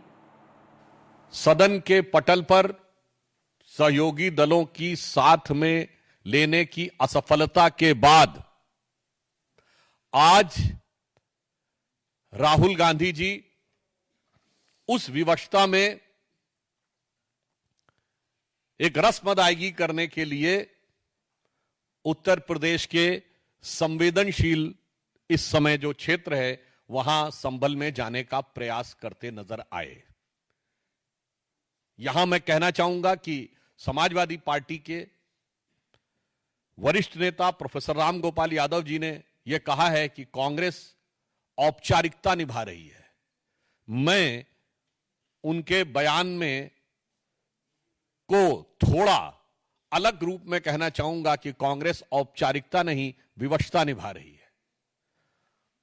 और इससे बहुत स्पष्ट है, और विवशता इसलिए है कि इस मुद्दे पर न कांग्रेस के किसी नेता ने कभी कुछ बोला, न लिखा, न कुछ किया, और आज अचानक ऐसा प्रतीत होता है कि सिर्फ मीडिया आकर्षण पाने के लिए उन्होंने इंडी गठबंधन को साथ न रख पाने की छटपटाहट में यह कार्य किया है। और यहां पर दोनों पार्टियों के बीच में देखिए कितना बेहतरीन द्वंद्व चल रहा है कि जहां समाजवादी पार्टी ने जब अपना विषय ही चेंज कर दिया तो कांग्रेस पार्टी को मजबूरन उसी दिशा में जाना पड़ा। शायद कांग्रेस को लगा होगा कि सपा ने हमसे ज्यादा माइलेज ले लिया है, तो कांग्रेस को लगा होगा हम तो बड़ी पार्टी हैं, हमारे पास बड़े बड़े कई नेता हैं, हम अगर कोई ऐसा कार्य करें जिसमें बेहतर फोटो आप दिखेगा तो मीडिया माइलेज हम ज्यादा ले सकते हैं। तो इसलिए यह प्रतीत होता है कि दोनों पार्टियों के बीच हो रही अपने कोर वोट बैंक की प्रतिस्पर्धा से प्रेरित यह प्रयास है, इसमें कांग्रेस पार्टी की तरफ से कोई संवेदनशीलता या कोई सहानुभूति का तत्व दिखाई नहीं पड़ता है। और यह बात मैं इस आधार पर कहता हूं, श्री राहुल गांधी जी, आप नेता प्रतिपक्ष हैं। अगर नेता प्रतिपक्ष हैं तो देश में कहीं भी हुई घटना के ऊपर आपका नजरिया निष्पक्ष होना चाहिए, पक्षपाती नहीं होना चाहिए। और कम से कम आपकी पार्टी के द्वारा शासित राज्यों में तो आपकी नेता प्रतिपक्ष की प्रभावकता, और कांग्रेस पार्टी के तो आप अघोषित रूप से नंबर 1 नेता कई सालों से हैं, वो तो साफ दिखाई पड़नी चाहिए थी। परंतु हम पूछना चाहेंगे कि इंडी गठबंधन के शासित राज्यों में 18 जून 2024 को तमिलनाडु में अवैध शराब की त्रासदी में जो हृदय विदारक कांड हुआ था, क्या राहुल गांधी जी वहां पर गए थे? फरवरी 2024 में पश्चिम बंगाल का संदेश खाली की वह दुर्दांत घटना, जो शायद महिलाओं के साथ हुए अत्याचार और दमन, दोनों अत्याचार और उसके बाद उसका दमन, उसमें भारत के इतिहास की सबसे खौफनाक घटनाओं में से एक है। क्या राहुल गांधी जी आपकी संवेदना जागी थी? 6 जुलाई 24 को बहुजन समाज पार्टी के एक कार्यकर्ता की हत्या हुई थी तमिलनाडु में, तो क्या आपकी संवेदना जागी थी? हिमाचल में आपकी सरकार है, 2023 में वहां प्राकृतिक आपदा आई, क्या आपकी संवेदना जागी थी और आप वहां लोगों से मिलने गए थे? इसी वर्ष 9 अगस्त 2024 को कोलकाता के आरजीकर कॉलेज की वो घटना जो हम सब के मानस पटल पर एक गंभीर जख्म छोड़ के गई है, मैं पूछना चाहता हूं कि आपकी संवेदना वहां पर नहीं जागी थी? महाराष्ट्र के परिणाम आ गए, नई सरकार का गठन होने जा रहा, पर 2020 की पालघर की मॉब लिंचिंग, उसके बारे में तो कोई एक शब्द तक नहीं सुनाई पड़ा था। All right, so the BJP, they're hitting out at Rahul Gandhi and Congress leaders' attempts to visit Sambhal, where violence broke out. There you can see those visuals of when they were stopped at the border on the way to Sambhal, where violence had erupted 2 weeks ago over the survey of a mosque there. Remember, 4 people had died as well. The Gandhi siblings and several Congress workers were robbed by police officers, citing the sensitive law and order situation in the western UP town. A proposal was then made by Rahul Gandhi to go alone, which was also turned down, to which he said, as leader of the opposition, it's my job and responsibility to meet victims. I'm being stopped from discharging my job and duty. And since then, the Congress leaders have returned to Delhi. There was also a massive traffic jam this morning at the border area. Let's just listen into what Rahul Gandhi said. Constitution के खिलाफ है, हम सिर्फ संभल जाना चाहते हैं, देखना चाहते हैं वहाँ क्या हुआ, लोगों से मिलना चाहते हैं, मगर हमारा जो कॉन्स्टिट्यूशनल अधिकार है, मेरा जो कॉन्स्टिट्यूशनल अधिकार है, उसको मुझे दिया नहीं जा रहा है। तो यही है, नया हिंदुस्तान है, कॉन्स्टिट्यूशन को खत्म करने का हिंदुस्तान है, अंबेडकर जी के कॉन्स्टिट्यूशन को खत्म करने का हिंदुस्तान है, मगर हम लड़ते रहेंगे। मैंने कहा है कि मैं अकेला जाने को तैयार हूँ, पुलिस के साथ जाने को तैयार हूँ, मगर उन्होंने वो भी बात एक्सेप्ट नहीं की। राहुल जी नेता प्रतिपक्ष हैं, उनके संवैधानिक अधिकार होते हैं, वो बाकी लोगों से अलग होते हैं, उनको रोका नहीं जा सकता इस तरह से। उनका संवैधानिक पद है, संवैधानिक अधिकार है कि उनको अलाउ किया जाए कि वो पीड़ितों से मिलने जाएं। उन्होंने ये भी कहा कि मैं अकेला चले जाऊंगा, यूपी की पुलिस के साथ मैं अकेला चले जाऊंगा, मुझे अकेला ले जाइए, वो भी करने के लिए तैयार नहीं है। पुलिस वालों के पास कोई जवाब नहीं है। शायद उत्तर प्रदेश की स्थिति क्या ये है कि आप इतना भी नहीं संभाल सकते, तो फिर आप इतना गर्व से क्यों कहते हैं कि लॉ एंड ऑर्डर आपने संभाल रखा है यूपी में? तो नेता प्रतिपक्ष है, उनका संवैधानिक अधिकार है, उनको मिलना चाहिए, उनको इजाजत देनी चाहिए थी जाने की। संभल जाने देना चाहिए और पॉलिटिकल लोग जाएंगे तो उससे माहौल अच्छा होगा। वो कह रहे हैं माहौल खराब हो रहा है। नहीं, माहौल अब खराब नहीं हो, माहौल खराब किया प्रशासन ने। We are showing you, in fact, these pictures. Remember that, the Rahul Gandhi, Priyanka Gandhi and the Congress delegation did not get the permission to go towards Sambal, and now they are going to return back to Delhi. You can see these visuals, they are being given, the barricades in fact have been opened so that they can return back to Delhi. You can see the entire cavalcade of Rahul Gandhi and Priyanka Gandhi Vadra and the other Congress MPs who were in fact accompanying them. All of them are now going to return back to Delhi, and all of this because they did not get the permission to go towards Sambal. Now the Congress party in fact today has attacked the government, the central government here, and also in fact the UP government, saying that what is it that the UP government wants to hide, which is why they are not giving permission to the Congress delegation to go towards Sambal. They have also in fact asked as to why the Prime Minister has not broken his silence on the Sambal issue, on the Sambal violence till now. So certainly now, it is the Congress cavalcade that you are seeing here on, in the visuals here. You can see that the Congress MPs also who are accompanying Rahul Gandhi, all of them are leaving and they are returning back to Delhi.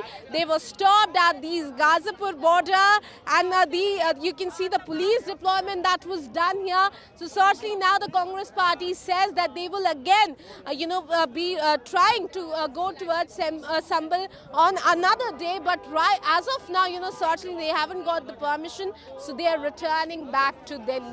Now with camera person Rakesh Singh, this is Ishika Verma for NDTV.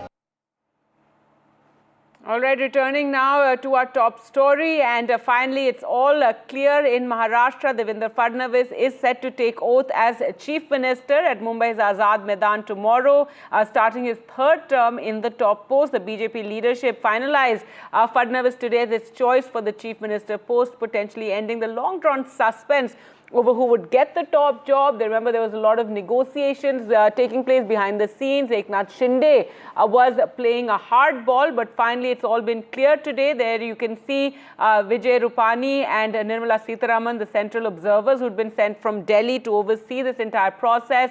After the meeting of BJP MLAs, Devendra Fadnavis was chosen as the chief there, and he will be the chief minister. Vijay Rupani said that that the leaders will go and stake claim to form government today afternoon at around 3 o'clock to the governor. So full 9 days after they had a thumping victory in the Maharashtra Assembly elections, finally it has been decided that it will be Devendra Fadnavis in the top job. The rest of the contours of the cabinet are still to emerge. Let's just listen into what Nirmala Sitharaman had to say.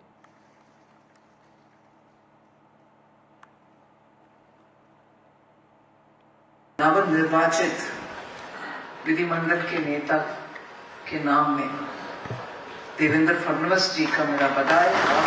और महाराष्ट्र से ऐसे unexpected unprecedented victory is a big message towards विकसित भारत। मैं ये जरूर संदेश देना चाहती हूँ कि डबल इंजन की सरकार मोदी जी के नेतृत्व में महाराष्ट्र के लिए और महाराष्ट्र के भविष्य के लिए उत्साह से, उमंग से, और जैसे चुनाव पत्र में आपने घोषणा की, उन सभी वायदों को पूरे करते हुए महाराष्ट्र को आगे लेके जाएंगे। Let's go across to Anuj now, who joins us from outside the Raj Bhavan. And Anuj, a big relief for the Mahayuti and a big relief for all you reporters who've been covering, all the events over the last couple of days. It's been 9 days since the results. And today at 3 o'clock, the Mahayuti leaders will arrive to stake claim to form government. Yes, and it's a big relief for Devendra Fadnavis as well, because, right after the result, it became very clear that Bharatiya Janata Party is the biggest party, and biggest party by some margin. But then the delay was because of several reasons. Although we had Ajit Pawar, making very clear in public that they do not mind having Devendra Fadnavis as their chief minister, but somewhere we saw that the Shiv Sena party leaders weren't really open enough to accepting it.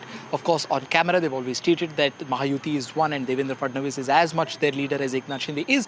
But one knew that the delay was because of the discomfort that was being created, because of the seat distribution or the portfolio distribution in the newly formed government. But several things have become clear today. Firstly, it is important to state that as of now, officially speaking, Devendra Fadnavis has still just been elected as the leader of the BJP MLAs group. Although in his speech, in his congratulatory and in his reception speech, he said it that this is the third time that he's been given this opportunity, which means that he will for sure go on to become the Chief Minister of the state yet again.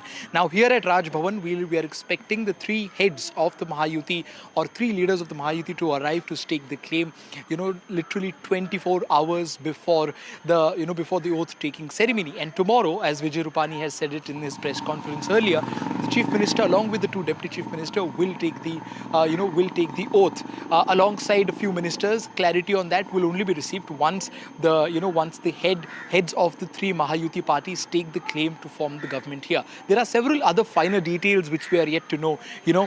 We still don't really know what is the level of contribution or involvement that Eknath Shinde is going to have actively in this government, right? Is it did the discussion that went on between him and Devendra Fadnavis last night for 45 minutes convince him to take up the job of the Deputy Chief Ministership, or is he will he decide to stay out of the government? These are the things that will become clear in the next 2 hours, right after the Mahayuti heads are here to stake the claim to form the Mahayuti 2.0 government. But as of now, all the 132 leaders in the Bharatiya Janata Party have unanimously accepted and elected Devendra Fadnavis as their leader in the assembly, and then of course by definition he'll be elevated to the position of Chief Minister thereon. Right, and Anuj, we're still waiting to know, the contours of this new government. Will there again be those two deputy chief ministers, and who will get which plum portfolios? We believe all that those negotiations were taking place. And as Eknath Shinde, was playing hardball, sometimes he'd go to his village, then he was in hospital as well yesterday, and finally that meeting, as you pointed out yesterday evening. But it's important, even though the BJP doesn't, it has the numbers, it had a 90% strike rate, it could do without, the Shiv Sena, if we were to hypothetically talk of that sort of scenario. But it's also important, given that you have the BMC elections that are coming up. So it's important for the Mahayuti to remain together, for its leaders to be, together and fight that election, one of the most, important elections really in Maharashtra as far as local governance goes, and one of the richest municipalities. The Mahayuti has tried to put forth a very unified face right since day one. After the split in the two regional parties here in Maharashtra in 2022 and then 23, when you talk about NCP, the structure of different parties in the state, especially of the regional parties, became very questionable. And the nature of alliance, the trust became a huge deficit there.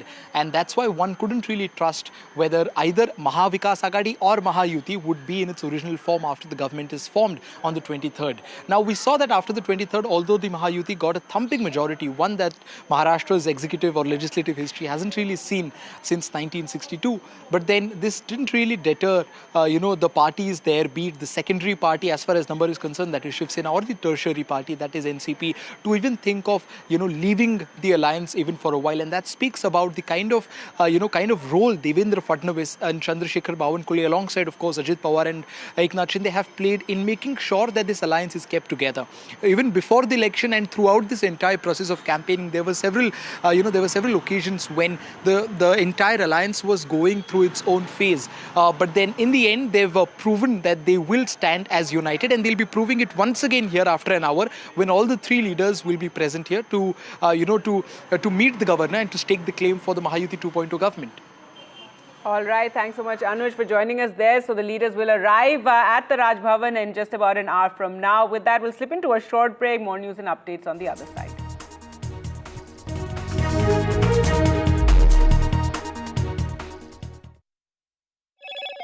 Hello, Moto. Motorola Edge 50 Pro, world's first AI-powered pro-grade camera.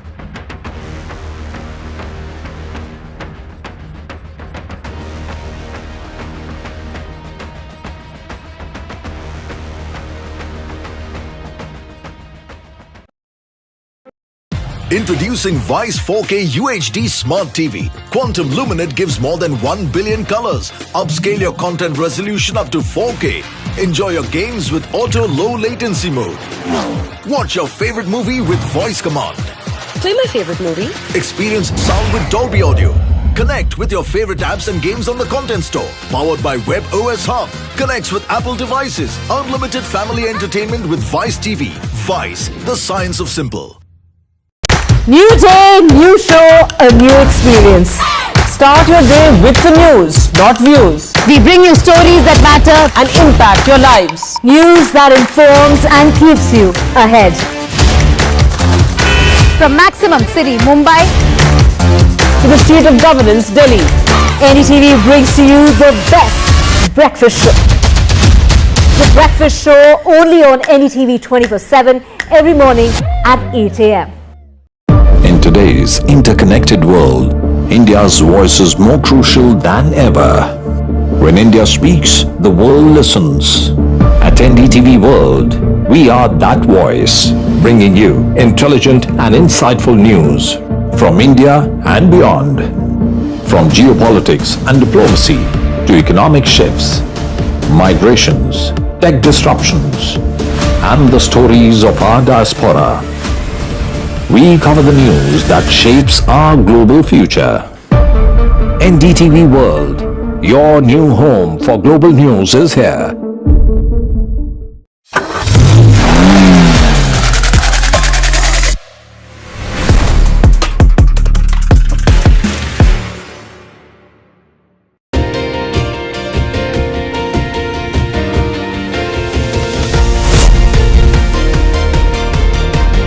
Becoming a member of jury of NDTV was a totally different challenge altogether. When you recognize contribution to society, these stories are inspiration for everyone who views them. The NDTV Indian of the Year is an extremely important initiative. Nominees were just extraordinary. Each one of them is a rock star. And the achievers in this field who are inspiration for the Indians in this country have been chosen for this prestigious award.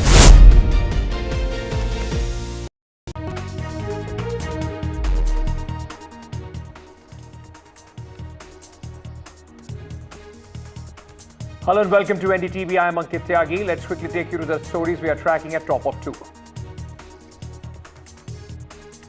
It's official. After days of drama and bickering, Devendra Fadnavis will be next Chief Minister of Maharashtra. 10 days after Mahajuti won the election by a landslide, top leaders will meet the governor and stake claim. Oath tomorrow. Shocker from Amritsar. Man approached Akali Dal Chief Sukhbir Singh Badal at the Golden Temple gate, tried to shoot him. He was quickly overpowered. Badal unhurt. Police identifies shooter as Narayan Singh, having links with the Khalistani groups.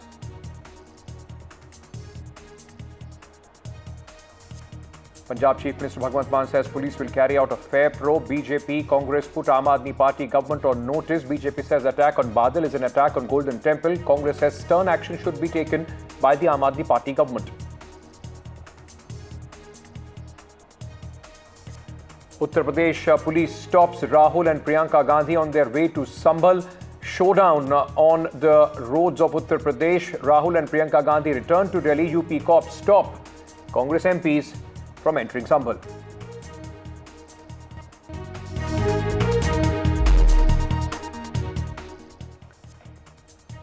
Finally, the suspense is over. Devendra Fadnavis is going to take oath as the next Chief Minister of Maharashtra. This will be the third time that Fadnavis will be in fact sitting on the top chair in the state of Maharashtra.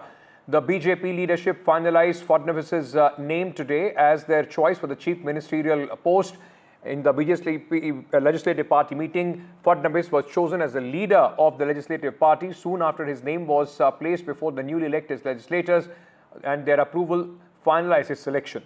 The developments are taking place as Azad Maidan in Mumbai preps up for a grand oath-taking ceremony 2 weeks after BJP led Mahayuti's mammoth victory in the state polls. Now, Mr. Fadnavis will call on the governor at 3 p.m. to officially stake claim to form the government.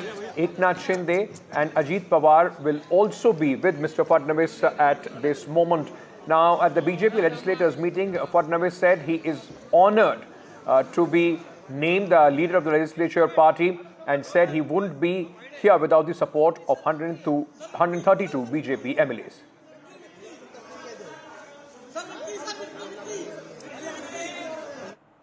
All right, let's quickly cut across to Rajya Sabha, in fact, where the discussions have resumed. Let's listen in. 2020 resulted in face-offs with our forces at a number of points. The situation also led to a disruption of patrolling activities. It is to the credit of our armed forces that despite logistical challenges and the then prevailing COVID situation, they were able to counter-deploy rapidly and effectively. The House, sir, is well aware of the circumstances leading to the violent clashes in Galwan Valley in June 2020.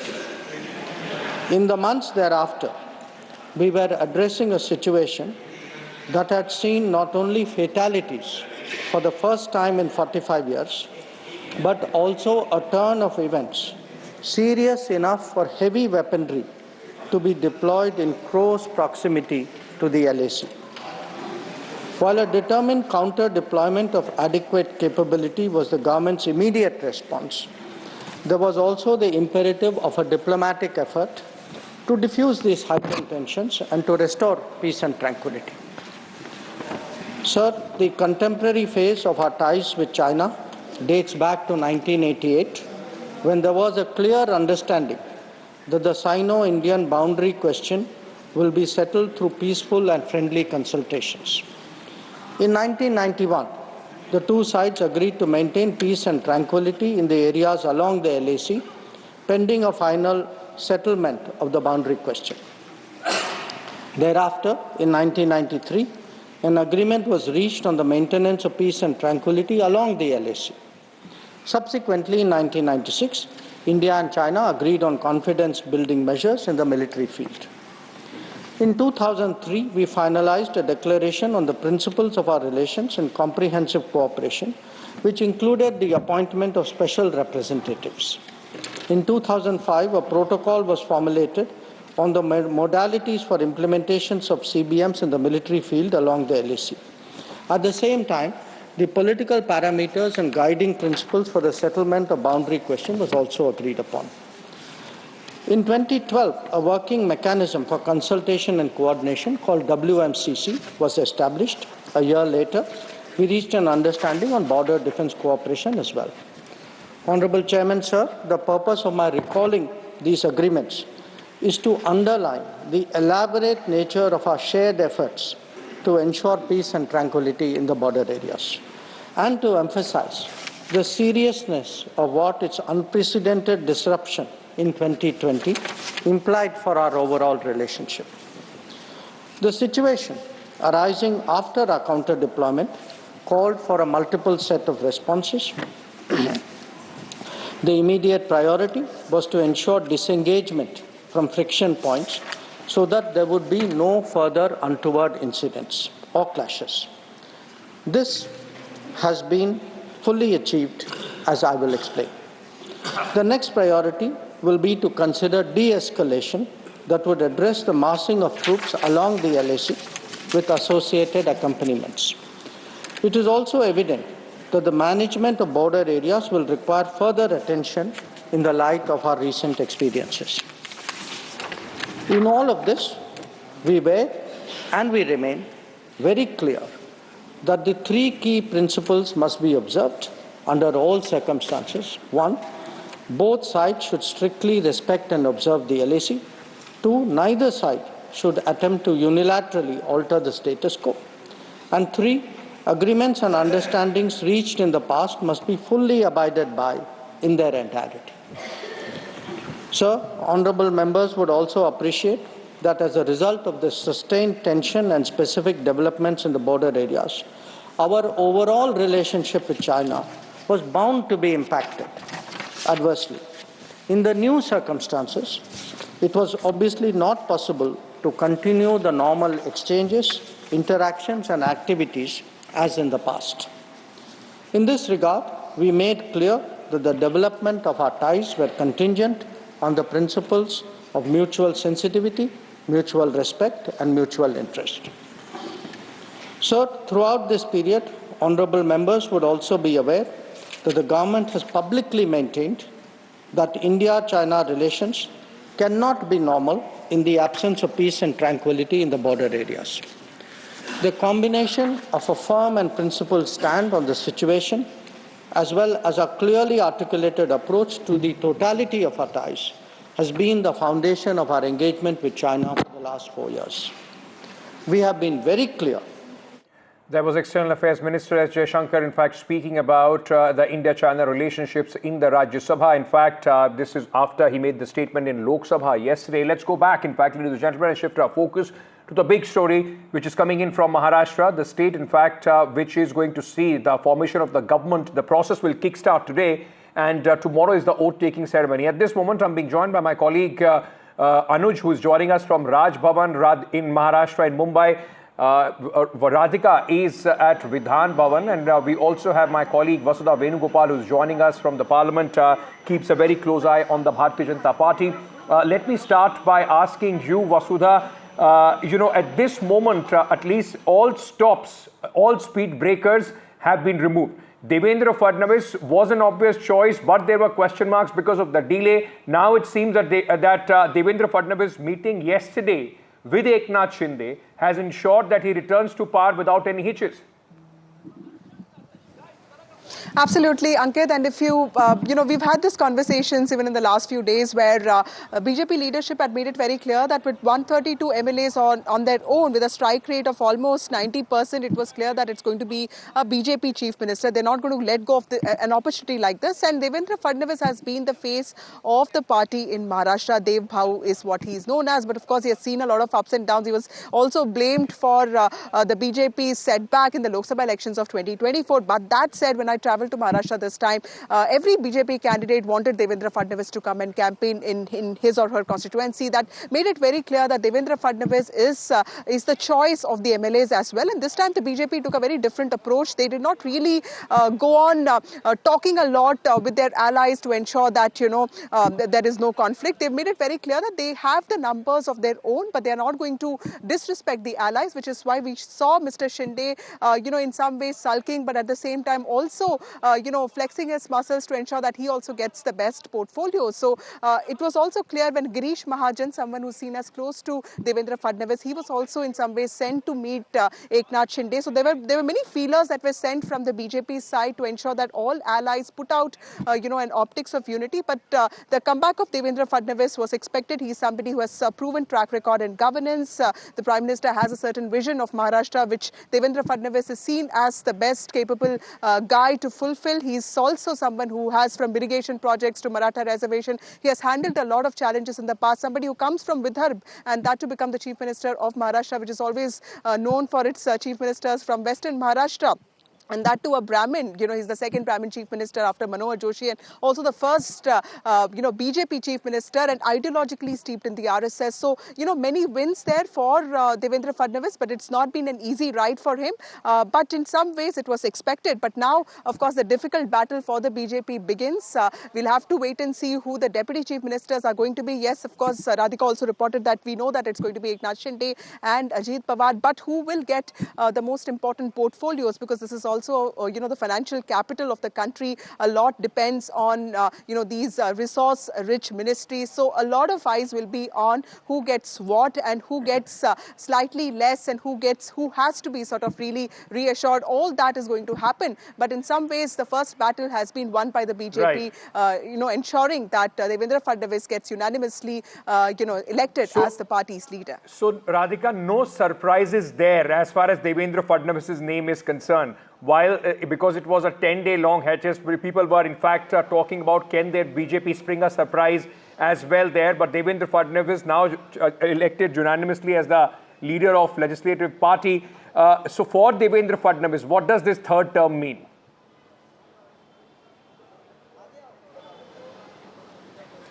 Yes, no surprises there. As expected, Devendra Fadnavis once again returning as the Chief Minister of Maharashtra. This is the third time he's becoming the CM, but the second time was quite controversial since he was the CM for just 3 days. But now, of course, he's making a comeback. He's known as the man of comebacks. Of course, he is a tall leader, as Vasudha had been pointing out.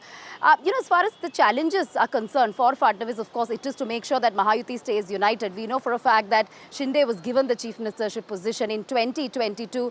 Devendra Fadnavis had to swallow that bitter pill and give the chance to Eknath Shinde to become the Chief Minister. This time around, although the disagreements were not out in the open, we know for a fact that Eknath Shinde was not really happy to give up Chief Ministerial post. He had set a benchmark there. He was man behind some of the successful schemes, which perhaps may have led to Mahayuti's victory, be it Latki Bahin scheme or several development projects under Eknath Shinde. So therefore, the challenge really is to surpass that.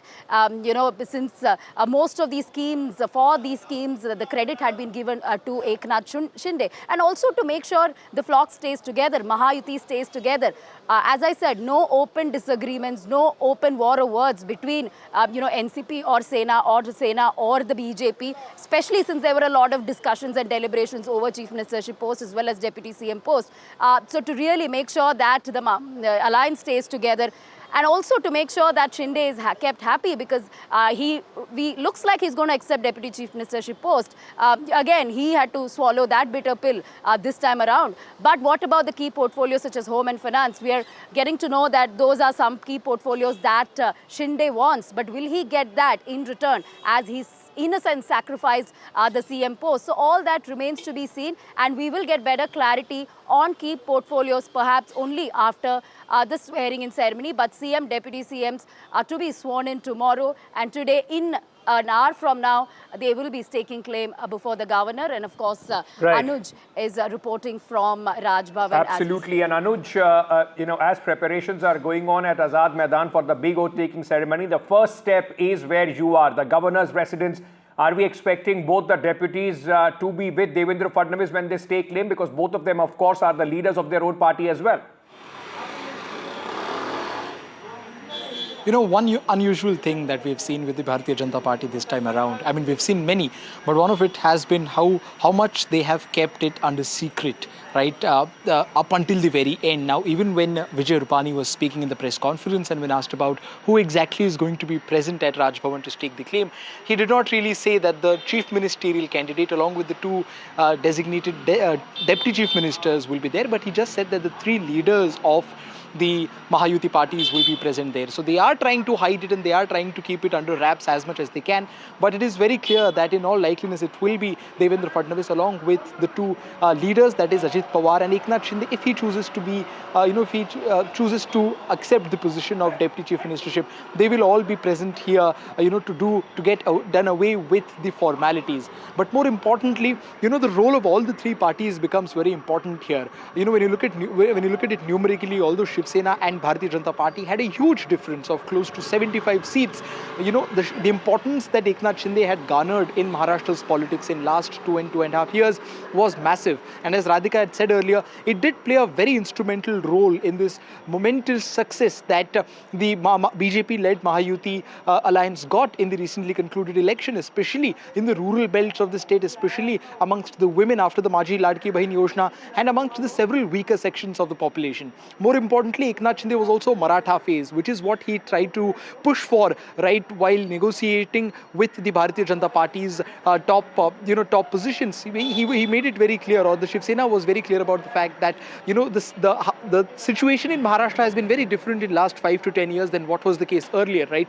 Marathas, which is considered to be a dominant caste here in the state, there is an environment being created according to them where they are being staked up against the Brahmins when it comes to the executive powers. And that is where the lines were drawn, and many thought that is where Eknath Shinde might have a slight edge. But the difference of 75 is too huge for Devendra Fadnavis to let go of his position of chief ministership. Besides, he also had the backing of the RSS and of the cadre and the workers here in Maharashtra's BJP. We saw that he has played a very important role in, in helping prosper several leaders at a very local level in Maharashtra, be it regions like Western Maharashtra, be it Vidarbha, which is considered to be his fortress, be it in Northern Maharashtra, where it is usually seen as, as a comfortable place for the Pawars. But this time around, we saw that he was able to get all of those leaders either in his party or in his alliance by, by shifting them, by shifting their party allegiances, or by, making sure that they are with the Ajit Pawar faction of NCP.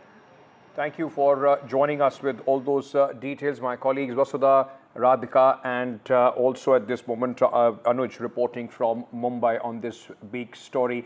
Let's just first listen into some reactions which have come on this. एक है तो safe है आणि मोदी है तो मुमकिन है.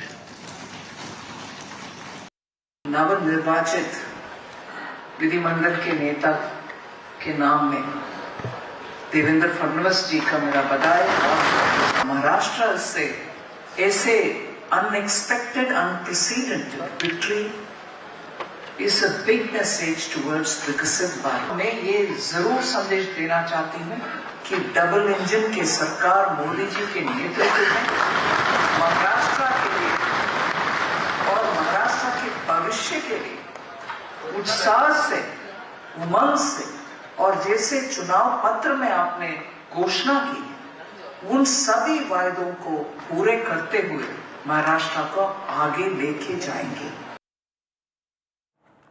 Let's try and understand further the importance of, in fact, this announcement and the impact also, because these elections were being seen as after the 2024 Lok Sabha election results as some sort of a way forward, which will have an impact on the next 5 years of the Modi government. Sanjay Kumar, psephologist and professor at CSDS, is joining us at this moment. Aarti Jairat, senior journalist, is also with us. Thank you to both of you for being with us. Aarti, let me start by asking you, what does this Devendra Fadnavis 3.0 government mean for the Bharatiya Janata Party, just not in Maharashtra, but also what we saw after the results of Lok Sabha 2024? Well, before we get into the sort of future of it, I think I want to point out one very interesting thing. If you see after recent BJP victories in the states, they have preferred to go for anonymous, faceless, unknown people as chief ministers. Mohan Yadav in Madhya Pradesh, Sharma in Rajasthan. These are not people who were known politically or were, dominant in the state politically. And so, the fact that they have handed the baton to somebody like Devendra Fadnavis, who has emerged as a mass leader, is a very big change of strategy as far as the BJP is concerned. And obviously, I think in this case, the victory was so huge and it was so associated with Devendra Fadnavis because he was the face of the BJP's campaign. I think it became difficult for the BJP leadership to, not allow him to be the chief minister, not appoint him as the chief minister. Right. And of course, it's been quite a battle. 10 days of intense drama, all kinds of speculation, Eknath Shinde disappearing and all that. But I think that, what I'm really seeing now with Devendra Fadnavis as chief minister is the emergence of a pantheon of Gen Next leadership.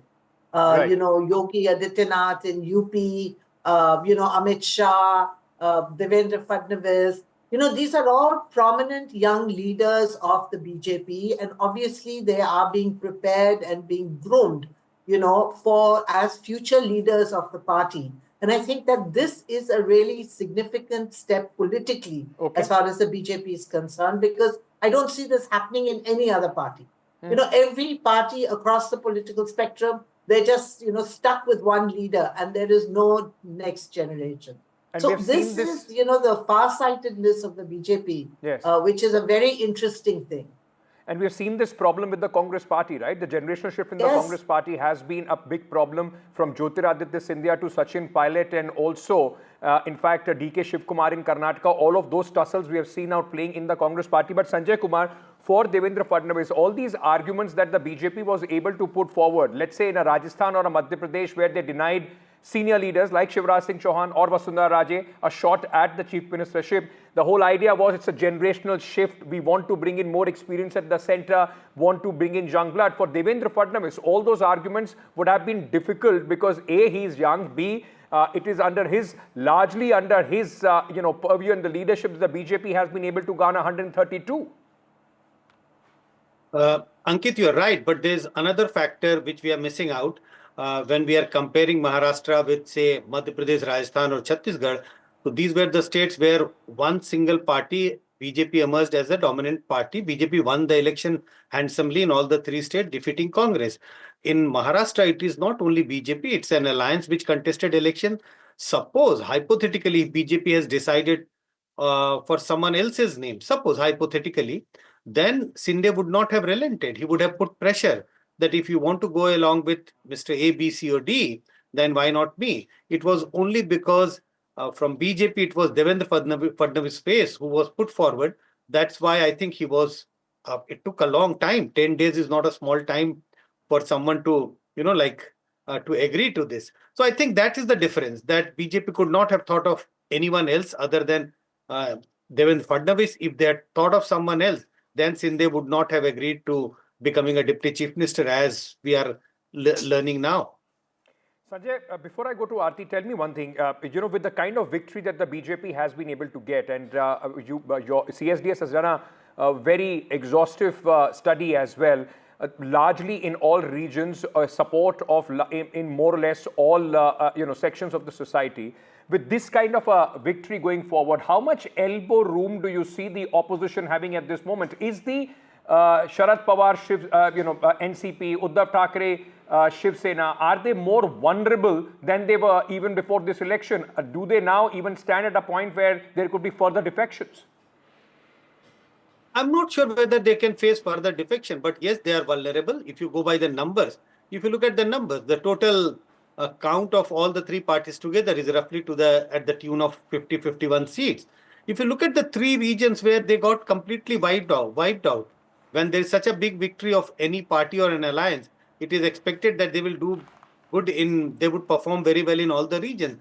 But if you calculate North Maharashtra, Marathwada and Konkan, the three region accounts for 97 seats.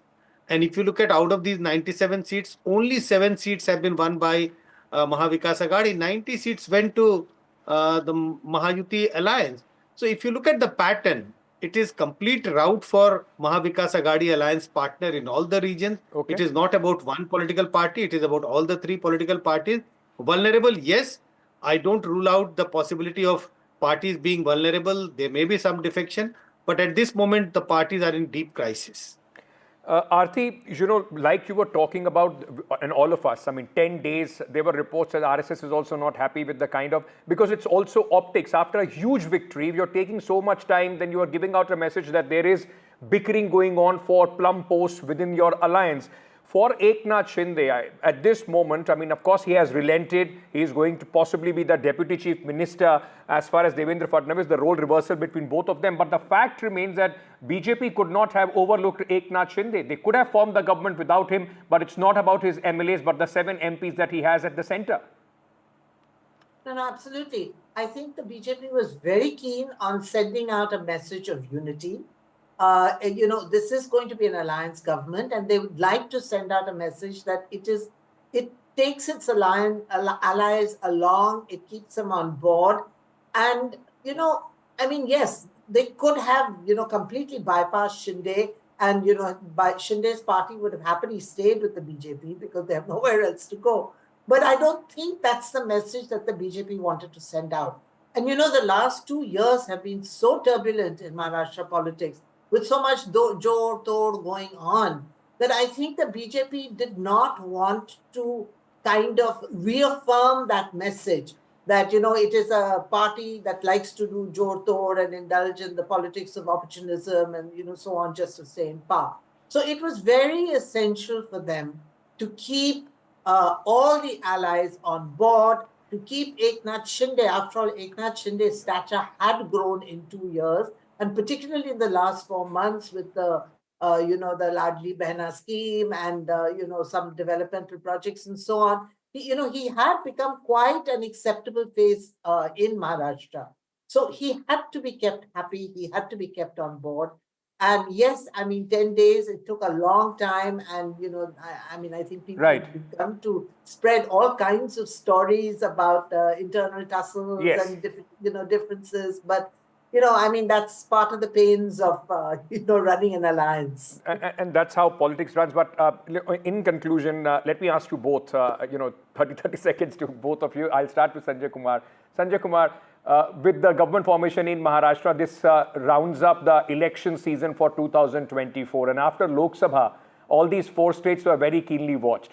Though on the scorecard, it could be even keel with 2 to the India bloc, 2 to the BJP alliances, BJP in Haryana and alliance here in Maharashtra. But what is the impact? Because 2 important states which the opposition thought they would win, they have lost, and they have lost comprehensively.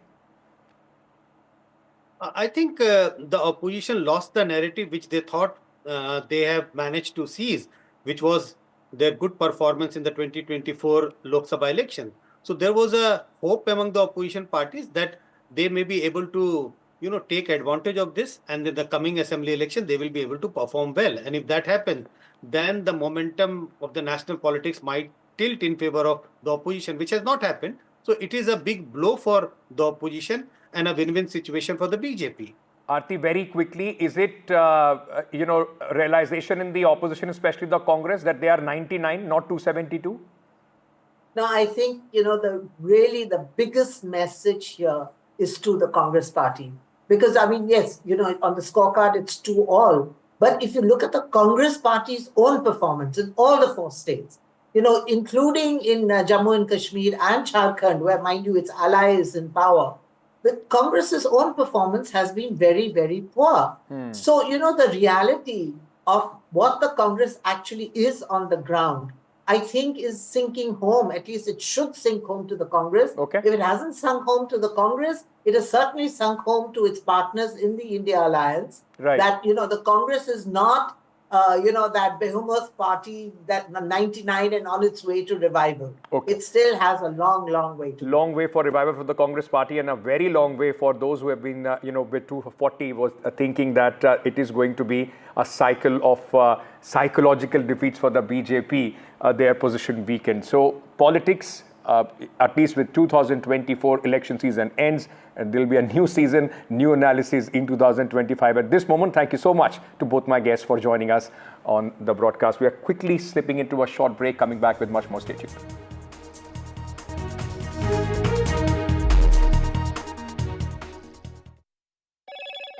Hello, Moto. Motorola Edge 50 Pro, world's first AI-powered pro-grade camera. It's official. After days of drama, Devendra Fadnavis will be the next Chief Minister of Maharashtra, 10 days after Mahayuti won the election by a landslide. Top leaders to meet the governor today. Shocker from Amritsar. A man approached Akali Dal Chief Sukhbir Badal at the Golden Temple gate and tried to shoot him. He was quickly overpowered. Badal unhurt. Aam Aadmi Party government facing questions of the opposition on this attempted attack on Sukhbir Badal. Chief Minister Man says police will carry out a fair probe. BJP Congress put Aam Aadmi Party on notice. Uttar Pradesh police stops Rahul and Priyanka Gandhi on way to Sambal. Showdown on the borders of Uttar Pradesh. Rahul and Priyanka Gandhi return to Delhi.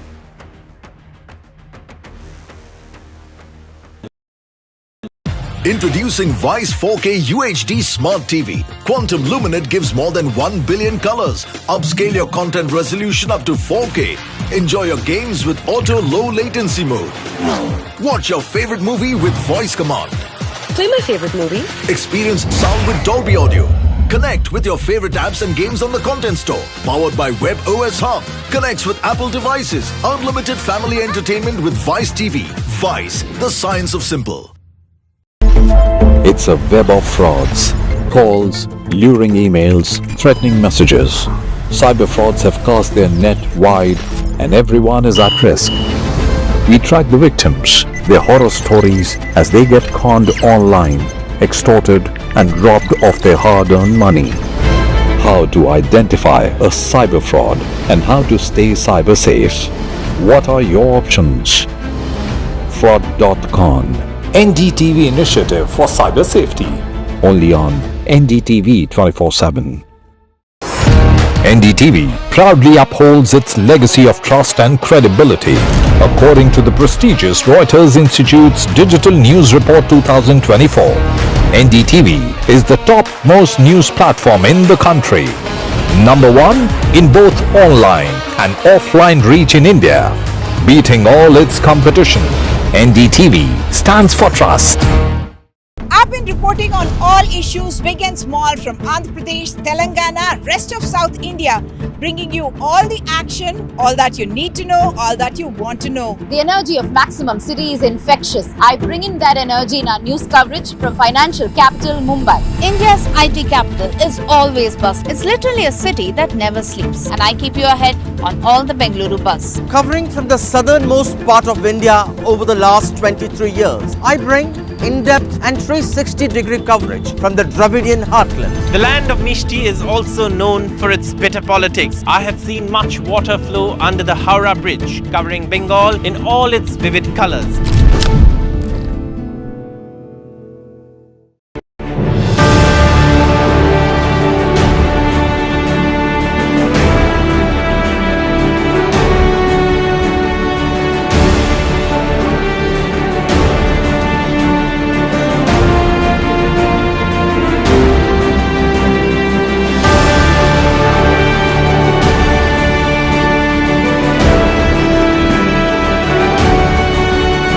RP Sanjeev Goenka Group presents NDTV Indian of the Year, powered by Raymond, co-powered by Gallant.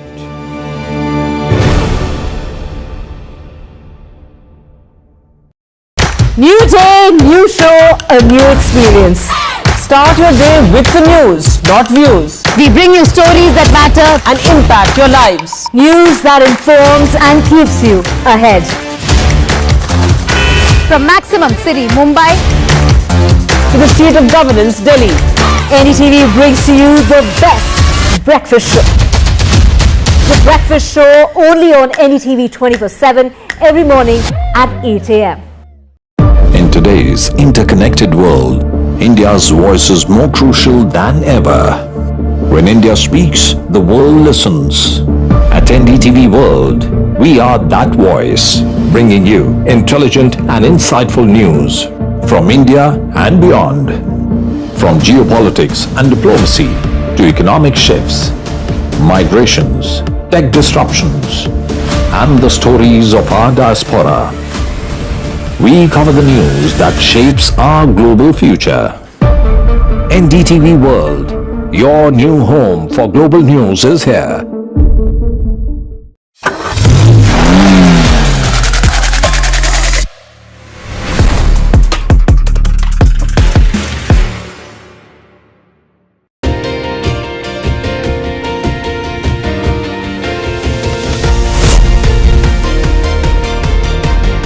Becoming a member of jury of NDTV was a totally different challenge altogether. When you recognize contribution to society, these stories are inspiration for everyone who views them. The NDTV Indian of the Year is an extremely important initiative.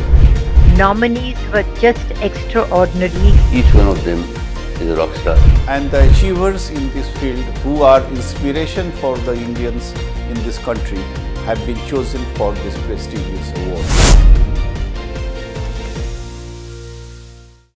Introducing Vice 4K UHD Smart TV. Quantum Luminate gives more than 1 billion colors. Upscale your content resolution up to 4K. Enjoy your games with auto low latency mode. Watch your favorite movie with voice command. Play my favorite movie. Experience sound with Dolby Audio. Connect with your favorite apps and games on the Content Store. Powered by Web OS Hub. Connects with Apple devices. Unlimited family entertainment with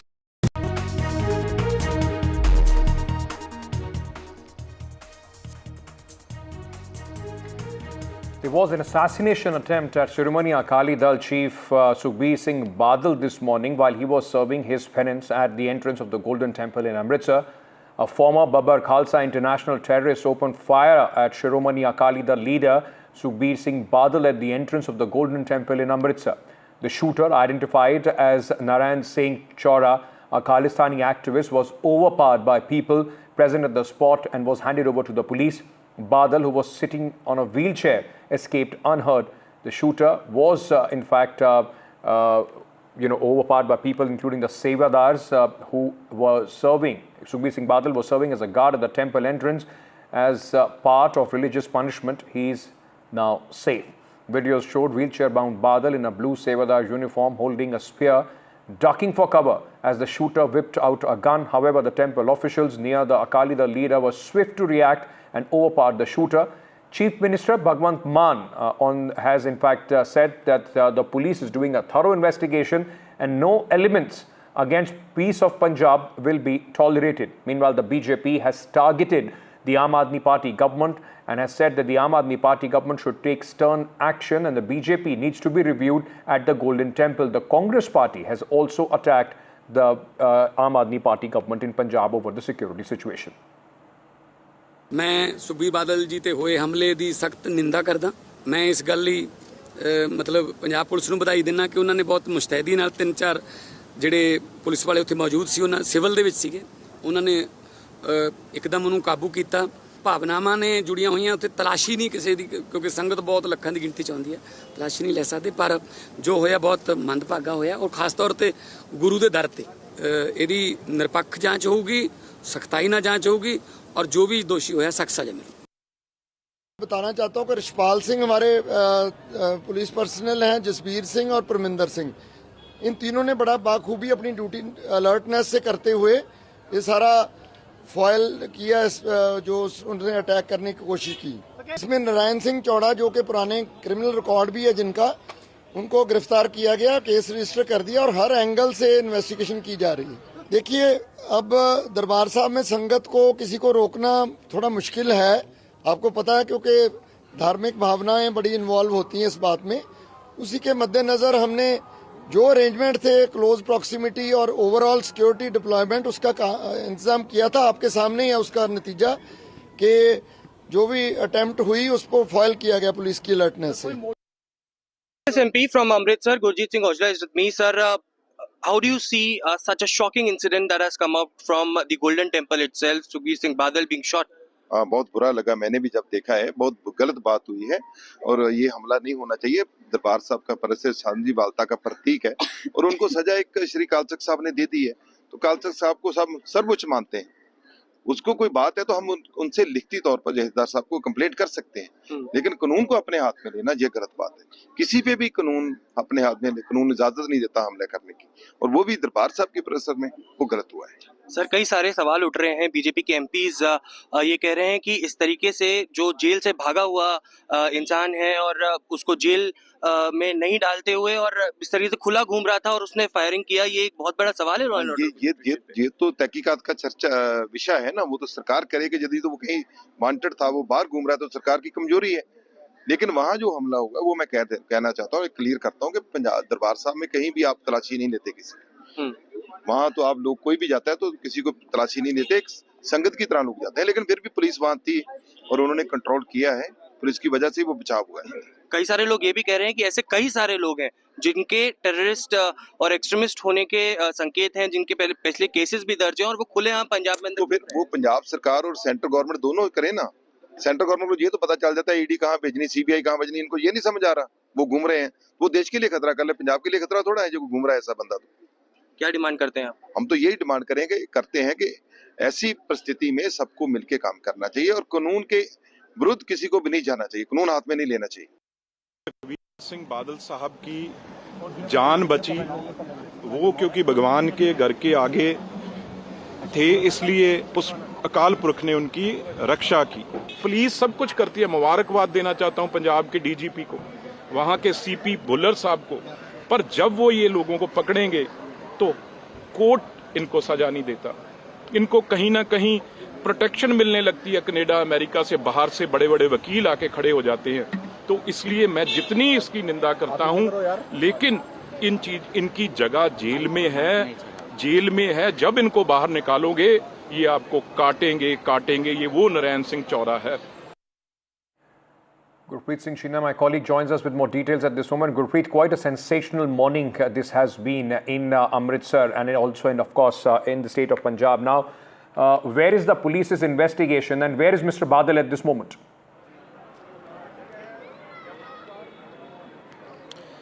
Well, police have already started investigation. First of all, we are reporting from the spot. We are going to show each and every aspect how this incident had taken place. Here we can see that this is the place where Sukhbir Singh Badal was performing seva in the morning when he had just reached at about 9 a.m. And the man, Narayan Singh Chora, who wanted to attack Sukhbir Singh Badal, he had just come from this side. And we can see when immediately when he was trying to pull out his gun, immediately the people who were in the security cover of Sukhbir Singh Badal, they caught hold of him, and incidentally that fire had gone up. And I'll request my VJ to just zoom in and show all these visuals from the ground that fire had been taken place there that hit the wall here. So after that we have seen he was handed over to the police, and the police have already started investigation into this matter. So what we have learned, the police say they are trying to interrogate him from all the angles, and what they have learnt from the initial interrogation, it might be possible he was conducting Reiki for this. So what we can understand from the police officials say they are trying to get all the CCTV camera footage so that the proper detailed investigation should be taken place. But as of now, we can see Shiromani Akali Dal as well as the SGPC member, they are also scanning all the CCTV camera footage so that the connecting dots in this whole case should be connected in this manner. The police have also taken him into custody, and this man, Narayan Singh Chora, has a long criminal history. He was also involved in one of the main incidents which has taken place in Chandigarh Bural jail break case, where we have seen that he was assisting the terrorists who had been arrested and put behind the bars in Bural jails. Once again, I'll request my VJ to show all these visuals from here. So what is happening at this point of time? So we can see that so Mr. Garewal, he is joining us. So sir, क्या हुआ था मतलब basically, और अब कहाँ तक तहकीकात है? सीसीटीवी कैमरा फुटेज में क्या मिला है? नहीं, सीसीटीवी से पहले आपके जो मीडिया है उसने भी सारा कुछ क्लियर कर दिया है। वो ऐसी बात नहीं है। वो जो आदमी है वो एक दिन पहले भी आया, उस दिन भी आया, और जो उसने हमला किया है, सबसे बड़ी बात ये है कि अकाल तख्त साहब के जहदर साहब ने जो बयान दिया है उसमें ये बोला गया है कि ये किसी व्यक्ति पर नहीं है। व्यक्ति को पॉलिटिशियन हो सकता है, उसका विरोध हो सकता है, उसकी कोई उससे कोई विचार का मतभेद हो सकता है, लेकिन एक सेवादार है जिसको ड्यूटी लगी थी अकाल तख्त की तरफ से कि एक सेवादार के तौर पर वो यहाँ ड्यूटी दे रहे थे। आप जैसे देखो, जैसे बर्छे वाले सिंह खड़े हैं, ऐसी उन्होंने पोशाक भी पहनी हुई है और बर्छा भी पकड़ा हुआ है। पर गरेवाल साहब, वेपन अंदर लेके आना ये सबसे बड़ा सवालिया चिन्ह लग रहा है, क्योंकि वेपन अलाउड नहीं होते, हम देख सकते हैं अंदर पुलिस भी नहीं जा सकती। तो क्या लगता है, क्योंकि अपनी टास्क फोर्स है? देखो, इस बात की सभी तरफ से इसीलिए निंदा हो रही है ना कि जो बात गलत की है। देखो हमारे के लिए तो चारे दरवाजे खुले हैं, सभी वर्णों के लोग, कहीं जात नहीं पूछी जाती, सभी यहाँ आते हैं, दर्शन करते हैं, लंगर छकते हैं। उसके प्रबंध के लिए हम कोई भी सुविधा ना हो यात्रु के लिए, हम उसका प्रबंध करते हैं। सो ये बात तो अच्छी हुई है कि गुरु साहब का शुक्र है कि ये दुर्घटना नहीं बनी। सो हम तो उन पे विश्वास करते हैं। पर सीसीटीवी में आया है कि वो कल भी यहाँ रेकी कर रहे थे, कोई ऐसी बात आई है? वो सभी कुछ मालूम है, वो पुलिस को भी मालूम है, लेकिन उसने जब वो सुबह की बात है उसमें मुस्तैदी को दिखाई नहीं दी। तो well, this is mister Grewal who was explaining to us, he is from SGPC. So once again, these visuals from the ground which we are showing at this point of time, we can see Sukhbir Singh Badal was performing seva at the spot which we are showing at this point of time. The man who had come from other side of other side, and when he has reached near Sukhbir Singh Badal, he pulled out his gun and he was about to attack Sukhbir Singh Badal, but his security cover that had already been with him, they had caught hold of him, and after that we can see that visuals that the bullet hit in that at the entrance gate of Golden Temple. So these visuals which were showing, so somewhere down the lane it seems the police is trying to unearth this conspiracy behind this incident which has been taken place since he was caught by the security cover. He had been handed over to the police, and the police is interrogating him on the different lines. So far the police hasn't spoken anything officially. We have to wait and watch for the police investigation. Once the police is going to investigate all the angles, yes, of course they are trying to get the CCTV camera footage so that all the dots should be connected. Back to studio. Thank you so much for joining us with all those details, a comprehensive report of what happened there this morning. Let's move on, ladies and gentlemen, to high drama which took place on the borders of Uttar Pradesh in Ghazipur, where Congress MP and leader of opposition Rahul Gandhi and Congress MP Priyanka Gandhi Vadra were stopped at the Ghazipur border when they were trying to make their way to Sambhal in Uttar Pradesh, where violence had erupted over 2 weeks back over the survey of a mosque. The Gandhi siblings and several Congress workers were stopped by the police, citing sensitive law and order situation in western Uttar Pradesh town.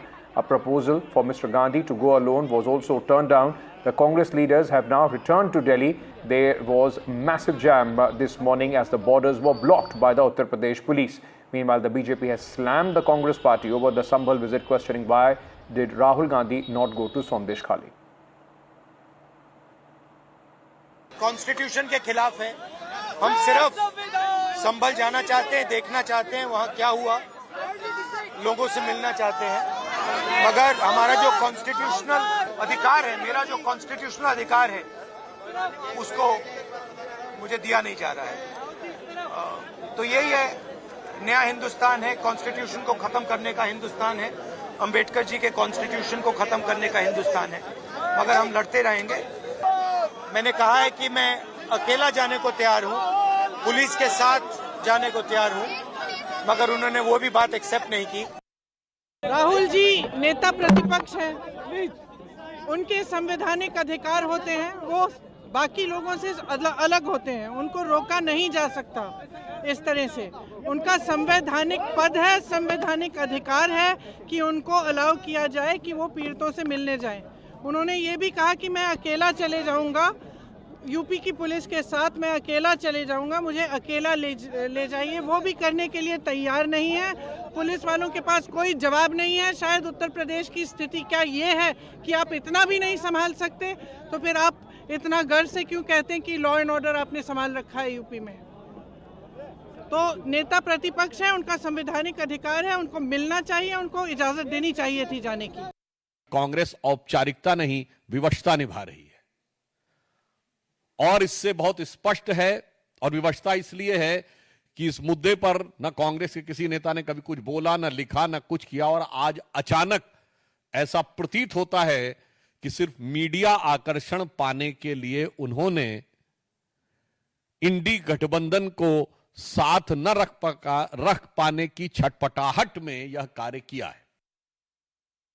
Meanwhile, the Enforcement Directorate has written a letter to the Lokayukta investigating the Muda scam in Karnataka. The ED has shared information regarding Karnataka Chief Minister and others under the provisions of the PMLA. ED in its letter has said it's detected irregularities in the transfer of 14 sites by Muda to Karnataka Chief Minister Siddaramaya's wife, B.M. Parvati. It added, procedures have been violated and undue favors have been granted. Chief Minister Siddaramaya has questioned the intention behind the letter and accused ED of acting with malicious political motives. ತನಿಖೆ ಮಾಡಿ ಇದನ್ನ ಕೊಡಿ ಅಂತ ಲೋಕಾಯುಕ್ತ ಪೊಲೀಸ್ನ ಕೊಡಿ ಅಂತ district ಕೋರ್ಟ್ನವರು ಏನಂತ ಹೇಳಿರೋದು, December 24 ಒಳಗಡೆ ತನಿಖೆ ಮಾಡಿ ರಿಪೋರ್ಟ್ ಕೊಡಿ ಅಂತ ಹೇಳಿರೋದು. ಅವರು ತನಿಖೆ ಮಾಡ್ತಾ ಇದ್ದಾರೆ. ಇವರು ಯಾಕೆ ಲೆಟರ್ ಬರೀತಾರೆ? What is their intention? It is deliberate ಅಲ್ಲ, ಅಲ್ವೇನ್ರಿ? ಡೆಲಿಬರೇಟ್ ಅಲ್ಲ. ದಿಸ್ ಈಸ್ ರಾಜಕೀಯ ದುರುದ್ದೇಶದಿಂದ ಮಾಡ್ತಾ ಇರ್ತಕ್ಕಂಥದ್ದು. ರಾಜಕೀಯವಾಗಿ ಅವರು ಈ ಕೇಸನ್ನು ಮಾಡ್ತಾ ಇದ್ದಾರೆ. ಇದರಲ್ಲಿ ಯಾವುದೇ ಸತ್ಯಾಂಶ ಇಲ್ಲ, ಗೊತ್ತಾಯ್ತಾ? ಅವ್ರು ತನಿಖೆ ಮಾಡ್ತಾ ಇದ್ದಾರೆ. Let them give the report independently. Why they have written a letter? Pratibha Raman joins us with more details on this story. Pratibha, for the Chief Minister, it's not a breather as far as Muda is concerned. Lokayukta police questioning him, ED also stepping in now. Political problems for Siddaramaiah continues. Well, that's right. Setback after setback, and also the timing of this, because we are talking of the Chief Minister organizing a rally in Hassan around 184 kilometers from Bengaluru, and this is going to be a rally that was initially programmed to be organized by the Ahinda leaders. And remember, this was one of the turning points as far as the rally that was conducted in 2005 for Siddaramaiah. And now, after a long innings in the political career for Siddaramaiah, this comes as a major setback with respect to the Muda allegations. Some of the observations that have been made with respect to the ED sharing information is the fact that the land was originally acquired by Muda for a whopping 3,24,700 rupees, and this was illegally denotified. Also, subsequent purchase of the same land by Mallikarjun Swamy, the brother-in-law of Siddaramaiah, using misuse of power. And these are some of the observations that have come to light. And how this would be further investigated by the Lokayukta is also something that needs to be closely watched. However, Chief Minister Siddaramaiah has definitely not taken this too kindly. He has reacted to this, talking about how the ED has absolutely no authority in terms of investigating this case. We are yet to pick up reactions from the BJP camp, but this is definitely going to be another political flashpoint of sorts, especially during a rally that is going to be organized tomorrow. Thank you so much for joining us with all those details at this moment. Pratibha Raman reporting on this story. With that, it's a wrap on this bulletin. News and updates will continue on NDTV. Stay tuned.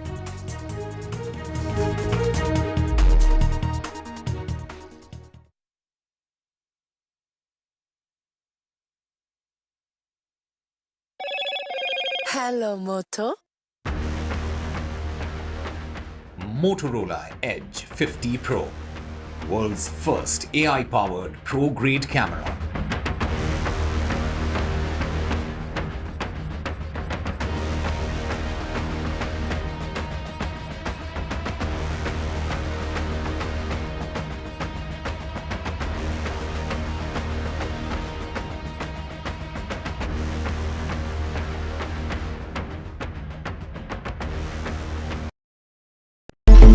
It's a web of frauds.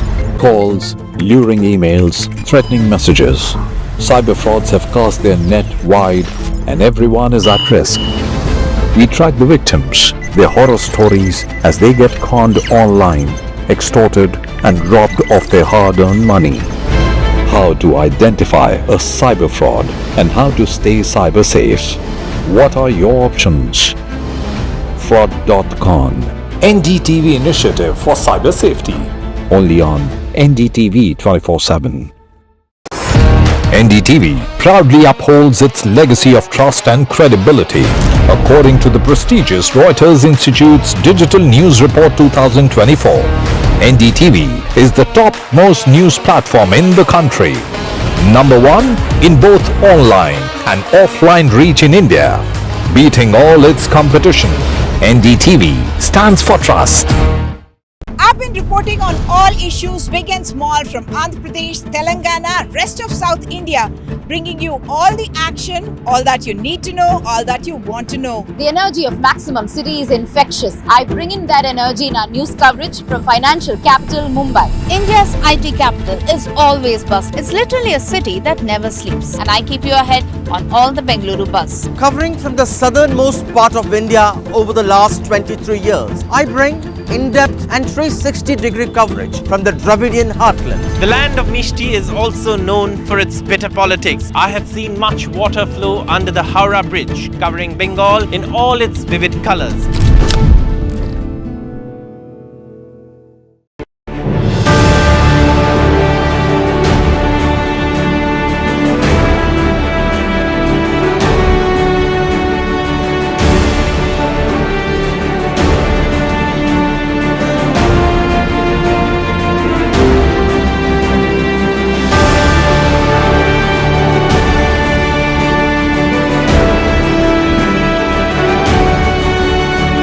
SP Sanjeev Goenka Group presents NDTV Indian of the Year, powered by Raymond, co-powered by Gallant.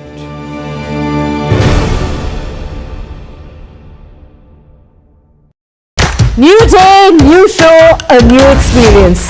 Start your day with the news, not views. We bring you stories that matter and impact your lives. News that informs and keeps you ahead. From Maximum City, Mumbai, To the seat of governance, Delhi, NDTV brings to you the best breakfast show.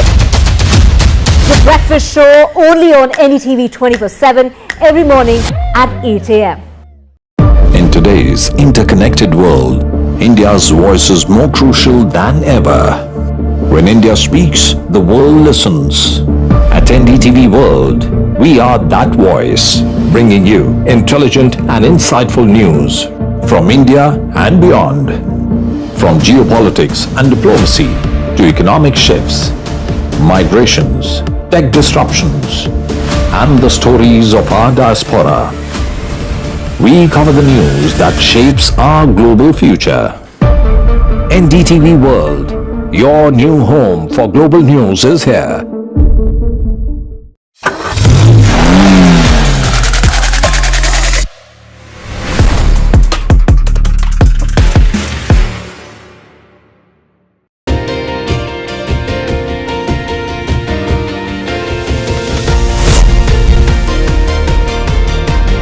Becoming a member of jury of NDTV was a totally different challenge altogether. When you recognize contribution to society, these stories are inspiration for everyone who views them. The NDTV Indian of the Year is an extremely important initiative. Nominees were just extraordinary. Each one of them is a rock star. And the achievers in this field who are inspiration for the Indians in this country have been chosen for this prestigious award.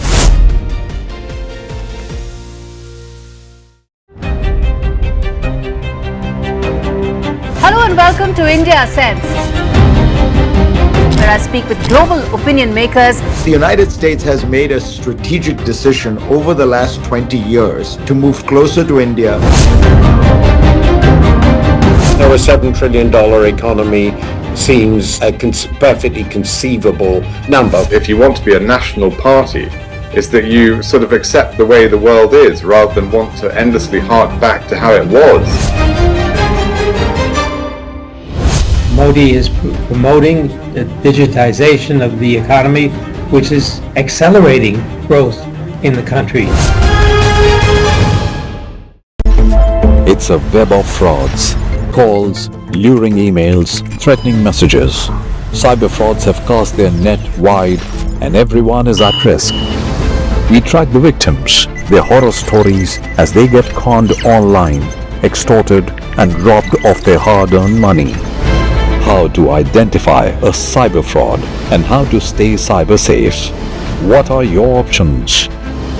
Fraud.con, NDTV initiative for cyber safety. Only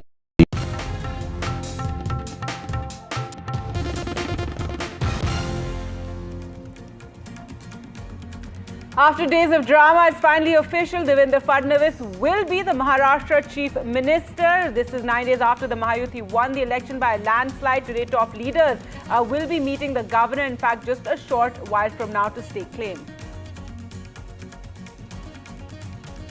Shocker from Amritsar. A man approached Akali Dal chief Sukhbir Singh Badal at the Golden Temple gate and tried to shoot him. He was quickly overpowered, but the incident has sent out shockwaves. The police identified the shooter as Narayan Singh, having links with Khalistani groups. Chief Minister Maan says the police will carry out a fair probe. The BJP and Congress attacked the Punjab government over the law and order situation. The Congress says stern action should be taken by the AAP government.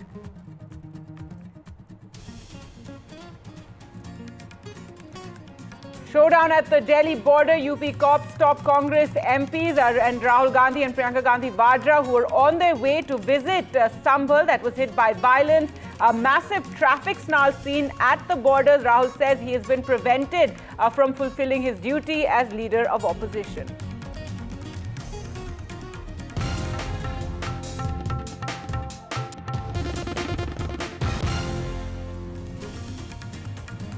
Our top story, the assassination attempt on former Deputy Chief Minister of Punjab, Sukhbir Singh Badal, just outside the very sacred Golden Temple in Amritsar. This took place this morning while he was serving his penance. At the entrance, former Babbar Khalsa International terrorists opened fire at Shiromani Akali Dal leader Sukhbir Singh Badal, and the shooter has been identified as Narayan Singh Chora, a Khalistani activist who was overpowered by people present at the spot. It was really quick thinking on their part and quick action that they prevented him from shooting Sukhbir Singh Badal, who was sitting there in a wheelchair. He escaped unhurt and the shooter was soon overpowered. He has been arrested. Now joining us for more on this is Arpit Shukla, Special DG Law and Order from Punjab. Thank you so much, sir, for speaking to NDTV. First and foremost, what is the information you can share with us? This person was overpowered quickly, but something like this to have even happened, a big question on the law and order in Punjab. Well, thank you, ma'am.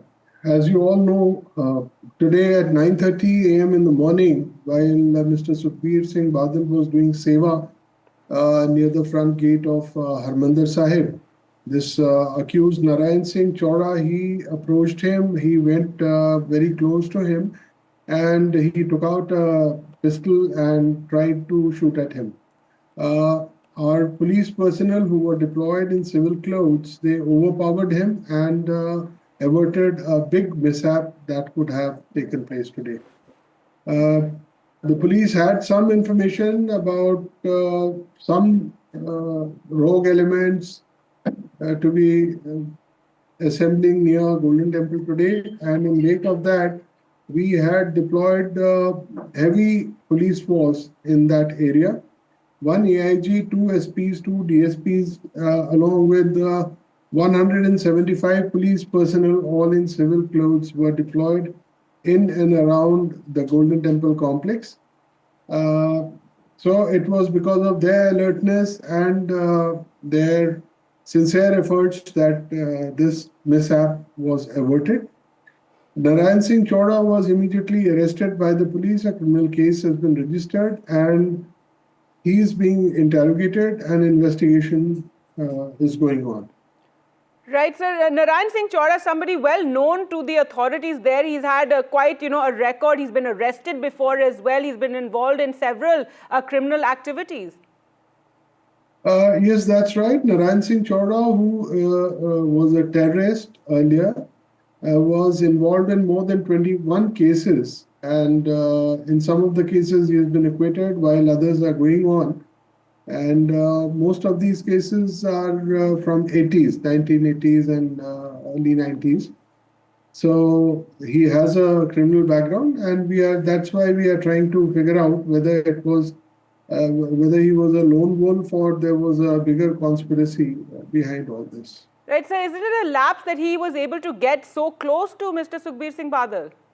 No, it's no. I would not say that it was a lapse, but it was actually Golden Temple is not a place where you have few people.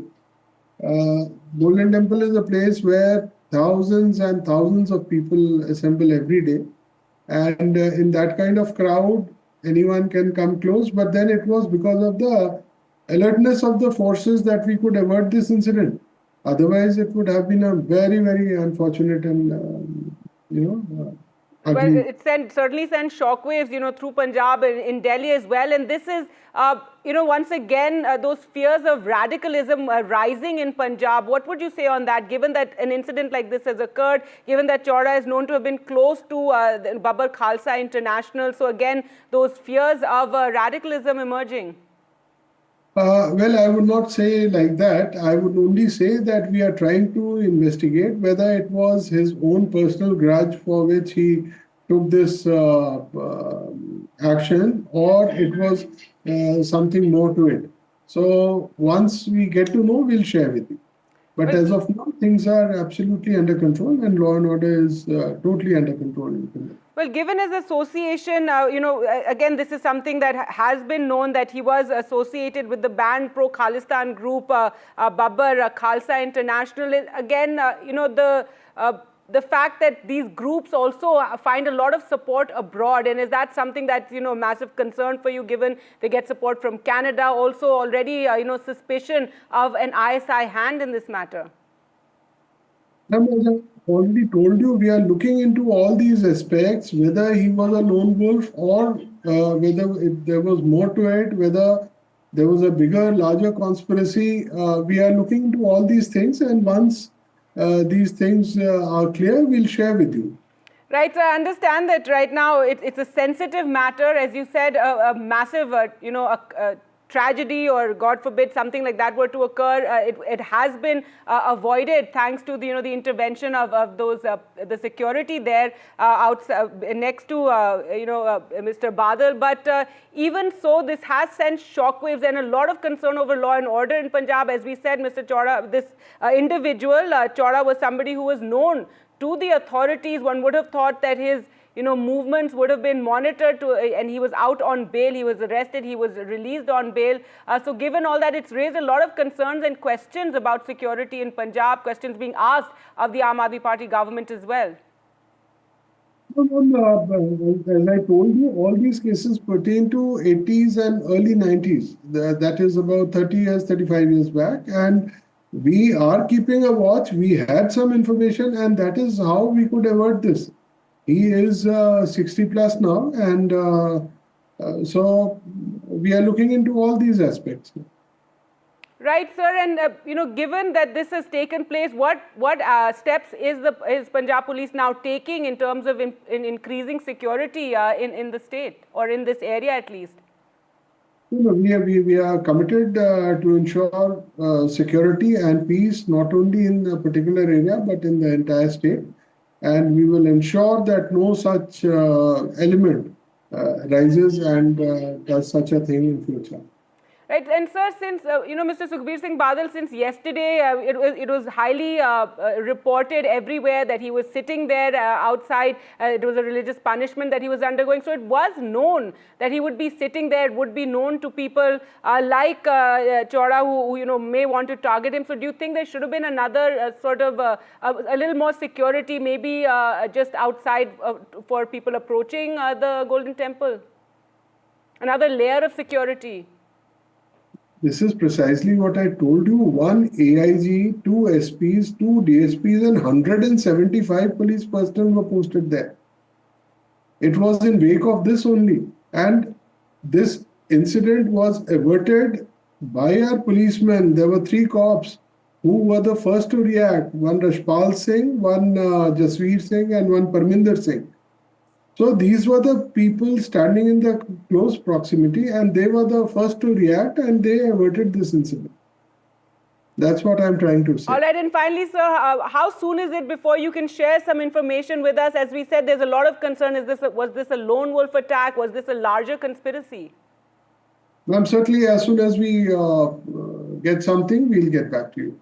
Thank you. All right. Thank you so much, Arpit Shukla, there for speaking to us here at NDTV. Absolutely shocking, this attack on Badal, and something that has sent shockwaves around the country. Well, let's now shift focus to the other big news we're tracking here on NDTV. News from Maharashtra, and Devendra Fadnavis and other leaders have arrived at the governor's house to stake claim to government. There you can see Eknath Shinde, Devendra Fadnavis and Ajit Pawar all arriving there at the governor's house. This is after finally this morning there was some clarity that yes, it is Devendra Fadnavis who will be the chief minister. He'll be taking that post for the 3rd time, and now arriving at the governor's residence to stake claim. And of course, the swearing in will take place tomorrow. That was something that was known before the announcement of the chief minister's name. I remember there had been a lot of back and forth. There was a lot going on behind the scenes, as one saw Eknath Shinde was playing a hardball, it seemed, because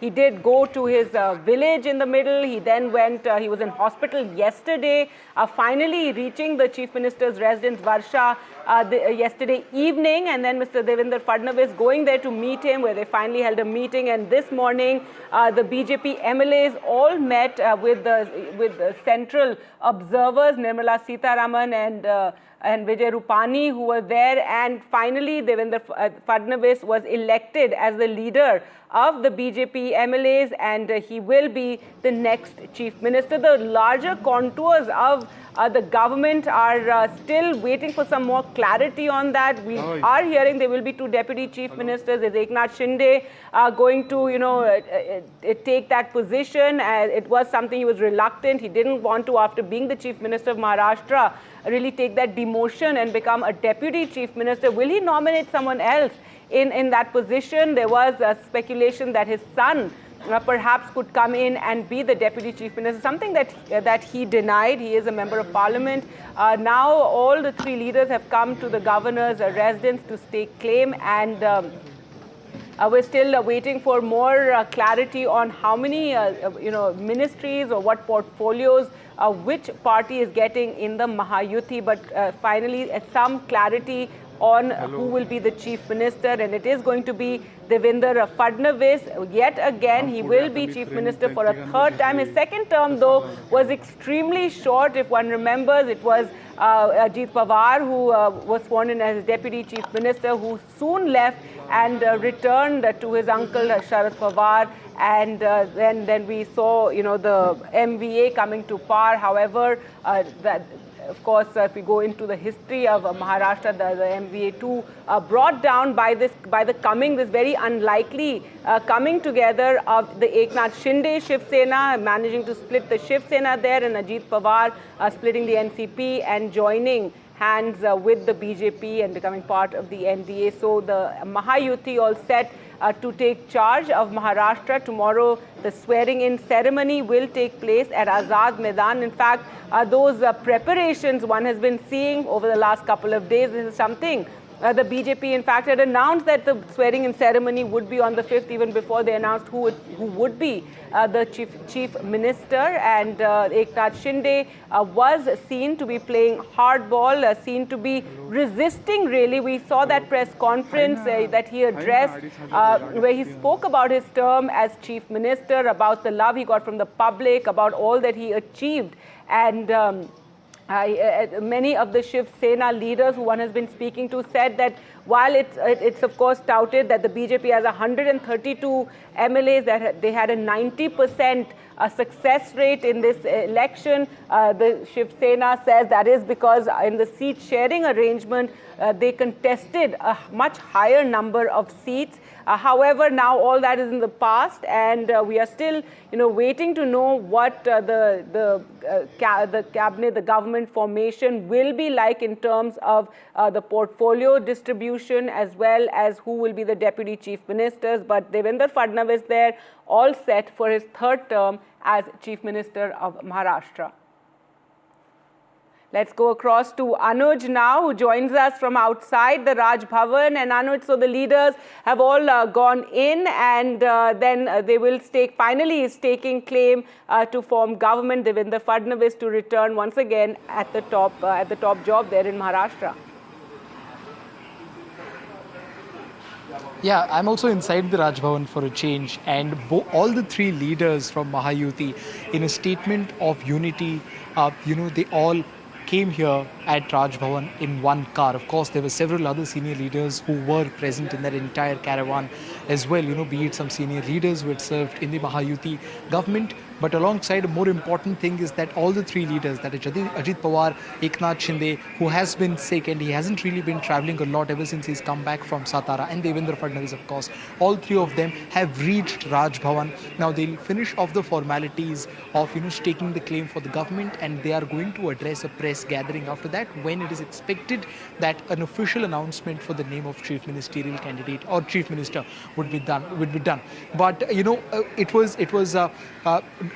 one thing that gets clarity with this particular movement is that Eknath Shinde is in contention to have accepted the position of deputy chief ministership. This was something that everyone was talking about for the longest time. Of course, Ajit Pawar had made it very clear that he and his party are in full support of Devendra Fadnavis accepting or taking over as the chief minister of the state. But the doubt was whether Eknath Shinde would play an active part, would take an active participation in the government as a deputy chief minister or as another senior minister, or will he decide to stay outside of the top executive order? But the fact that he's come here to stake the claim along with the other two senior leaders, probably hints that he will again be entering that particular zone, and he will be, offering his duties as the deputy chief minister of the state.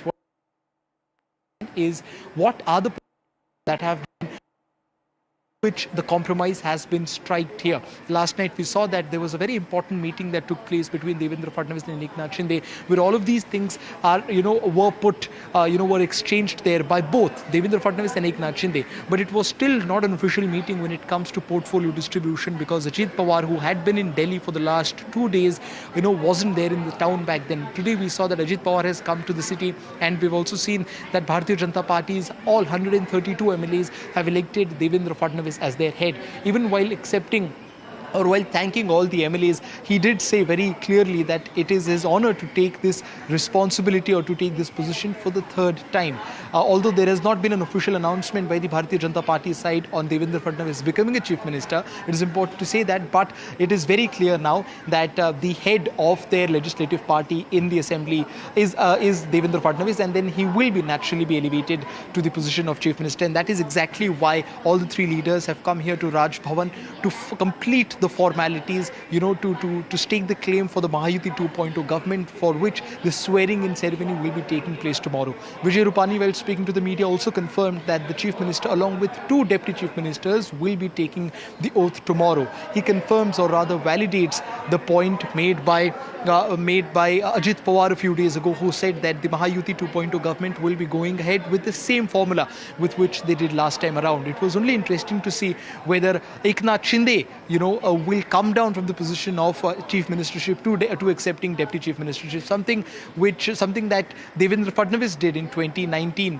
In 2019, when he was the chief minister of the state from 2014 till 19, and later, of course, he became the deputy chief minister of the state. But it will be interesting to see what are the exact nitty-gritties of this entire deal, of this entire equation.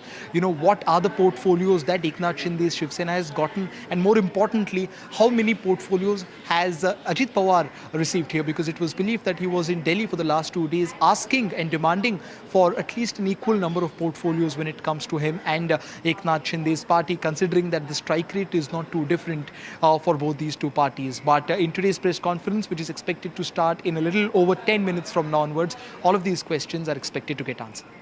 Right, and Anuj, as we await that press conference, tomorrow it's going to be a grand swearing in. Of course, the BJP, as they always do, making the most of it. It's going to be a show of strength, returning to Maharashtra with this massive thumping victory that they've got. There's going to be hundreds of VIPs there, all the chief ministers. Tell us a bit about that, as preparations have been on for the last couple of days. Even as we were waiting for that official announcement of the name of the chief minister, we knew the date and the place where it was going to take place. Yes, the preparation are in full throttle for the swearing-in ceremony.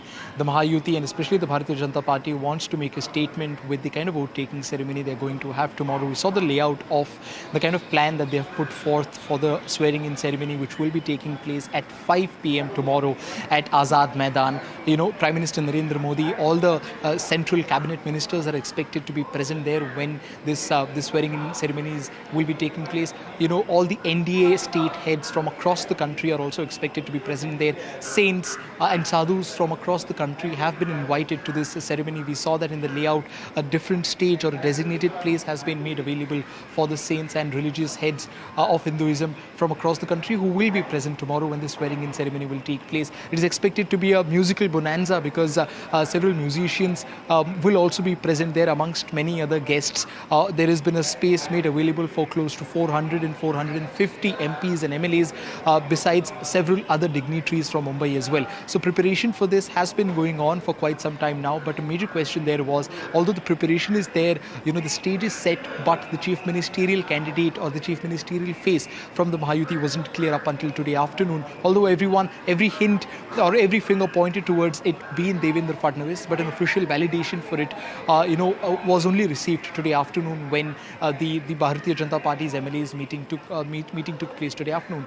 But then we can expect expect, a full program by the Mahayuti, which will be a statement from them in the presence of the Home Minister Amit Shah and of course the Prime Minister Narendra Modi in basically validating the massive victory that they have received after several years. This is the kind of number that no alliance in Maharashtra has received for the longest possible time. So it is a moment for history tomorrow, and they will definitely be celebrating it like one. But again, is it just the Chief Minister and the two Deputy Chief Ministers who will be taking oath tomorrow, or will some key ministers also, participate in that particular ceremony? The leaders are tight-lipped about who exactly is going to take the oath besides the three top executive heads of the state. But again, that thing is expected to become clear as we inch even closer to the oath-taking ceremony. But as we talk, the final preparation is in place at Azad Maidan in South Mumbai, where where preparation for the massive celebration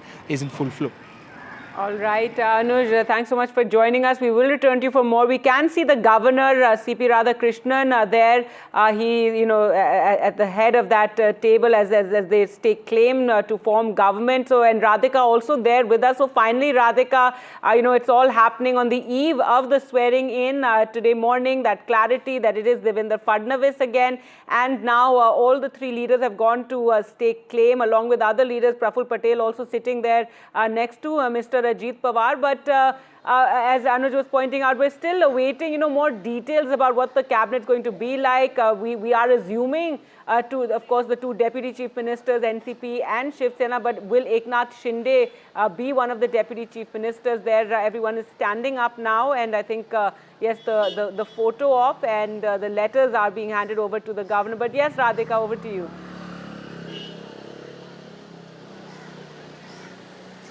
That's right. This is a show of strength, show of unity as far as Mahayuti is concerned. Mahayuti is taking claim to form the government. Of course, the entire alliance being led by Chief Minister Devendra Fadnavis. Of course, his name is cleared, but who is going to be the Deputy Chief Minister? That is the big question now. Ajit Pawar certainly one of them, but will Eknath Shinde accept that proposal? No clarity on that, but yesterday there was a meeting between the two leaders and looks like he would come around to accept the Deputy Chief Ministership post if he's also given some plump portfolios. But as far as who is getting what, there may not be clarity in a day or two. That may take time. There will be more deliberations and discussions on it. But after 11 days of wait, finally Maharashtra government being formed. Devendra Fadnavis is at the helm of it. Of course, there were a lot of discussions and deliberations, as you can see in those visuals, handing over of the letter to the governor happening. That has the signature of all the winning MLAs, all the top leaders of Mahayuti also inside Raj Bhavan, where Anuj is standing. I'm standing outside where all the leaders are making their way inside. So yes, more discussions to continue as far as the portfolio allocation is concerned. But as of now, we are clear on the Chief Minister's position. It is Devendra Fadnavis. Tomorrow is the oath-taking ceremony in the presence of Prime Minister Modi. In the last few days, we saw a little bit of back and forth as far as Eknath Shinde is concerned, but he did continue to maintain that he will support what the BJP decides. He will stand by the decision of the BJP. He was not in that position to really negotiate for Chief Ministership post. Once again, there were no apparent clashes or disagreements as far as Mahayuti leaders are concerned. They were, to an extent on par, or rather on the same page, at least in public. Perhaps he was playing hardball. Of course, there were a lot of negotiations in terms of portfolios. We know for a fact that, there were a lot of closed-door meetings that have also taken place in the last few days, but no disagreements out in the open, no bickering out in the open, allies sort of respectful of each other, especially in the last few days. They were very cautious of not making things ugly as the discussions and negotiations were going on. But yes, some clarity finally. Tomorrow is the big day as far as oath-taking ceremony is concerned, and the man of the moment certainly is Devendra Fadnavis. Right. Radhika, in recent years, we've seen the BJP often suggesting, someone very unknown as the chief minister, and we saw it in Rajasthan, Chhattisgarh, and Odisha, as well. So there was, some talk of whether it would be Devendra Fadnavis, given that he is so well known and he is somebody who is has been Chief Minister twice already. But yes, finally today that all those doubts, all that speculation put to rest. And Devendra Fadnavis really led from the front when, ahead of the assembly election, somebody who went to Delhi after the Lok Sabha results and asked and said that, he resigned and he would step down in his position, etc., given the poor performance of the BJP then. And, what a contrast to now when he's, all set to lead the state again. Absolutely. Devendra Fadnavis is known as the man of comebacks. We saw what exactly happened in 2019 when he became the chief minister for just a matter of 3 days. And then, of course, MVA was formed and, he was criticized for that last-minute oath-taking that happened in 2019 that really backfired. But then ever since that, he's been very cautious. He was somebody who was instrumental in the entire coalition formation as far as Mahayuti is concerned. He is somebody who can control the crisis. He is the troubleshooter for BJP, for Mahayuti in general. He was also instrumental in making sure that Eknath Shinde comes to comes and shakes hands with the BJP, which led to the formation of Mahayuti government. And he also stepped back. It was a bitter pill to swallow as far as Devendra Fadnavis is concerned. He gave up chief ministerial post and Eknath Shinde became the chief minister. But Lok Sabha defeat is something that was, disadvantageous to Mahayuti. And post the Lok Sabha defeat, he took a press conference, Devendra Fadnavis taking a press conference in which he said he wants to step down as the deputy chief minister. That was not agreed upon by BJP top brass. He continued to work for the party and he has been instrumental in the kind of Maha victory that we saw in assembly elections. So yes, he has been leading the way. As you said, there were a lot of names doing the rounds, and naturally so, since all these discussions had been going on for the last several weeks, which is why a lot of speculations as a result of the delay in decision making. So many other names were doing the rounds, but to an extent, most of us knew that it would be Devendra Fadnavis who will finally be helming Maharashtra this time around. Of course, three-time chief minister. Of course, the last time was just for a matter of 3 days. But he has been known as an able administrator as far as the state is concerned. As I said, a strategist, a troubleshooter, RSS man, a Brahmin face, of course, and somebody who's also been credited for many of the development projects that Mahayuti had been working on in the last several years, as much as, Eknath Shinde had been credited for many of the projects. Devendra Fadnavis had also been credited for several of the schemes, development projects in Mumbai as well as other parts of Maharashtra. So yes, although there were speculations, although all kinds of names were doing the rounds, there were talks of discontent and disagreement within Mahayuti. Looks like a consensus has been reached and Devendra Fadnavis to lead the way, and in most likelihood the deputy CMs will be Eknath Shinde and Ajit Pawar. All right, and wonder when, that clarity will emerge. Anuj, you're there, what is happening now? We saw the leaders after, handing over the letters to the governor and staking claim. They've all, exited the Raj Bhavan. They were all walking out, and we're expecting a press conference in a short while from now. A press conference is expected in a very short while now. They were only waiting for getting done away with the formalities of meeting the governor on this occasion. And now, at any moment from now onwards, we can expect. This is a different section of Raj Bhavan. It's a huge building. For that press conference, interesting to see Mr. Eknath Shinde is there in the middle. Yeah. That is, I think, the press conference that's going to be addressed very shortly. It's Mr. Shinde right there in the middle, flanked by Ajit Pawar and Devendra Fadnavis. Yes, all three of them will be addressing a press conference. This is only the second time after the results that all three, are together to address a press conference. And a lot has happened in the last 10, 11 days, and they shortly will be addressing all of those concerns. Also regarding questions regarding the lack of clarity over the roles of several of these leaders when it comes to the oath-taking ceremony tomorrow. All right, let's listen in.